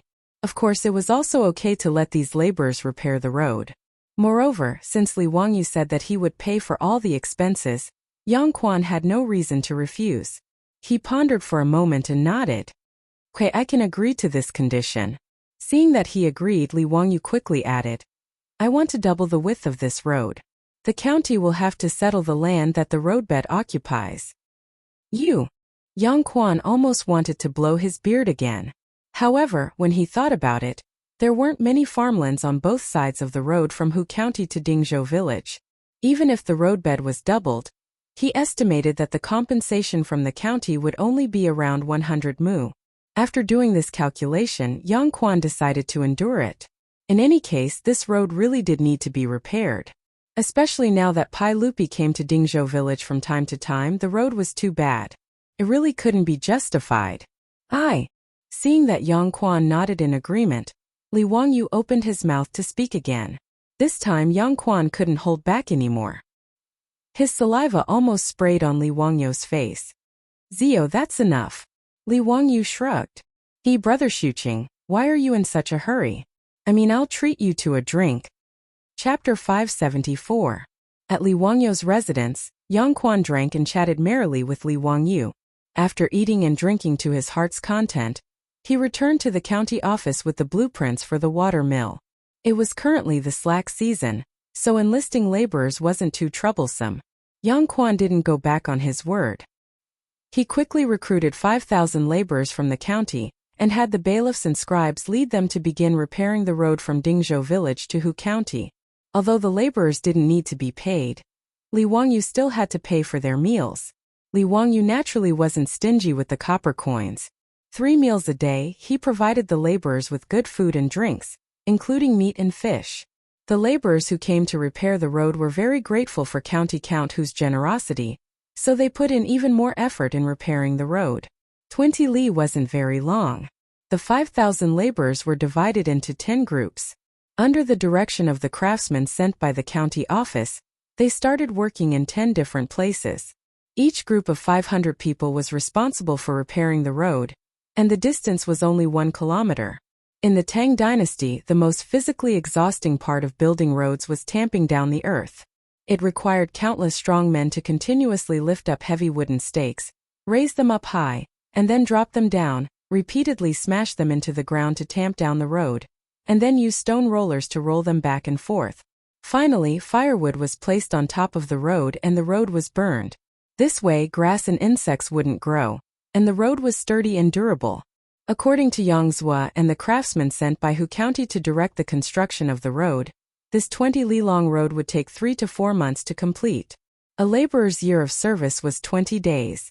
Yang Quan estimated that they would need to recruit 4 or 5 laborers in shifts to satisfy Li Wangyu's needs. However, Li Wangyu didn't allow them to repair the road like this. He only had the laborers fill up the road and then use stone rollers to tamp it down. He also used 4-wheeled carriages to bring over crushed stones from the quarry and lay them on top of the road. Regarding this, the craftsman in charge of the road couldn't help but advise, County Count Hu, this road isn't tamped down but the speed is fast. But once it rained, the road would be washed away. Even if the road is paved with these stones, once those carriages are crushed, they will still sink into the stones. The road can't be built this way. Li Wangyu shook his head and smiled. It's okay. I'm going to put a layer of mirage mud on the road. Isn't that enough? What? Spreading mirage mud on the ground? Isn't this too extravagant? The craftsmen naturally knew what mirage mud was, but they had never thought of using such precious mirage mud on the road. In his opinion, wasn't this a prodigal son? The craftsman complained in his heart. In Chang'an, it was rumored that County Count Hu was a prodigal son. It seemed that the rumors were true. What was the difference between paving a road with mirage mud and paving a road with money? However, Li Wangyu was the one spending the money anyway. Since he was willing to spend it on this path, Blacksmith naturally couldn't say much. Besides, he was also very curious about what it would be like to spread the mirage mud on the road. What he didn't know was that in fact, Li Wangyu was also complaining in his heart that the Ministry of Works and the works supervisor of the Tang dynasty were too unreliable. The method of how to fire the volcanic ash in place of cement had long been given to the Ministry of Works and the works supervisor. However, half a year had passed, and the production had not increased at all. Wasn't it just calcining lime and clay in a kiln? It was such a simple thing, but it took so long. This cement had not been popularized in the Tang dynasty, and it was still a rare thing. Li Wangyu didn't know that although lime was not a rare thing in the Tang dynasty, the production was not high. After all, lime could only be obtained by craftsmen mining limestone and calcining it. The efficiency of large-scale industrial production could not be compared with the efficiency of modern times. That was to say, County Count, who was now influential enough, and Yen Liban was mediating for him in the works supervisor. Otherwise, even if he spent money, he couldn't get so much cement to pave the road. In order to build this 20 miles long road, Li Wangyu pestered and pestered endlessly. From the Ministry of Works and the General Supervisor, he obtained 20,000 stones of mirage mud. 20,000 dan, which was only 2,000 tons, cost Li Wangyu 10,000 strings of cash, which was equivalent to 5 strings of cash per ton of cement. Li Wangyu was very unhappy about this, but there was nothing he could do about it. In modern times, cement was only 400 to 500 strings of cash per ton, but these 5 strings of cash were equivalent to 20,000 strings of cash in modern times. It was really a sky-high price. As for the food expenses of the laborers, the cost of the materials for building the road, and so on, it added up to more than 10,000 strings of cash. Li Wangyu threw out more than 20,000 strings of copper coins for the short journey of 20 li, under the circumstances where the laborer didn't need to pay wages. Fortunately, he didn't lack money. Otherwise, he wouldn't have dared to build a cement road so extravagantly. The price was not cheap.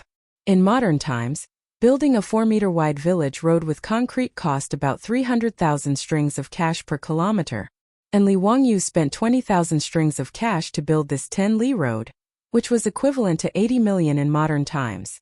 The cost of 8 million per kilometer was an astronomical price.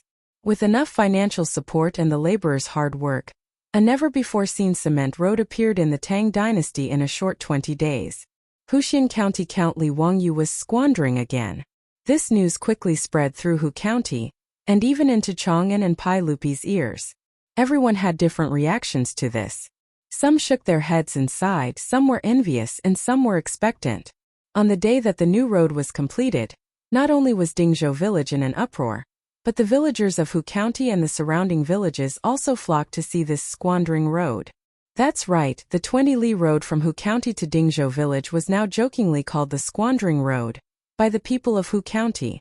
Spending 20,000 strings of cash to build a 10-li road was simply too outrageous. If this wasn't squandering, then what was? But when the people crowded around this squandering road, they were all stupefied. This was a road? It looked like a road paved with grayish-white stone slabs. This was truly beyond the imagination of the Tang people. Although Li Wangyu had already handed over cement to the imperial court, it was still rarely seen among the common people, much less used to pave roads. The common people had never seen a road paved with cement, and they had never imagined that it would look like this. An elderly man smashed his crutch on the cement road a few times in disbelief. Not only was there no dent, his hand went numb from the impact. This is an immortal art. This road is clearly paved with stone slabs. Great-grandfather, this is mirage mud. Do you know what mirage mud is?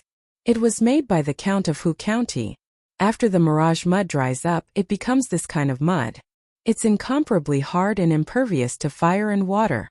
It's truly miraculous, someone explained to the old man. A busybody immediately ran over to fetch a bucket of water and poured it over the road.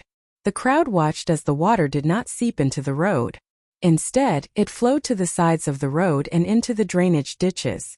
The remaining water stains on the cement road quickly evaporated under the sunlight, leaving not a single trace of water behind. There were also 4 grooves in the cement road, with wooden tracks embedded in them. These were tracks designed for carriages, and they were called tracks. Of course, things like tracks were not invented by Li Wangyu.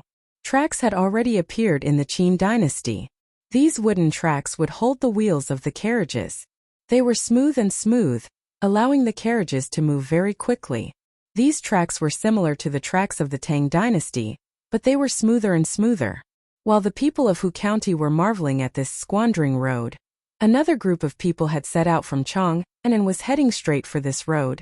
Chapter 575. The person who came was Pai Lupi.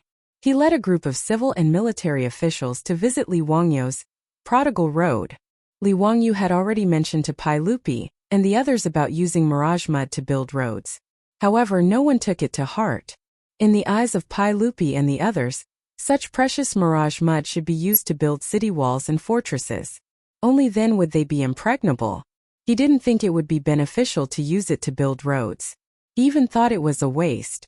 Today, Pai Lupi and the officials were discussing matters in the morning court when Mitua came to report that Li Wangyu's 20-li-long mirage mud road was open to traffic today. Although Pai Lupi thought it was a waste to use mirage mud to build roads, he was very curious about the road built with mirage mud. Therefore, under the urging of Chang Yaojin and the others, he simply stopped the morning court and led the officials directly to Hu County to watch the fun. When they arrived at the cement road outside Hu County, it was already as lively as the Lantern Festival. The cement road was full of people who came to watch the fun. Although Pai Lupi was the emperor of the Tang dynasty, and the officials and nobles were also a group of people with the highest status in the Tang dynasty, when they saw the cement road, their reaction was not much better than the crowd of Hu County people. The group of civil and military officials, when faced with this unprecedented cement road, couldn't help but gasp in surprise. Chang Yaon even jumped down from his horse and stomped on the road a few times with his feet. Son of a bitch, Zio is really generous. This mirage mud is actually used to pave the road? My goodness, this road is really solid. No matter how hard the road is, it's not as good as this mirage mud. Yuqi Jingde, Qin Qiong, and the other generals were also shocked by the road that was as flat as a stone slab. Some people even pulled out the sabers at their waists and slashed the road. Duan Luan, the Minister of Works, carefully inspected the cement road beneath his feet. He then turned his head and called for a carriage. He had the carriage drive up and down the road a few times. After the series of tests were completed, he turned his head to Pai Lupi and praised, "Your Majesty, Count Huxin's Mirage Mud Road is incredible. The road was flat, and the carriage was even faster than before. This subject has tested it just now. Compared to the official road, the speed of the carriage can be increased by almost 10%, and it is very stable. Not only does it save on horsepower, the carriage can also carry more goods. Amazing." Pai Lupi nodded. When Ziyu said that this mirage mud could be used to pave the road, I didn't think so. But I didn't expect that the road paved with mirage mud would be so incredible. It was really beyond my expectations. Duan Qing, the production of the mirage mud needs to be increased as soon as possible. Duan Luan smiled bitterly. Your Majesty, I naturally know the benefits of the mirage mud, but the production of lime is limited. This subject has already ordered people to do their best to mine the limestone and burn it. The main reason is that the limestone mine is remote and inconvenient to transport. Li Wangyu, who had rushed over after receiving the news to welcome Pai Lupi and the others, heard Duan Luan's words and couldn't help but be surprised. In his memories, China was an important source of limestone. Almost every province and city had limestone mines. In particular, Guangzhou Road, which was located in the modern Shaanxi province, had the largest limestone reserves in the country, close to 5 billion tons. Duan Luan actually said that the limestone mine was remote and inconvenient to transport? Could it be that the limestone mines haven't been discovered yet? This was interesting. Li Wangyu rubbed his chin and felt that he could make a move. Seemed to be a good business. Not to mention the large mines far away. He didn't have enough manpower or machinery to mine them. However, Li Wangyu remembered that there was a limestone mine in Hu County. Back then, the limestone mining companies in Hu County didn't pay attention to environmental protection and crazily mined. At one time, there were close to 1,000 mining companies and thousands of lime kilns. After more than 10 years of vicious mining, the pollution caused by the production of these companies caused the surrounding people to suffer greatly. After the TV interview was broadcasted on TV, it caused a huge social reaction. Li Wangyu also remembered the existence of the limestone mine in Hu County after watching that news program. However, now wasn't the time to talk about this. It was better to find someone to explore the mine and confirm its location. After Li Wangyu remembered this matter, he greeted Pai Lupi and the others and introduced them to the cement road. Zio, I heard that you spent 20,000 strings of cash to build this road? Do you know what the people of Hu County call this road? Li Wangyu laughed and said, Hey, I know. It's the road of squandering. I think it's pretty good. Building a road and squandering is a good thing. If Yang Mingfu, Chui Minghouse, and Lu Minghouse are willing, I'm even willing to use my own money to build the road from Hu County to Chang and into a mirage mud road like this. What does Uncle think? His words moved Pai Lupi. The road from Hu County to Dingzhou village was only 20 li. Moreover, only Dingzhou village and the villages along the road would benefit from it. However, if they wanted to build the road from Hu County to Chang'an, it would be too valuable. As the southern gate of Chang'an, Hu County was an important connection to Yizhou. Moreover, due to the high price of housing in Chang, and many merchants set up their workshops in Hu County. Every day, countless carriages and caravans traveled between Hu County and Chang. In fact, after seeing the cement road built by Li Wangyu, Pai Lupi had already thought about how spectacular it would be if such a road could be built throughout the Tang dynasty. However, 20,000 yuan to build 20 kilometers of road was such an expensive price that it directly discouraged Pai Lupi from building the road. How many official roads were there in the Tang dynasty? If all the roads were to be built at this price, the Tang dynasty would probably become the first dynasty to go bankrupt because of road construction. Now that Li Wangyu proposed to use his own money to repair the 80 li road from Hu County to Chang'an, Pai Lupi was naturally happy to see it happen. If 20 li cost 20,000 strings of cash, wouldn't 80 li cost 80,000 strings of cash? Moreover, the official road from Hu County to Chang'an was incomparable to the small road from Dingzhou village. It was at least twice as wide as the Mirage Mud road in front of them. Based on this calculation, it would probably cost no less than 100,000 strings of coins to build this 80-mile-long road. Or even more. Li Wangyu was willing to pay for this. Whether it was Pai Lupi or the civil and military officials, no one was unwilling. Yang Quan, Cui Zhua, and Lu Deheng looked at each other and immediately stood up. Your Majesty, we naturally agree. If the Count of Hu County is willing to pay for the construction of the official road from Hu County to Chang'an, we will take care of all the enlistment without any objections. Pai Lupi nodded slightly and looked at Li Wangyu. Zio, have you thought it through? Are you willing to pay for the construction of the official road from Chang'an to Hu County? Li Wangyu's smile became even brighter. Uncle, I naturally can pay for the construction. However, if I spend a lot of money to build this official road, there should be some benefits, right? Pai Lupi was slightly stunned. What benefits do you want? Not much, not much. I only want 100 copper coins. Chapter 576. Li Wangyu's words stunned Pai Lupi and the officials. They thought that there was something wrong with their ears. Only 100 copper coins? What the hell? What kind of condition was this? Li Wangyu calmly explained, Uncle, if I were to pay for the construction of this official road, the people would naturally be free to use it. However, shouldn't I pay a fee for the carriages of the merchants that come and go? 100 copper coins per carriage shouldn't be too much, right? His words made the officials and Pai Lupi even more confused. Many of them immediately began to silently calculate how much profit Li Wangyu could make by proposing this. At present, there were no less than 1,000 carriages going back and forth between Chang'an and Hu County every day. 100 copper coins per carriage really wasn't much. When Li Wangyu ate breakfast with Niu Yong, Niu Wu, and the others at Chongren Square, he spent more than 100 copper coins. The officials secretly pondered. Was it a lot to pay 100 copper coins to travel on such a flat Mirage Mud road? 1,000 carriages could collect 100 copper coins in a day. In a year, they could collect 30,000 strings of copper coins. Even if the road required 100,000 strings of copper coins, it would only take 3 years to recoup the investment. After that, it would be a net profit. The officials silently calculated in their hearts, and suddenly realized that Li Wangyu wanted to build this road.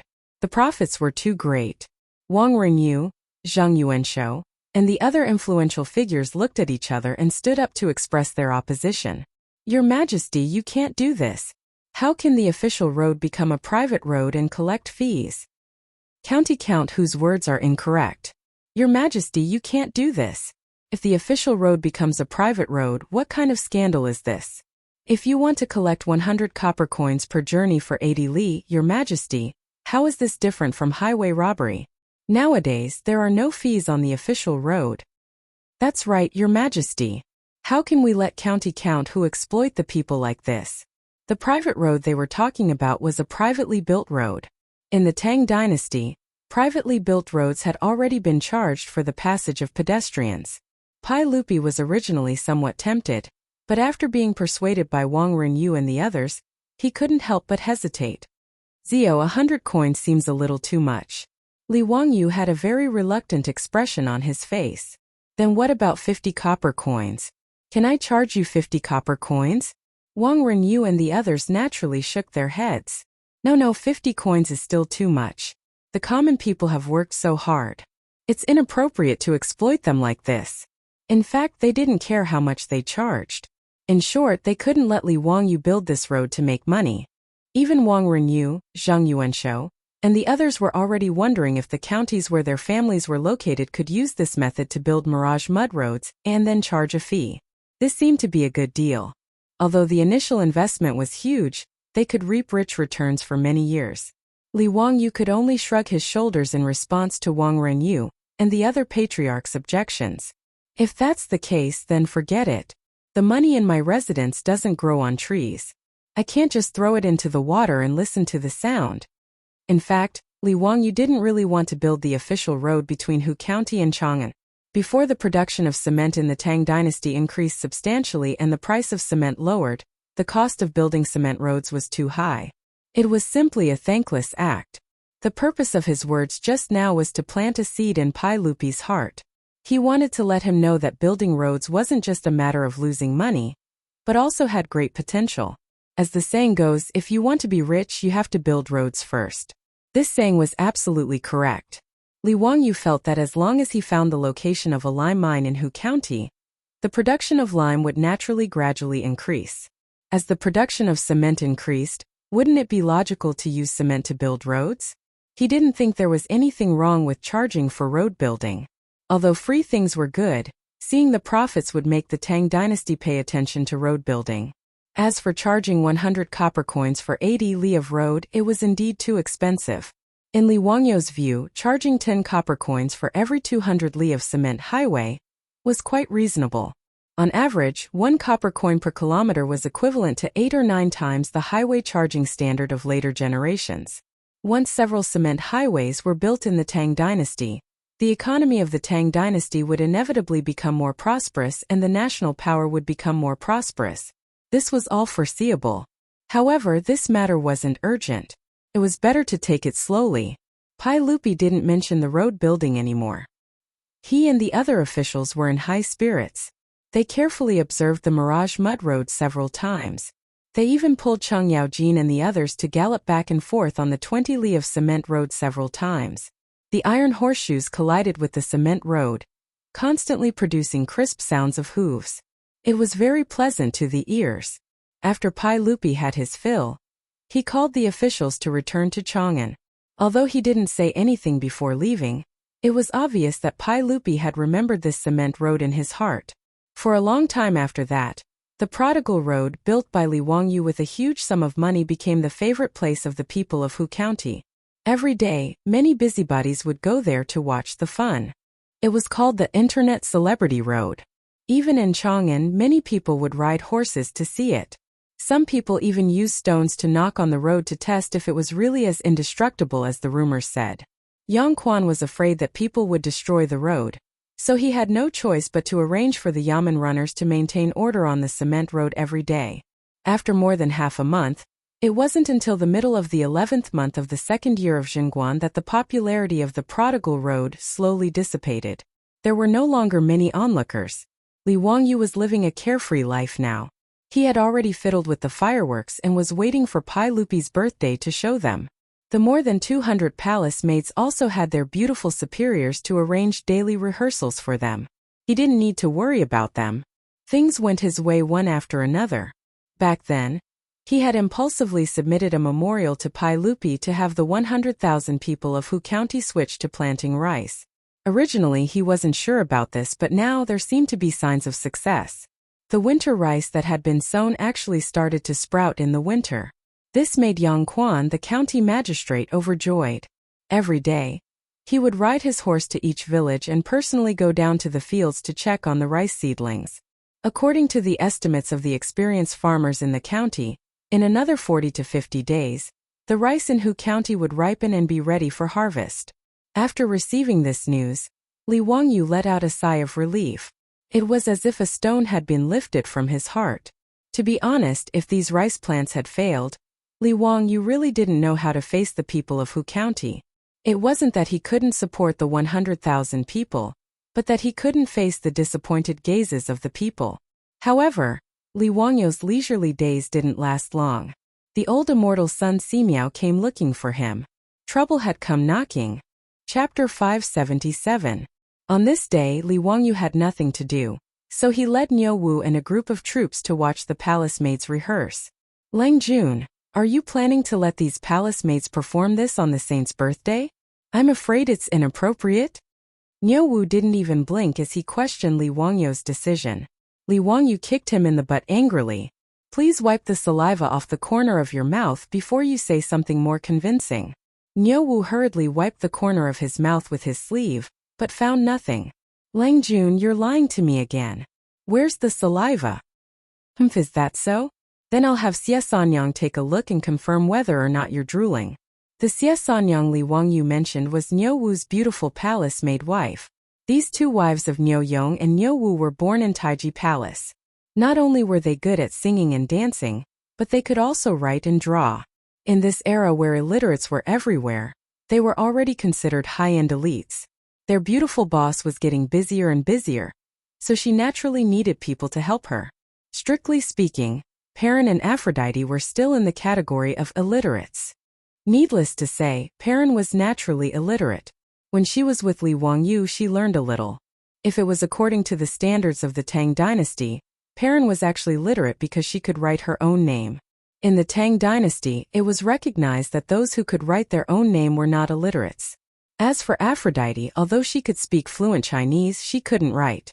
According to the standards of the Tang dynasty, she was a standard illiterate. Even if she had received excellent education in Byzantium, it was useless. Therefore, Perrin and Aphrodite were still bitterly learning to read from their beautiful boss. Niu Yong's wife Su Qiao, Niu Wu's wife Xie Sanyang, and the dozen or so palace maids who married into Dingzhou village were in high demand in the eyes of their beautiful boss. What was the most precious thing in the 17th century? Talents. In the eyes of her beautiful superior, this group of palace maids who could write and calculate were the talents of the Tang dynasty.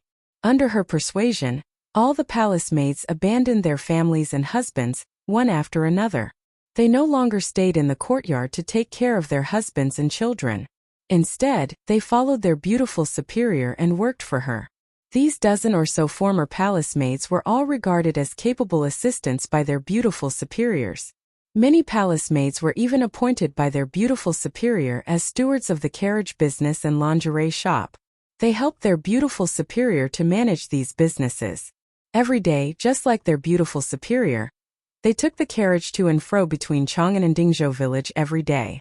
In the Tang dynasty there were women who went out to work, but it was not the norm. How could this group of newly married old soldiers be willing to let their beautiful wives go out every day? Niu Yong, Niu Wu, and the old soldiers in the village complained about this. They even complained to Li Wangyu in private a few times. However, when they found that the monthly salary that their wives brought back was higher than theirs, these old soldiers could only shut up obediently. Moreover, this group of women now had the support of their beautiful superior. Whether it was Niu Yong, Niu Wu, or the old soldiers, they did not dare to offend their beautiful superior. As for their own wives, they had no right to speak. In this regard, Li Wangyu was heartless and laughed very happily. Wahahaha. It's time for you old men to experience the miserable situation of men in the future in advance. Now, when their beautiful superior went out, she was followed by a group of beautiful stewards and assistants. How impressive! As the 73 troops married palace maids again, Li Wangyu could foresee that the group of women around their beautiful superior would continue to grow. Now, even though the two daughters-in-law of the Niu family, Su Qiao and Xie Sanyang, were pregnant, they still followed their beautiful superior and helped her do things. When he heard Li Wangyu's words, Niu Wu immediately stopped smiling and replied seriously, Lang Jun, your idea is really amazing. The sage will definitely like it. Get lost. Li Wangyu was too lazy to pay attention to this guy. He turned his head and continued to watch the palace maids rehearse. Needless to say, in the future, he had never received such treatment. More than 200 graceful and beautiful women in thin clothes were twisting their bodies seductively in front of him. It was really a rare sight. Li Wangyu, Niuwu, and the troops were watching happily. Then they saw their beautiful superior leading her group of female assistants over. Is it nice? Li Wangyu subconsciously wanted to reply that it was nice, but his strong desire to live made him change his words. It's okay. The dance team is not neat enough. Chongqing, you have to supervise them and be strict with them. The sage's birthday is in a month. I don't dare to delay. Time is tight and the task is urgent. I'll leave it to you. And I just came to see how the rehearsal is going. Since there are no problems, I'll leave first. After Li Wangyu finished speaking, he prepared to lead Niuwu and the troops to retreat. However, he heard his beautiful superior instruct Su Qiao and the others. In the future, when the palace maids are training, pay attention to the door. Don't let some people peep at the palace maids. Humph, big pig trotter. Her words almost made Li Wangyu stumble and fall. He didn't dare to say more and quickly pulled Niuwu and the others away. Langjun, why did Lady Su say that you're a big pig trotter? Niuwu asked Li Wangyu, touching a sore spot. Shut up. She was talking about you.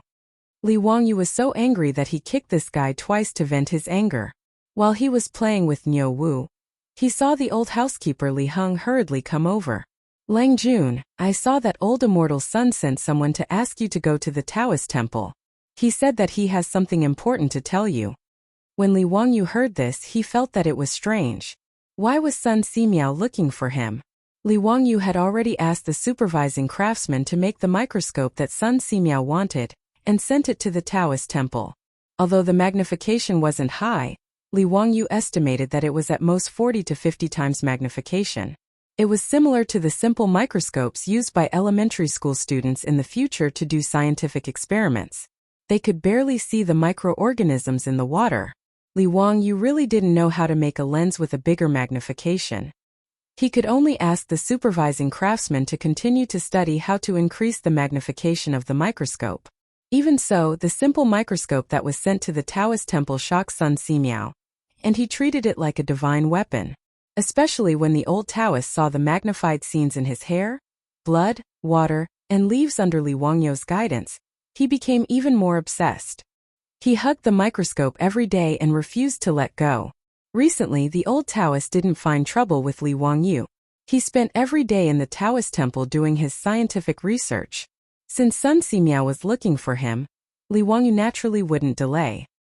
He immediately rode to the Taoist temple. When he entered the Taoist temple, Sun Simiao's disciples naturally led him to the old Taoist. Zio, you came at the right time. Haha, the penicillin you mentioned before, this poor Taoist has made it. Sun Simiao's words struck Li Wangyu like lightning. What? Penicillin was made? Chapter 578. Sun Simiao's words made Li Wangyu's voice tremble uncontrollably. Old immortal son, what did you say? Penicillin is the miracle drug you mentioned. I made it according to your method, but I don't know how to use it. Zio, please explain it in detail, Sun Simiao said with a smile while twirling his beard. Li Wangyu fell to the floor, his lips trembling. It's really penicillin? Old immortal son, you can't joke about this. Have you tested the efficacy of the drug? The method of making penicillin that he gave to Sun Simiao was just something he learned from the TV series. Whether it was true or not, or if the scriptwriter made it up, he didn't know. The reason why he told Sun Simiao this was that he wanted to keep the old Taoist, so that he and his beautiful boss could have a medical insurance. Secondly, he also had the mentality that Sun Simiao, the king of medicine, could really make penicillin. However, Li Wangyu didn't have much hope for this. After all, it was more than 1,000 years in advance. With the current technological strength of the Tang dynasty, it was really incredible to make a miracle drug like penicillin. Therefore, when Sun Simiao said that he made penicillin, Li Wangyu lost his composure. Well, according to what Zio said before, I took out the infected filth from the patients and smeared it on the crystal. Penicillin was also smeared on it. Now that 7 days have passed, there is no penicillin in the area smeared with penicillin. According to what Zio said before, this should be a success, right? I also looked under the microscope. The areas smeared with penicillin are indeed free of grape-like bacteria. Sun Simiao said and pointed to the microscope, indicating Li Wangyu to look at it himself. Li Wangyu didn't say anything.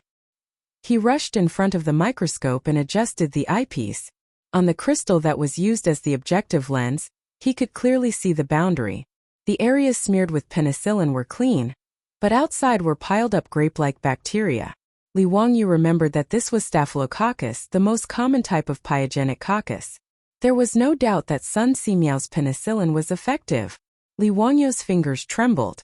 Penicillin was a miracle drug that could save lives. This was especially true in the Tang dynasty. Sun, old immortal Sun, it's really penicillin. You really made it. Old immortal, you really are the king of medicine. Li Wangyu was so excited that he even called out Sun Simiao's honorific title. Regarding this, Sun Simiao only twirled his beard and laughed heartily. Zio, you're exaggerating. I'm not some medicine king. Ziyu, please tell us how to use this penicillin. Injections.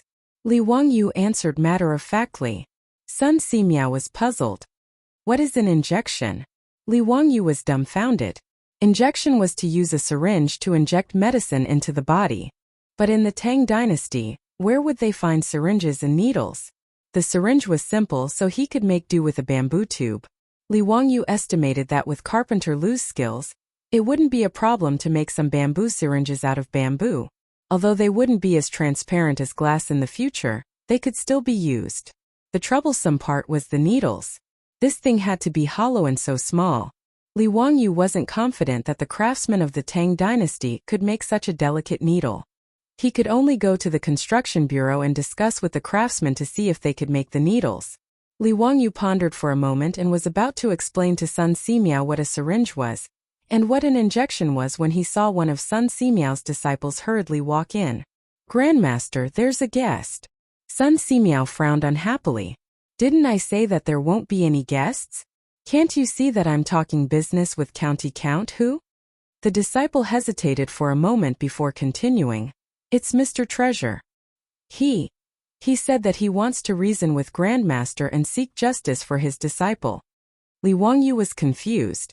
What kind of trouble did Sun Simiao get himself into? Why would someone want to seek justice for his disciple? Sun Simiao frowned. When did I bully his disciple? What justice do I want? Mr. Treasure said that Gung Hong, who was beaten to death by the sage Gung Fengyu, was his disciple. Sun Simiao's disciple's words stunned Li Wangyu. Gung Hong Gung Fengyu had been beaten to death by the Pai Lupi because he had colluded with the aristocratic families to force the Pai Lupi to abdicate. What did this have to do with Sun Simiao? Who was this Mr. Treasure? Was he also a doctor? Li Wangyu felt that this name sounded familiar, but he couldn't remember. He asked Sun Simiao, Old immortal Sun, who is this Mr. Treasure? Sun Simiao shook his head with a bitter smile and explained, Sai, Mr. Treasure is also a famous doctor. His surname is Zhang and his name is Treasure. His courtesy name is Tan, and he is from Liang. Mr. Treasure is now 70 years old. He used to be an official in the imperial court, serving as an official of the Honglu Temple. Now he has resigned and returned home. I don't know why you are looking for me today. What does Gung Hong's death have to do with me? Li Wangyu heard this and remembered that Zhang Treasure was also a famous doctor in the early Tang dynasty. There were records of him in history, but he didn't expect Gung Hong to be his disciple. Old immortal Sun. There must be some misunderstanding? Maybe so. Zio, sit for a while. I will be back soon. Sun Simiao stood up and prepared to meet Zhang Treasure with his disciple.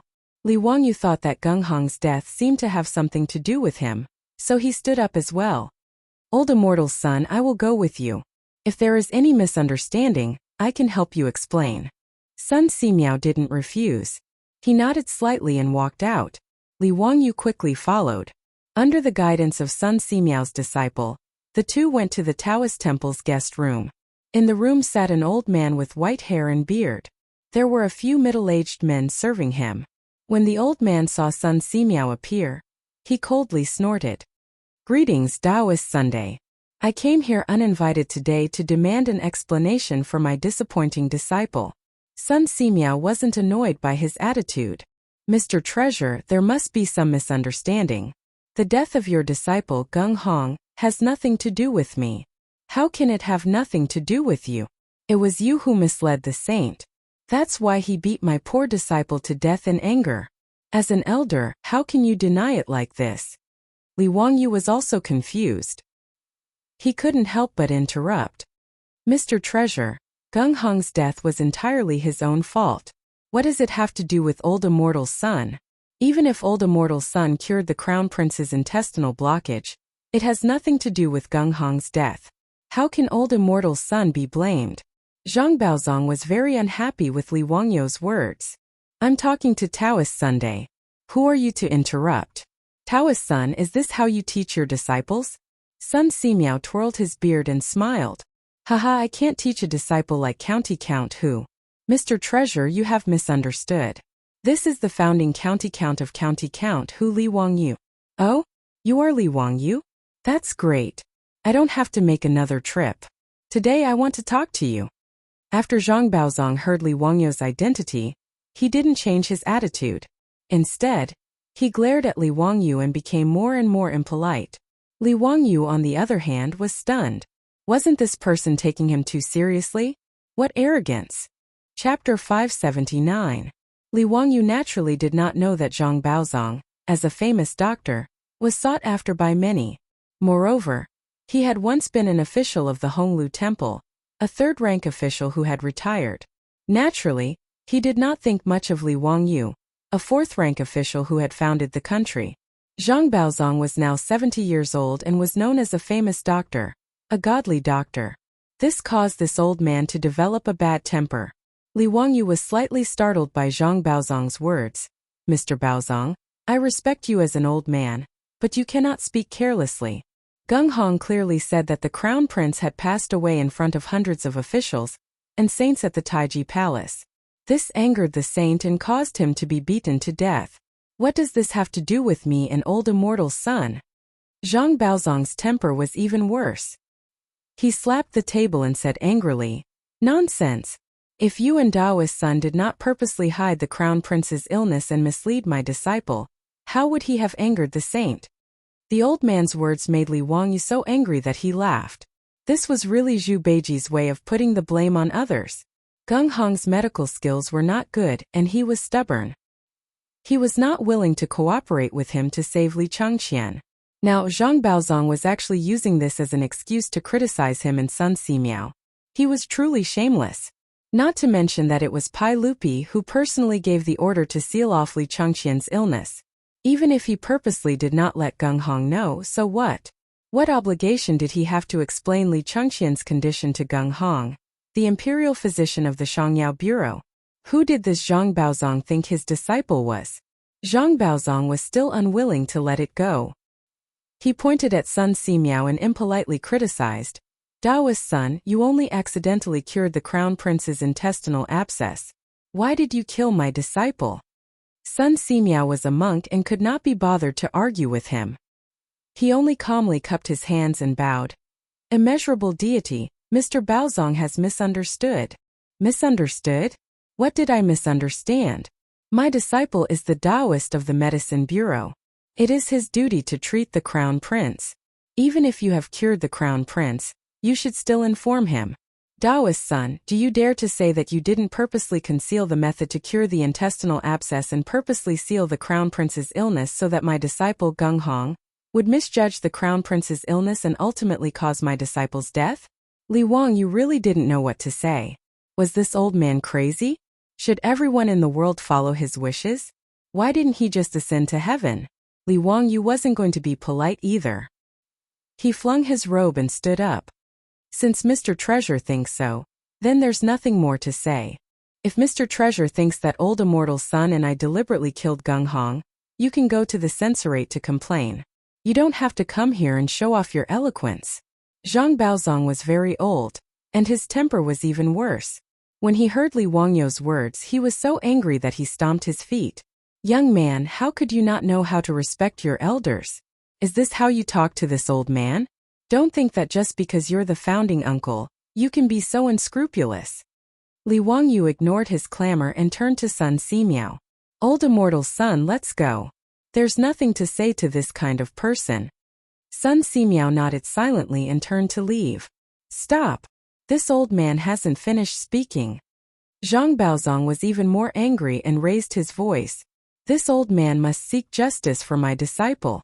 After you killed my disciple, everyone in Chang'an City is saying that you, Dao's son, have better medical skills and are the best doctor in the world. And my Zhang family's medical skills are useless. This is simply outrageous. This old man wants to compete with you in medical skills, Dao's son, to prove my Zhang family's medical skills. Dao's son, do you dare to accept the challenge? When Li Wangyu heard his words, he somewhat understood in his heart. This Zhang Baozong didn't want to seek justice for his disciple Gung Hong. He clearly felt that Gung Hong didn't cure Crown Prince Li Changqian and was beaten to death, which made his Zhang family lose face. This was why he shamelessly ran back to Chang'an City from his hometown, Liang City, to find trouble with Sun Simiao. In reality, he just wanted to make a name for himself. This Zhang Baozong was so old, but he still cared so much about fame. This made Li Wangyu a little surprised. However, Li Wangyu felt that he wanted to compete with Sun Simiao in medical skills. That was purely looking for trouble. Although Zhang Baozong was considered a famous doctor in the beginning of the Tang dynasty and had left his name in history, compared to the king of medicine, he was not just a little bit inferior. How could he compare? Li Wangyu couldn't help but laugh at Zhang Baozong's words. How can the light of a firefly compete with the brilliance of the sun and the moon? Old immortal son's medical skills are not something you, Mr. Baozong, can compare to. You're thinking well. If you lose, it's okay. If you win, you can spread the news everywhere. Make a name for your Zhang family? But what right does old immortal son have to compete with you in medical skills? Do you think it's honorable to win? You really don't know what you're talking about. County count who? You're also responsible for the death of my disciple Gung Hong. This old man hasn't even argued with you. How dare you humiliate this old man like this? Humiliate? Haha. Li Wangyu was too lazy to say anything more. Sun Simiao naturally didn't want to say anything more. To him, a medical competition was extremely boring. If he had the time, he might as well experiment with the efficacy of penicillin. Immeasurable celestial venerable Mr. Baozong, this is just a misunderstanding. Let's not talk about it anymore. I also feel very sorry for your disciple's death, but it really has nothing to do with me. I ask Mr. Baozong not to harp on this matter anymore. It's getting late. Mr. Baozong, you should return to Chang'an City as soon as possible. Sun Simiao ordered him to leave. Zhang Baozong stood up with the help of several middle-aged disciples beside him. He laughed and said, Dao's son, this old man respects you as a senior in the medical field, but if you're going to be such a coward, this old man will be very disappointed. I didn't expect the world-renowned priest's son to not even have the guts to compete with this old man in medical skills. Haha. This is really interesting. Interesting. Sun Simiao wasn't moved by Zhang Baozong's mockery. He was almost 100 years old. What hadn't he seen? Zhang Baozong's provocation wasn't even worth mentioning. Sun Simiao's disciples and granddisciples, on the other hand, glared at Zhang Baozong after hearing his words. But because of their status, they didn't dare to speak up. But while Sun Simiao could tolerate it, Li Wangyu couldn't. How could the medicine king, Sun Simiao, be humiliated by Zhang Baozong? Li Wangyu flashed in front of Zhang Baozong and said, Haha, Mr. Baozong, it's not impossible for you to compete in medical skills. But I don't think you have the right to compete with old immortal Sunday. How about this? I also know a little about medical skills. Since you keep saying that I have to take responsibility for Gung Hong's death, then that's great. Let me and old immortal son's disciples compete in medical skills with you, Mr. Baozong. How about it? No. Sun Simiao said anxiously. Zhang Baozong curled his lips in disdain and said, County count who, when it comes to medical skills, you don't have the right. Oh, is that so? But everyone in Chang'an City says that I, Li Wangyu, am also a divine doctor. Go and ask the people, do they know you, Mr. Baozong?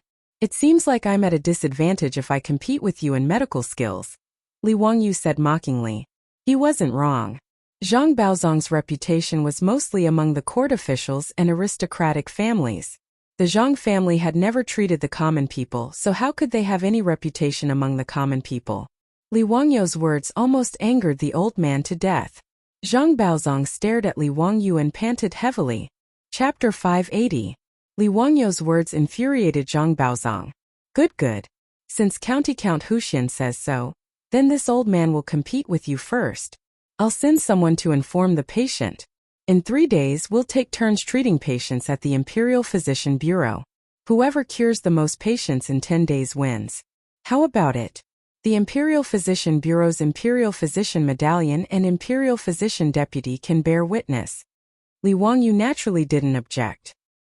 He nodded with an expression that said, "As long as you're happy." Sun Simiao became anxious and tried to dissuade him. "Zio, why bother? This competition is meaningless. Don't fight with Mr. Baozong. Mr. Baozong, your disciple's death was a misunderstanding. It has nothing to do with me and Mr. Baozong. Let's just drop the matter of the competition." Zhang Baozong shook his head. "No. Since Mr. Baozong wants to compete with me, how can I drop the matter?" Li Wangyu also smiled and comforted Sun Simiao. "Old immortal son, I'll accept this. There's no need to worry." Sun Simiao saw that the two sides were determined to compete and could only sigh. Zhang Baozong turned to Li Wangyu and said, "Since it's a competition of medical skills, there needs to be a prize. If I lose, I'll immediately scram back to Liang and never treat patients again. I wonder what prize Mr. Baozong will offer if you lose?" Li Wangyu looked at him indifferently. "Mr. Baozong, what do you want? Why don't you just say it?" "Mr. Baozong, if you lose, have Lu Shenwei resign from his position as Imperial Physician of the Shangyao Bureau, and recommend my disciple for the position. In addition, teach my disciple the method to treat intestinal ulcers." Li Wangyu couldn't help but smile at Zhang Baozong's words. "All right, no problem. However, since you want Brother Shenwei's position, I'll compete with Mr. Baozong with him. I'm sure Mr. Baozong won't mind, right?" "Humph, as you wish." Zhang Baozong didn't seem to mind. Zhang Baozong naturally knew about Sun Simiao's disciple Lu Shenwei. Although his medical skills weren't bad, Zhang Baozong believed that he could crush him in the art of medicine. Chinese medicine was extensive and profound, and it relied on the accumulation of experience. Especially in the Tang dynasty, Chinese medicine did not have a strong theoretical system. Most of the time, doctors still relied on their own years of experience. This was also known as experimental medicine. Zhang Baozong was 70 years old this year. He had seen patients all his life, so his medical experience was naturally rich. Moreover, he was from a medical family. Through several generations of medical practice, he had summed up many effective treatment plans and secret prescriptions. This was also the reason why Zhang Baozong dared to challenge Sun Simiao. Although Sun Simiao was older, he might not have been practicing medicine longer than Zhang Baozong. After all, Sun Simiao was only from an ordinary farmer's family, and did not have any family inheritance. He started practicing medicine at the age of 18, and started treating his neighbors in his 20s. He had been practicing medicine for more than 60 years. Zhang Baozong, on the other hand, started from the beginning. He memorized all kinds of medical books and the names of medicinal herbs. When he was 12 or 13 years old, he had already started to treat patients. Until now, he had been practicing medicine for more than 60 years. That was why Zhang Baozong was confident that his medical skills were not weaker than Sun Simiao's. In fact, he might even be stronger than Sun Simiao because he had his family's inheritance to rely on. As for Lu Shenwei, although he was the Imperial Physician of the Medicine Bureau, he was only in his 40s and had only been practicing medicine for less than 10 years. As for Li Wangyu, Zhang Baozong did not place him in his heart. Even if the rumors were amazing, and even if Li Wangyu started learning medicine in his mother's womb, Zhang Baozong did not feel that Li Wangyu had any profound medical skills. Actually, Zhang Baozong wasn't wrong about this. Li Wangyu naturally didn't know any medical skills. The reason why he dared to challenge Zhang Baozong was because he was relying on surgery, alcohol, and penicillin. If it wasn't for Sun Simiao coming up with penicillin, Li Wangyu would have no choice but to keep his mouth shut and ignore Zhang Baozong. But since he had a miracle medicine like penicillin, Li Wangyu would feel sorry for his identity as a transmigrator if he did not show off. It wasn't that penicillin could cure all diseases, but with the miraculous effects of penicillin and Lu Shenwei's medical skills, Li Wangyu didn't believe that he couldn't win against Zhang Baozong. It wasn't that TCM wasn't advanced or brilliant. At least in this era, TCM was far more advanced than any other medicine in the world. It was only in modern times that Western medicine developed along with anatomy, pathology, and pharmaceutics. In the 20th century, it was closely combined with modern science and technology. With the birth of systematic medicine, it developed into modern medicine. Even so, TCM didn't disappear. On the contrary, it continued to develop after introducing modern medical concepts. From this, one could see the greatness of Chinese civilization. As the saying went, TCM treated the root and Western medicine treated the symptoms. Naturally, TCM had its own unique points. But penicillin was a modern medicine that could directly destroy the cell walls of bacteria. Its effects weren't something that Tang dynasty medicine could compare to. After all, the Tang people didn't even know what bacteria were.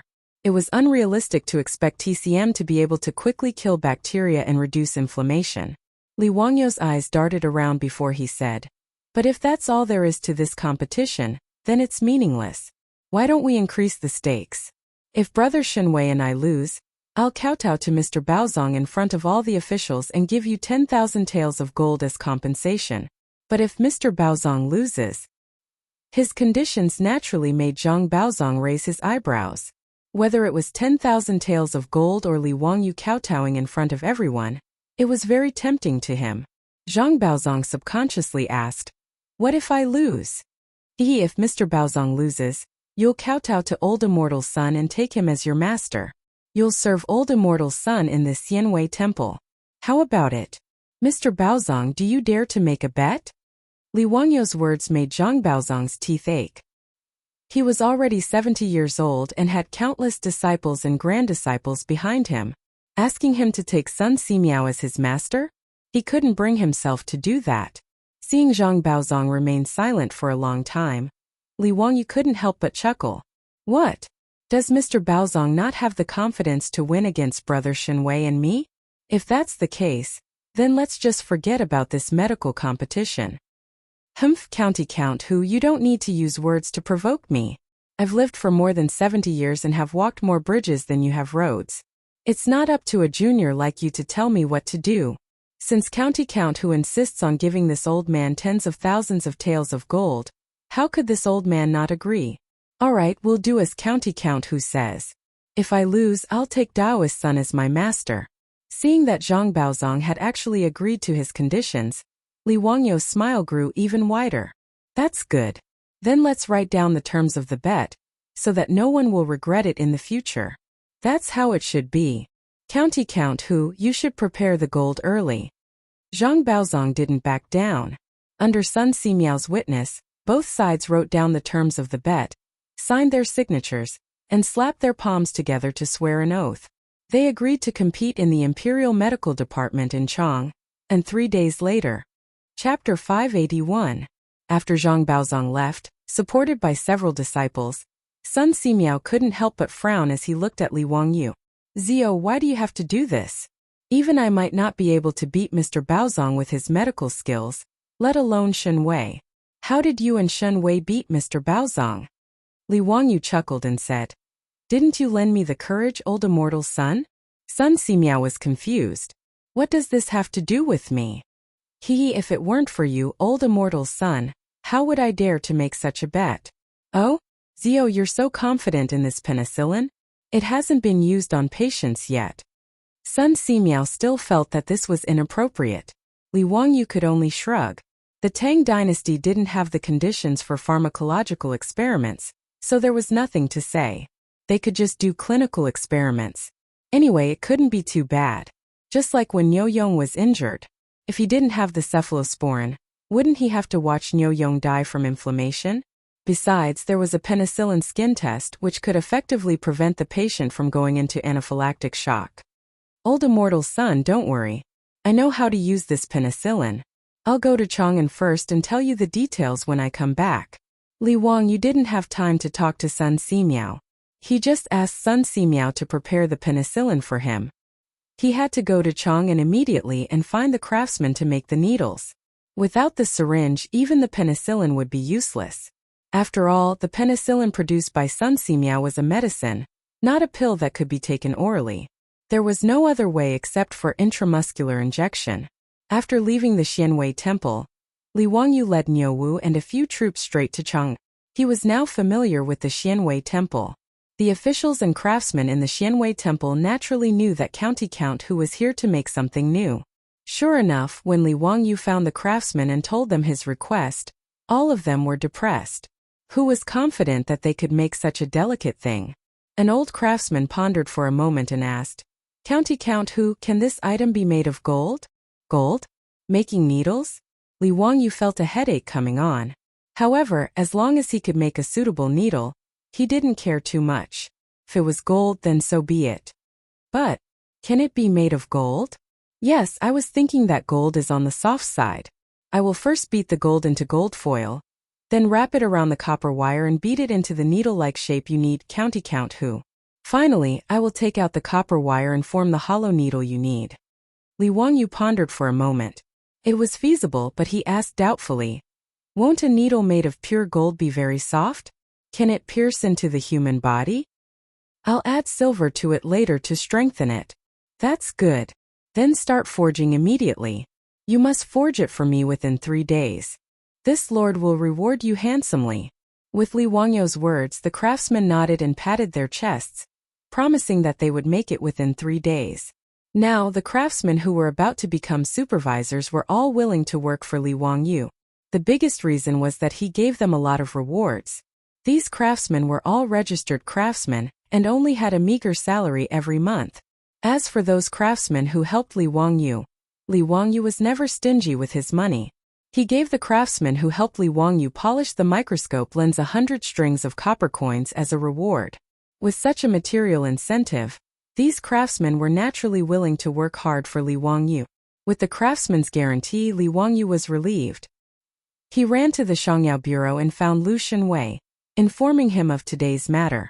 When Lu Shenwei heard Zhang Baozong speak to his master in such a manner, he was so angry that he stomped his feet and scolded Zhang Baozong for being disrespectful. Zio, I will do my best in the competition with that old thief. I won't let my master be humiliated, Lu Shenwei said, and then looked at Li Wangyu with some worry. However, Zio, you are still a bit rash. You shouldn't have made such a bet with that old thief. If you lose, it doesn't matter if I become the imperial physician of the Shangyao bureau or not. However, you will lose 10,000 taels of gold and even have to kowtow to that old thief. How can you accept that? Hehe, brother Shenwei. That's why you have to win. Li Wangyu smiled. Lu Shenwei couldn't help but be a bit surprised. Zio, although I am confident in my medical skills, that old thief has been practicing medicine his entire life. His medical skills aren't inferior to my master's. I'm afraid. Li Wangyu's smile became even more brilliant. Brother Shenwei, do you remember why old immortal's son went to Dingzhou village to build a microscope? Lu Shenwei didn't understand what he meant, but he still nodded. Naturally, it's to study your microscope. Zio, the microscope you made for your master is really good. Hehe, when will you make one for me? Li Wangyu was speechless. This guy was still thinking about the microscope? He rolled his eyes. Other than the microscope? Other than the microscope? Then it's penicillin. In order to create the penicillin you mentioned, my master spent a lot of effort. Now, Lu Shenwei suddenly understood. He widened his eyes in disbelief. Zio, you mean my master has developed penicillin? Haha, that's right. Li Wangyu pretended to pull out the folding fan at his waist. With a swoosh, he opened it and made it look like a feather fan. Otherwise, how would I go and bet with that Baozong on medical skills? It's not like you don't know my skills. How would I know any medical skills? Hehe, however, with this penicillin and brother Shenwei's medical skills, that Baozong will definitely suffer a great loss. Lu Shenwei nodded excitedly. If that penicillin really has the effect you mentioned, then that old thief Zhang Baozong will definitely suffer. He suddenly thought of something and looked at Li Wangyu in confusion. Zio, why do you want that old thief to become the master's disciple if he loses? Wouldn't that be letting that old thief off easy? Hehe, I have my own reasons for this. Anyway, it's not a bad thing. Moreover, although this Zhang Baozong is a little narrow-minded, his medical skills are quite good. If he becomes the master of old immortal's son, it won't be a disgrace to him. The reason why Li Wangyu proposed the condition of becoming Sun Simiao's disciple to Zhang Baozong was naturally not to humiliate him. Instead, it was because he had his eyes on Zhang Baozong's disciples. Every time Li Wangyu saw Niu Yang's single arm and the old soldiers in Dingzhou village who were crippled, he felt his heart ache. Since ancient times, the so-called military doctors in Huaxia were unreliable existences. More than half of the old soldiers' disabilities were caused by quacks. However, Li Wangyu knew that Pai Lupi would continue to send soldiers to the outside world in the future. He could not stop this, nor could he stop it. Therefore, he wanted to do something for the soldiers who were fighting for the Tang dynasty. Surgery, alcohol and penicillin were all good medical skills and medicines that could save the lives of countless soldiers. However, no matter how good the medical skills and medicines were, they still needed people to carry them out. The Tang dynasty was not like the modern era where there were enough medical personnel. Therefore, besides thinking about Sun Simiao's disciples, Li Wangyu also thought about Zhang Baozong's disciples. As long as Zhang Baozong kowtowed and became his disciple, wouldn't his disciples and grand-disciples all be brought in by Li Wangyu? However, Li Wangyu naturally would not tell Lu Shenwei about this. Lu Shenwei did not think too much about it. After confirming that he would compete with Zhang Baozong 3 days later, he simply took a leave of absence from the Shangyao Bureau and ran back to Dingzhou village with Li Wangyu to consult his master, Sun Simiao, and sharpen his spear before the battle. 3 days passed quickly, and the day of the duel had arrived. Chapter 582. The Imperial Medical Department of the Tang Dynasty was not only a hospital that treated the officials, but it was also the earliest and largest medical school in the history of the world. It had both medical treatment and teaching. During the Tang Dynasty, the Imperial Medical Department had more than 300 teachers and students. The head of the Imperial Medical Department was the Imperial Medical Officer, and the deputy was the Imperial Medical Assistant. Under them were the doctors, teaching assistants, teachers, and workers. The Imperial Medical Department had 2 departments, medicine and pharmacy. Under the medical department, there were 4 departments: medicine, acupuncture, massage, and curses. The medicine department naturally taught medical skills. Needless to say, acupuncture and massage were taught, and massage techniques were taught. What made Li Wangyu the most speechless was the curses department. Only a ghost would know what curses were used for. What was even more unexpected was that even the king of medicine, Sun Simiao, actually thought that the forbidden spell, the body of the forbidden spell, is mysterious, and it is unreasonable to talk about it in detail. Therefore, it cannot be deduced. But if it is executed according to the method, the effect will be shown. Well, who asked the medicine king Sun Simiao to be a Taoist? It was reasonable for him to believe in these supernatural things. However, Li Wangyu swore that if he ever got sick in the future, and anyone tried to cure him with some bullshit curse, he would definitely throw that person out. After the Imperial Medical Department's Imperial Medical Officer received Zhang Baozong's notice, he was ecstatic and immediately expressed his full cooperation. His only request was to allow the medical department's teachers and students to watch the competition between Zhang Baozong, Li Wangyu, and Lu Shenwei. Zhang Baozong naturally nodded in agreement. He originally wanted to come to Chang'an City to rebuild the Zhang family's medical reputation and eliminate the negative influence brought by his disciple Geng Hong. As for Li Wangyu and Lu Shenwei, they naturally did not have any reason to refuse. On the day of the competition, the close to 200 teachers and students of the Imperial Physician Department had already left the Imperial Physician Department early to welcome the arrival of Zhang Baozong, Li Wangyu, and Lu Shenwei. Li Wangyu and Lu Shenwei led Niu Wu and a group of troops to the Taichung Temple's Imperial Physician Bureau. When they saw this scene, Li Wangyu couldn't help but be stunned. The only thing missing was holding fresh flowers and shouting, "Welcome, welcome, a warm welcome." Weren't these imperial physicians and medical students a little too enthusiastic? How could he know that not to mention a godly doctor like Zhang Baozong, even Lu Shenwei, who was now the imperial physician of the Shangyao Bureau, was considered a great doctor in the eyes of the Imperial Physician Order and the medical students and teachers. To be able to watch such a doctor treat patients for 10 days was an absolutely rare opportunity, so they naturally cherished it. When Zhang Baozong led a few disciples over, The group of teachers and students of the Imperial Medical Department became even more enthusiastic. They clustered around Zhang Baozong and walked into the Imperial Medical Department. Mr. Treasure, I have already informed the patients' families to come to the Imperial Medical Department for consultation starting today. How does Mr. Treasure plan to compete with Count Huxian and Lu Fangyu? The imperial physician asked politely. Zhang Baozong arrogantly looked at Li Wangyu. County Count Hu, you can speak. I don't care. Li Wangyu smiled and said, it's simple. Since it's a competition, then the patients' families will naturally come in. We will examine them one by one and write out a prescription. The patients can choose whose prescription they want to use. In short, whoever cures the most patients in 10 days will win. How about it?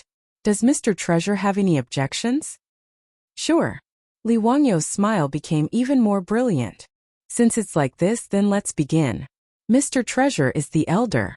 As the saying goes, the elder goes first, and the younger comes later. Mr. Treasure will examine the patients first, and Brother Shenwei and I will examine them later. Zhang Baozong naturally had no objections. He led the way to the Imperial Medical Department's main hall. In the large main hall, Zhang Baozong, Li Wangyu, and Lu Shenwei sat on the left and right, waiting for the patients to come in for consultation. As for the 200 or so teachers and students of the Imperial Medical Department, they filled the originally spacious main hall to the brim. It was very lively. Imperial Physician Order, please invite the patients in. Zhang Baozong greeted after sitting down.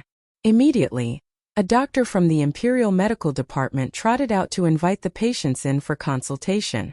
Li Wangyu found it very interesting that the medical students of the Imperial Medical Department were called doctors. These patients were all notified in advance by the Imperial Medical Department to come for consultation today. Most of them were patients who came to the Imperial Medical Department to seek treatment and medicine, but the Imperial Medical Department was helpless to treat them. The Imperial Medical Department was not open to the citizens of Chang'an City. Those who could come for consultation were the officials of the Imperial Court and their relatives, the generals of the Imperial Army, and the officials of the Yamen. The first patient was invited in by a doctor from the Imperial Medical Department. It was a lieutenant of the Right Imperial Army. The lieutenant's face was ashen. After bowing to Zhang Baozong, he sat in front of a few tables.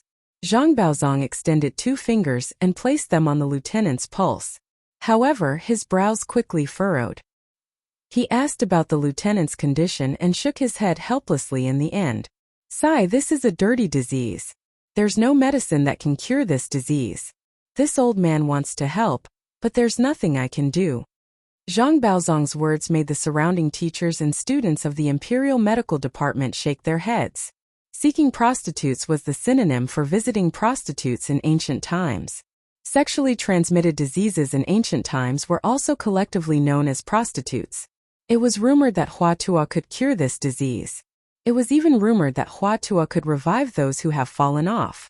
This was impossible, unless Hua Tuo was a doctor from the future, and used cloning technology to achieve this.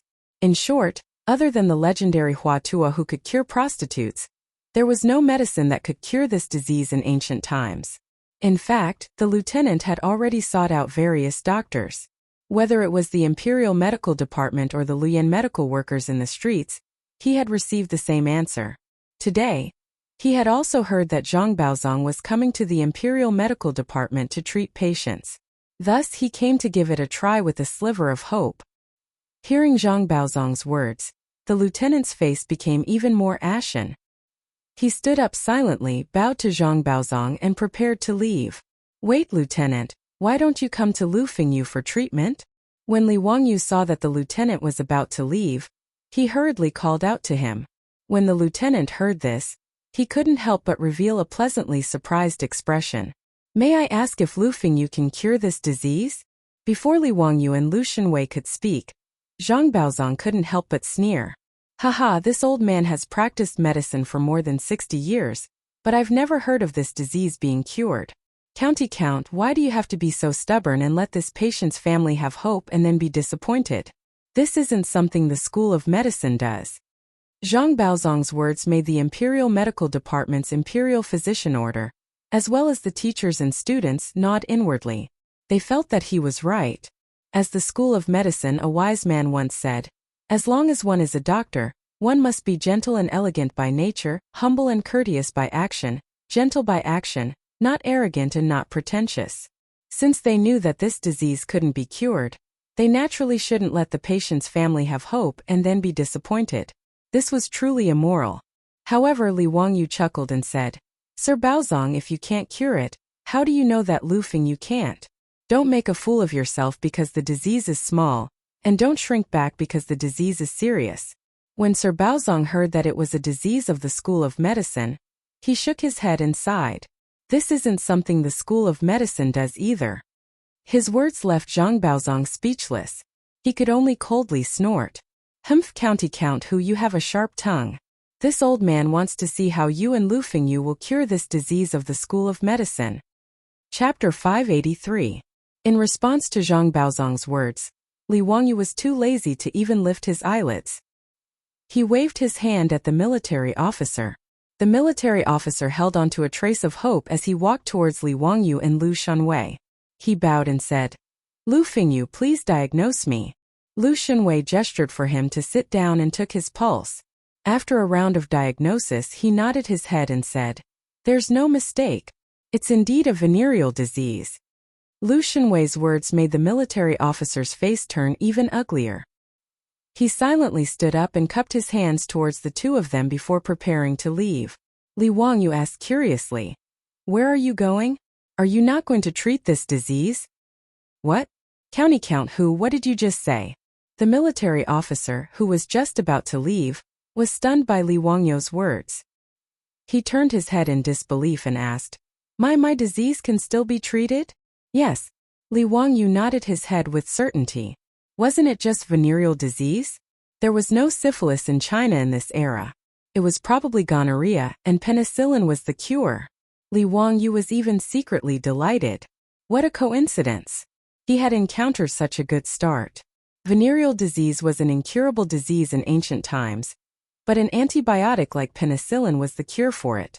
Even Lu Shunwei was taken aback by his words. He moved closer to Li Wangyu's ear and whispered, "Zio, you're not joking? Can penicillin really cure venereal disease?" "Brother Shunwei, don't worry. Naturally it can. I guarantee it." When Lu Shunwei heard this, his face also lit up with joy. However, Li Wangyu's words had caused an uproar in the Imperial Physician Department's hall. Over 200 teachers and students of the Imperial Physician Department were all whispering to each other as they discussed spiritedly. "Doctor, may I ask if there's any precedent for what County Count who said about curing venereal disease?" "Sigh, apart from the rumors of divine physician Hua Tuo's medical skills, I've never heard of anyone curing venereal disease." County Count whose words. The doctor didn't continue speaking, but he kept shaking his head to show his attitude. He clearly didn't believe Li Wangyu. "That's right. We've also read many medical books, but have we ever heard of this flower being able to cure anything?" "I'm afraid that County Count whose words aren't true. Even Mr. Treasure said that flower willow could not be cured. Could it be that Lu Fengyu's medical skills are better than Mr. Treasure's? It's hard to say. Could it be that Lu Fengyu has the 15 lost secret prescriptions of Hua Tuo? Lu Fengyu's teacher is Sun Simiao, Sun Daoist. But it's not impossible." The words of the Imperial Medical Department's teachers and students naturally entered the ears of the lieutenant, causing the pleasant surprise that had just appeared on his face to suddenly freeze. Zhang Baozong was so agitated by Li Wangyu's words that he stood up abruptly. Ridiculous! It was ridiculous! How could such a disease be cured? County Count who, how dare you speak such nonsense? His words caused the lieutenant to lose his soul. He turned around and was about to leave. Li Wangyu completely ignored the questioning voices of the crowd. He pretended that he hadn't heard Zhang Baozong's words. He smiled at the lieutenant, revealing 8 spotlessly white teeth. "If this lord says it can be cured, then it can be cured. Do you believe what they say and prepare to go back and wait for death? Or do you prepare to have Lu Fengyu treat you? Choose for yourself." The lieutenant naturally didn't believe Li Wangyu's words. But who would be willing to wait for death? Even if there was only a 1% chance, he still hoped that his illness could be cured. The lieutenant directly knelt down in front of Lu Shunwei and Li Wangyu. I'll treat it. Lu Fingyu, please treat me. Li Wangyu laughed loudly. No need to be so courteous. Get up. Lu Fingyu can treat you right now. Yes. Lu Fingyu, please give me medicine and write a prescription for me. Li Wangyu waved his hand. There's no need to take medicine. A few injections will be enough. The lieutenant and everyone in the Imperial Medical Department were dumbfounded. A few injections? What did that mean? Could it be acupuncture? Could this be used to treat a willow disease? Zhang Baozong's face was filled with disdain. Preposterous. Acupuncture can treat a willow disease? That's nonsense. Imperial Medical Officer, you're also a medical student. Have you heard of this before? The Imperial Medical Officer slowly shook his head. This kind of thing, even in ancient books and legends, had never been heard of. It was rumored that Hua Tuo could treat a willow disease. He had 15 secret prescriptions, but it wasn't something that could be cured with acupuncture. Under everyone's astonished gaze, they saw Lu Shunwei take out a bamboo tube and put a golden needle on it. Come, let's do a skin test first. Let's see if you can get an injection. Li Wangyu indicated for the lieutenant to roll up his sleeves. After that, he let Lu Shunwei use alcohol to disinfect his arm. Then he inserted the needle into the lieutenant's forearm and injected a small amount of penicillin. Before the appearance of cephalosporin, China's hospitals had to do a skin test before injecting penicillin. The purpose was to prevent the patient from going into anaphylactic shock. The reason why a skin test was required was because China's medical standards weren't high back then. The purity of the penicillin wasn't high, and the quality wasn't pure enough. At that time, the penicillin imported from the West didn't require a skin test. But now, Sun Simiao used a local method to make penicillin, so there was no need to talk about the purity. Who knew how many problems would occur if the lieutenant injected penicillin without a skin test? After Lu Shunwei pulled out the needle, the lieutenant and everyone else were confused. They had never heard of such a treatment method. The Imperial Medical Officer walked over and bowed to Li Wangyu. May I ask what you're doing? I'm giving him a skin test. What's a skin test? Haha, to treat a willow disease, you have to inject penicillin, a divine medicine developed by Sun Daozhang. Old immortal Sunday penicillin is a divine medicine that's worth more than gold. However, penicillin also has side effects. Not everyone can bear its medicinal power. Therefore, we have to do a skin test on the wrist and inner arm first. Only those who don't have a reaction can continue to inject penicillin. The Imperial Medical Officer was confused. He didn't understand what side effects were, but he roughly understood the meaning. It was probably the meaning of medicine is 30% poison. As for penicillin, he had never heard of such a strange name. But after hearing Li Wangyu's words, he was even more interested. He quickly asked, May I know what diseases Sun Daozhang's penicillin can cure? Diarrhea, lower blood pressure, various blood diseases, coughing, cold attacking the lungs, wind and heat attacking the lungs, turbid phlegm blocking the lungs, willow disease, 7-day wind. These diseases can all be cured by penicillin. Li Wangyu recited a lot of diseases, which made the Imperial Medical Officer and everyone else dumbfounded. The diseases he mentioned were pneumonia, septicemia, and the like in the Tang dynasty. In order to know the names of these diseases, he asked Lu Shunwei for a long time before he finally understood the names of the diseases in the Tang dynasty. As for why he knew that these diseases could be cured, wasn't it because of the box of cephalosporin that was already eaten by his beautiful superior? Although the cephalosporin was eaten, he didn't throw away the packaging and instructions. The effects of penicillin and cephalosporin were roughly the same. He confirmed the diseases that penicillin could cure according to the instructions of cephalosporin. Li Wangyu's words made more than 200 teachers and students of the Imperial Medical Department look at each other in dismay. They didn't know what to say. If penicillin could cure so many diseases, it was really a divine medicine. It should be worth more than gold. But could such a medicine really exist? Could this be a miraculous elixir bestowed by the gods? Chapter 584. Actually, in the Tang dynasty, giving patients a skin test was also a risky thing to do. Not to mention the crude self-made penicillin, even in the later generations of Huaxia, there were patients who died from anaphylactic shock when medical conditions were not perfect. And among those patients who died, 25% of them died from shock during the skin test. Of course, compared to the patients saved by penicillin, this side effect was negligible. In the Tang dynasty, many diseases did not have penicillin, and the mortality rate was 100%. This was also the reason why Li Wangyu dared to directly use penicillin to treat patients. Since he would be waiting for death if he did not use penicillin, he might as well take a gamble and have a high chance of survival. After giving the lieutenant the skin test, Li Wangyu was also a bit nervous. This was the first time penicillin was used, and no one knew what would happen. Although anaphylactic shock or even death were rare, it was a small probability event. But if it really happened, there was nothing they could do, and they could only watch the lieutenant die. After all, if the patient in the later generations went into anaphylactic shock, they could be injected with epinephrine for emergency treatment. But in the Tang dynasty, there was no such thing as epinephrine. If something really happened, there was nothing they could do and they could only watch. Fortunately, after a quarter of an hour, there was no reaction at the inner part of the lieutenant's arm where the skin test was carried out. This meant that the skin test was negative and the injection could be carried out. If there was a bulge, red flush, or lump, it was a positive reaction, and the injection of penicillin could not be carried out. Li Wangyu carefully looked at the lieutenant's arm and nodded to Lu Shunwei. Brother Shunwei, it's negative, and the injection can be carried out. He had already taught Lu Shunwei the common knowledge of injecting penicillin. Lu Shunwei nodded and took out the bamboo syringe again, preparing to inject the drug. Come here, take off your pants, reveal your buttocks, and sit sideways on this stool. Lu Shunwei's words made the lieutenant dumbfounded. Was he really treating a patient? He even thought that there were some homosexual men in the military. Although he was not a homosexual, he had a rough idea. Hearing Lu Shunwei's words, the lieutenant not only did he not untie his pants, he even tightened his grip on his pants and looked at Lu Shunwei with vigilance.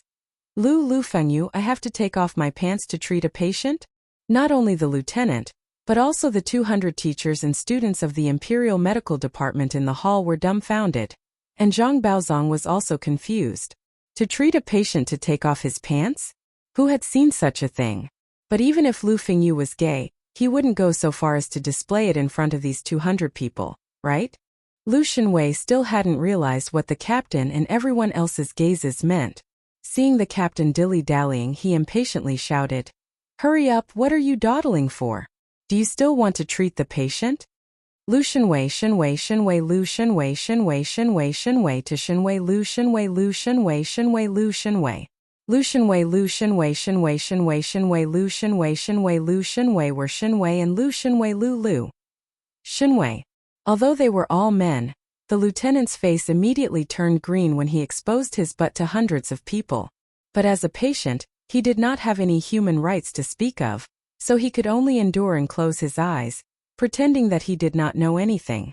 Naturally, only Lu Shunwei was responsible for giving injections to the patient. Of course, Li Wangyu was the one who taught Lu Shunwei how to give injections. Actually, how could Li Wangyu know anything about it? At most, he knew that he had to empty the air in the syringe before injecting. He was not a medical student. His so-called injection experience was only the experience of going to the hospital and being injected with needles and seeing how the young nurses operated. Li Wangyu did not care too much. He roughly explained how to inject the medicine into the patient, then asked Niu Wu to catch a pig and let Lu Shunwei experiment on it himself. Lu Shunwei was helpless against Li Wangyu's unreliable teaching method, but he could only follow Li Wangyu's instructions and continuously insert needles into the pig's butt. Today, Lu Shunwei was like a duck being driven onto a perch. It was his first time using needles on a living person. If the lieutenant knew that Lu Fengyu had only injected a pig's butt before, would he immediately jump up and run away? If it was the future, Li Wangyu and Lu Shunwei's unreliable medical practice method would definitely be arrested and charged with illegal medical practice. But fortunately, it was 1,300 years ago. Not only did no one find trouble with them, but the teachers and students of the Tang dynasty's highest medical school were also watching Lu Shunwei's every move with eyes full of curiosity. Lu Shunwei wiped the lieutenant's butt with alcohol and did not hesitate to insert the syringe into the lieutenant's body. He crudely pressed the syringe and injected the medicine into the lieutenant's body. Even though the lieutenant was a man who had been through a mountain of swords and a sea of blood and didn't even frown when he was stabbed, he still cried out in pain. Beads of sweat immediately dripped down from his forehead.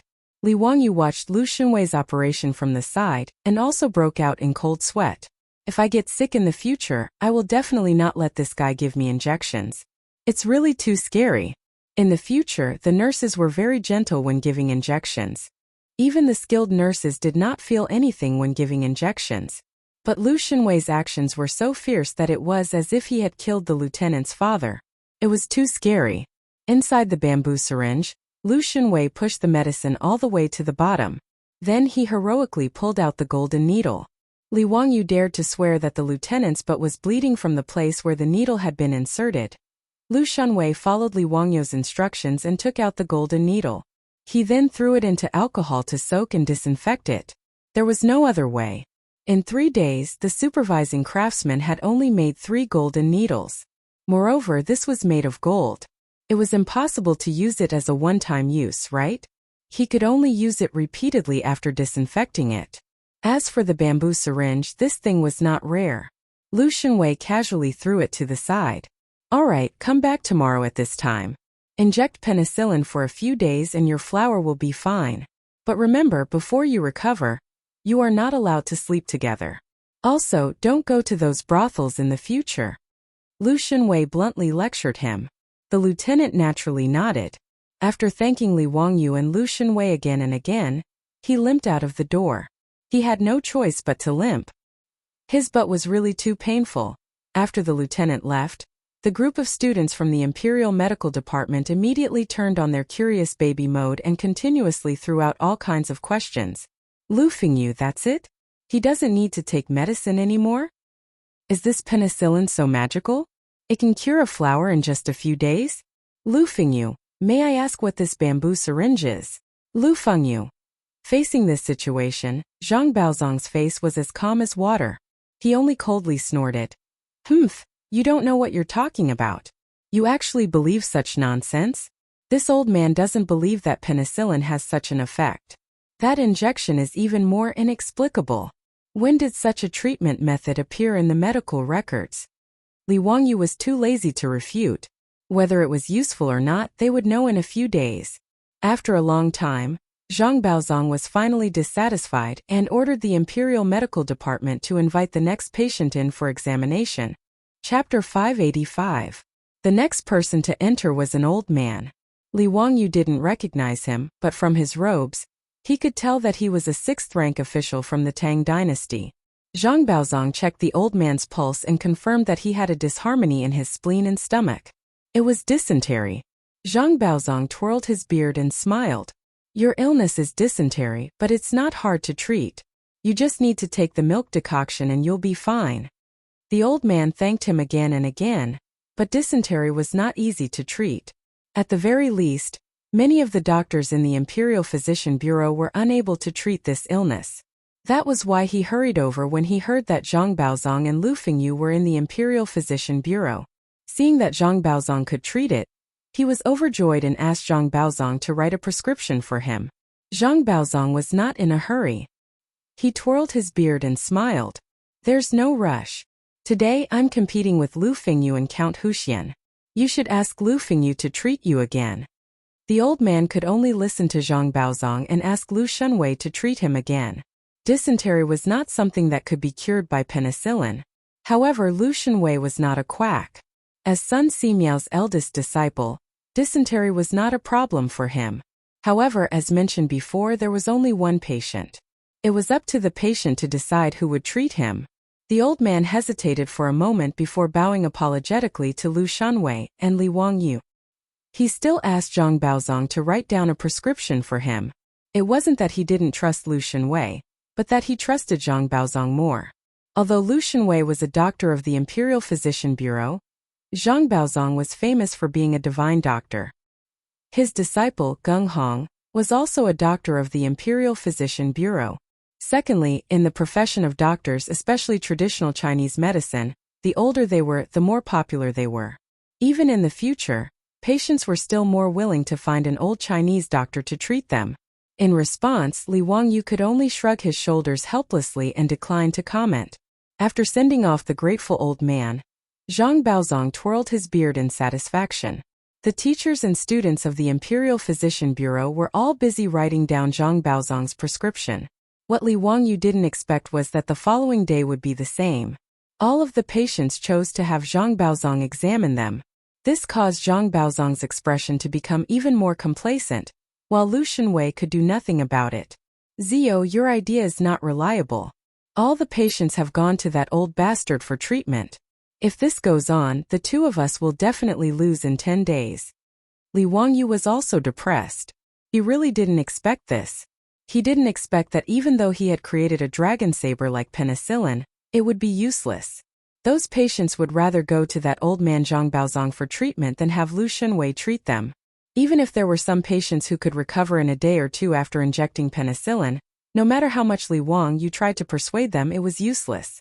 Li Wangyu was overconfident because he had penicillin in his hands. If he had known earlier, he would have treated one patient each with Zhang Baozong.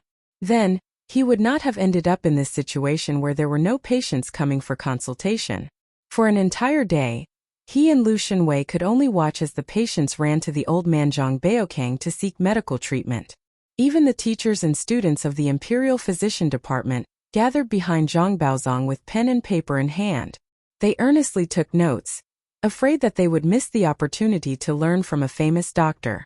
It wasn't until the evening drum sounded and everyone prepared to disperse that Zhang Baozong stood up with the help of his disciples. After all, he was an old man in his 70s. When had he ever seen so many patients in a single day? The old man was quite tired.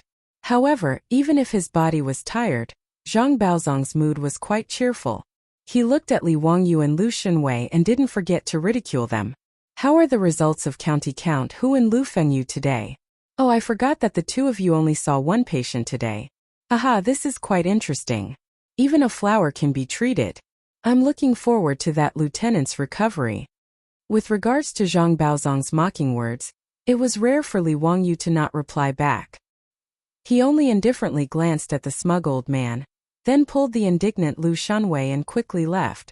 Now that the situation was better than the person, there was no point in saying those words. It would only add to the ridicule. Li Wang, you could only pray that tomorrow's patients wouldn't be so deceitful. In any case, he and Lu Shenwei would at least have a chance to perform. Who knew that the situation would be the same the next day? The only exception was when the lieutenant came for an injection, which attracted the attention of the teachers and students of the Imperial Physician Department. At other times there was practically no one around Li Wangyu and Lu Shenwei. Those patients who couldn't be cured by the Imperial Physician Department all came because of Zhang Baozong's reputation. Even if there were illnesses that Zhang Baozong couldn't treat, Lu Shenwei couldn't do anything either. Most of these were chronic diseases of the elderly. Li Wangyu, who had penicillin in his hands, could only sigh in helplessness. After all, penicillin was only an antibiotic. It wasn't a miraculous medicine or an immortal treasure that could cure all diseases. For those chronic diseases of the elderly, penicillin really didn't have any effect. Another day passed, and Lu Shenwei was a bit better than the day before. At least 2 or 3 more patients still believed in Feng Yu's reputation, and asked Lu Shenwei to treat them. On Zhang Baozong's side, there were another dozen or so patients seeking medical treatment. Not to mention the number of people who were ultimately cured, just the number of patients Zhang Baozong had seen was 30 or 40. On the other hand, Li Wangyu and Lu Shenwei's side only had 3 or 4 people. This naturally made Zhang Baozong smile even more proudly. Before leaving, he didn't forget to ridicule Li Wangyu. County Count Huxian, don't forget about the 10,000 taels of gold.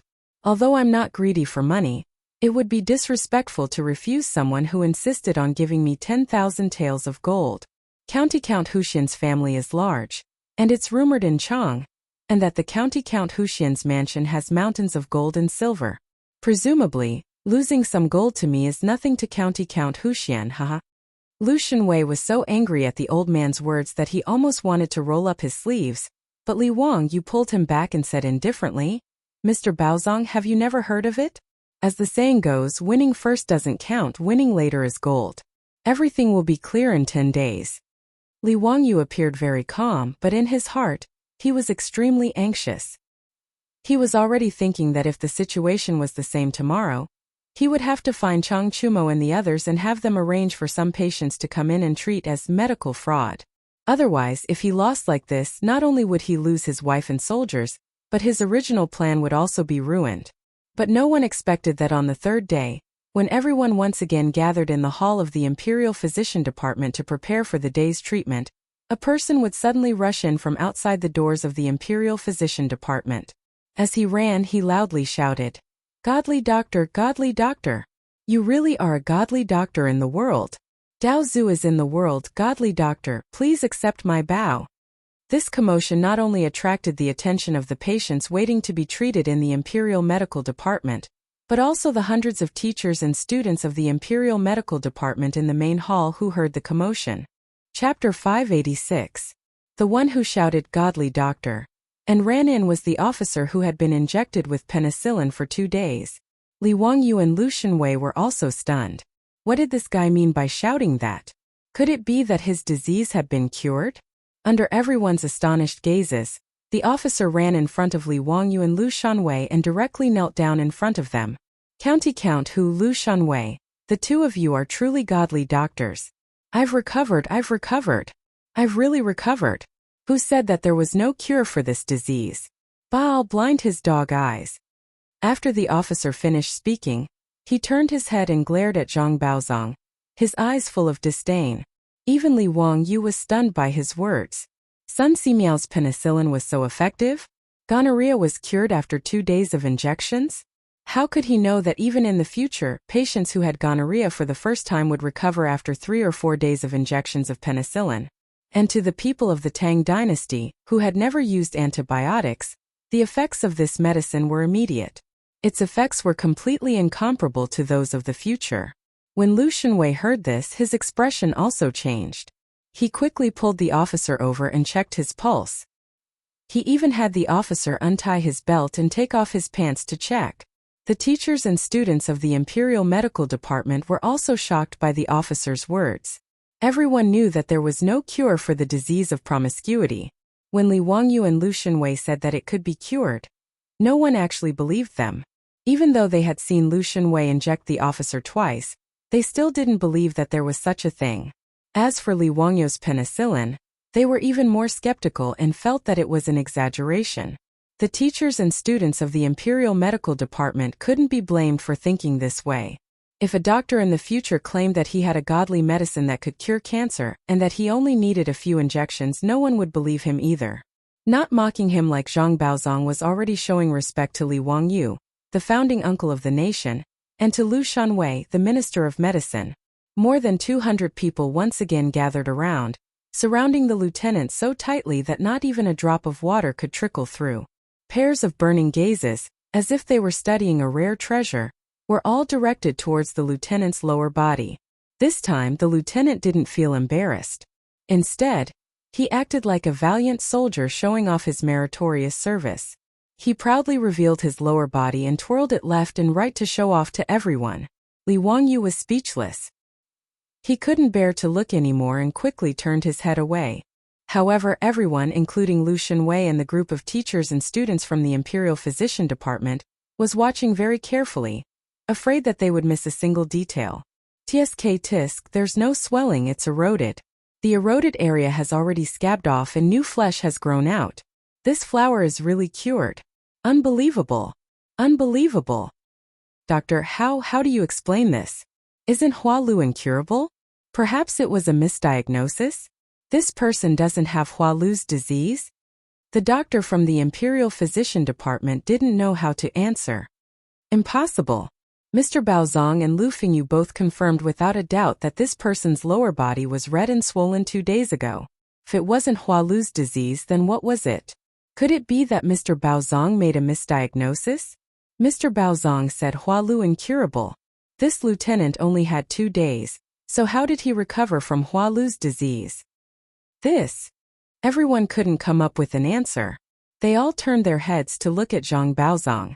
They wanted to see how Zhang Baozong, who had said with certainty that Hua Lu was incurable, would answer.